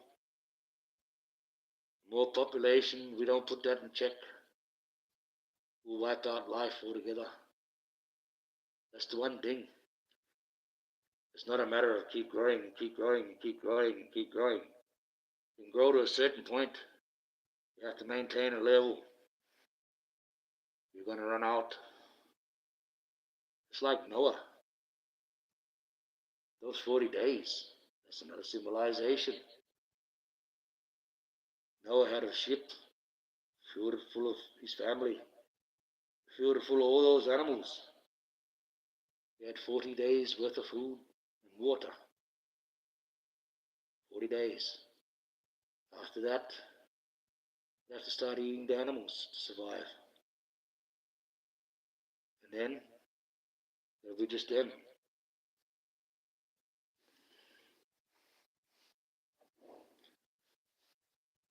And that's as simple as that. They would have died. And that'll be the end of humanity. Life would have been all over. This decision has been made before by Noah. He made the decision to try and find land. We only got 40 days worth of food. That's what people don't understand. He was out there for 40 days. They was out there for 40 days because that was it. After that day, they had run out of supplies and they would have to start eating the animals. And all those animals he was trying to save would have been eaten.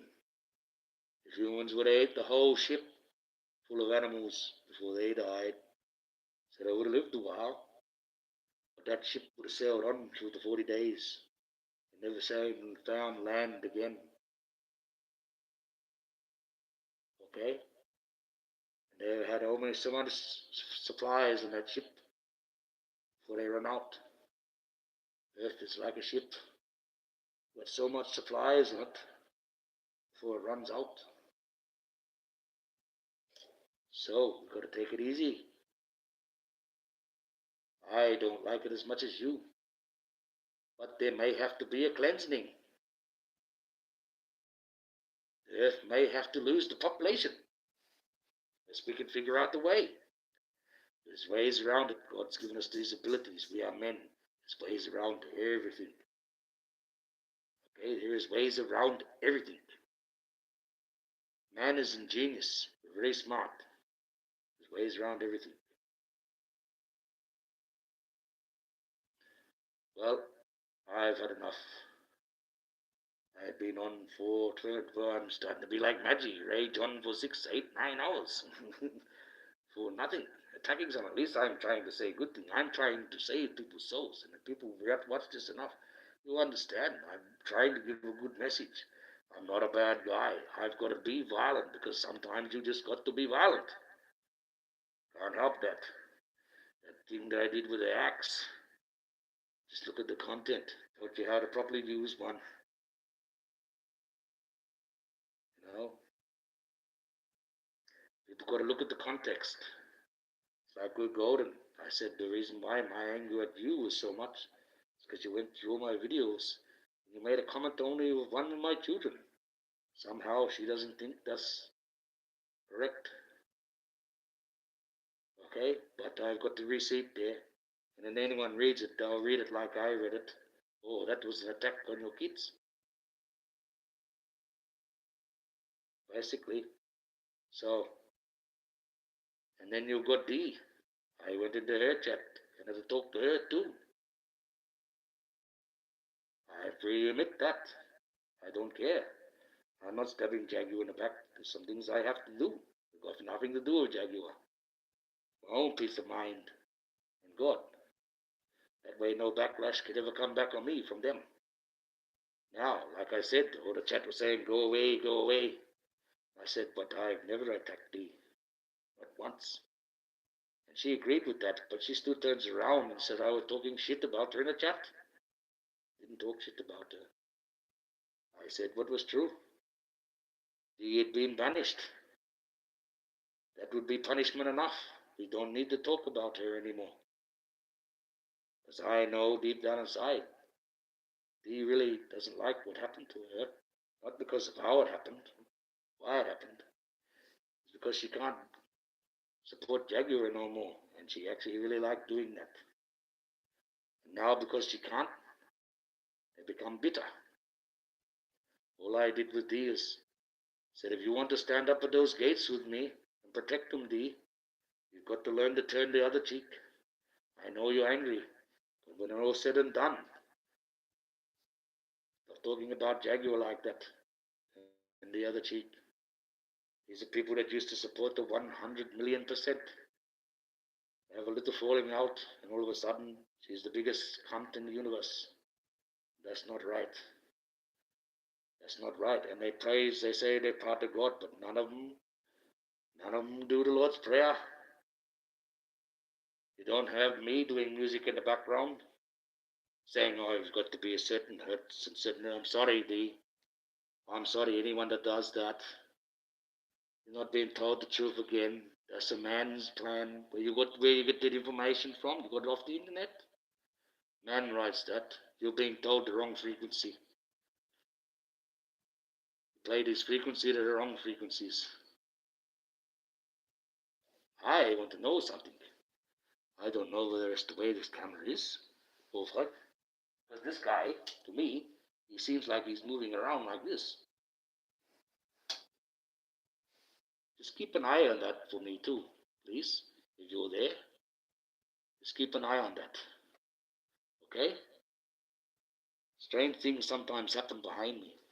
Well, we're going to have to go now because I think Jaguar's on live and I want to catch up with her. I want to see what she's up to, see whether she's still happy. So I like when she's happy. She sings a lot and I like it when she sings. Thank you for coming. Saga Reveal and Kiki Eyes, whoever's still there, one of you's still there, someone's still there. But I will let you go now so we can all go and watch this Jaguar.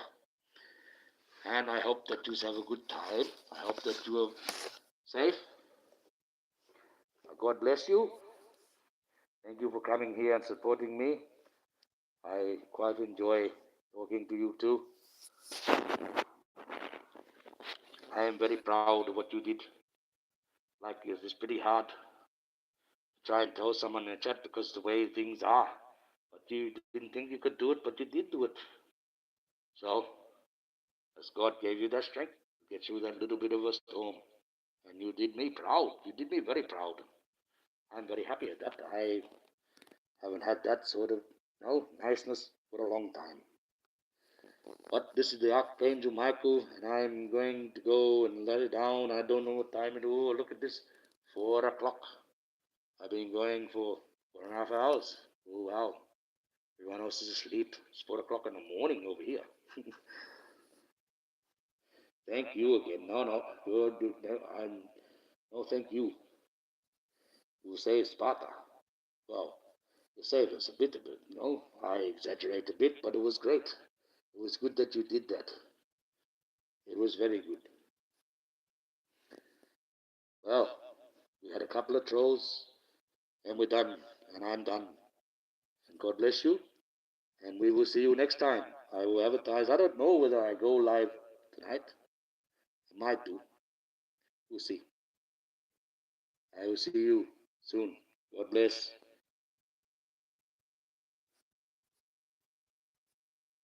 Bye.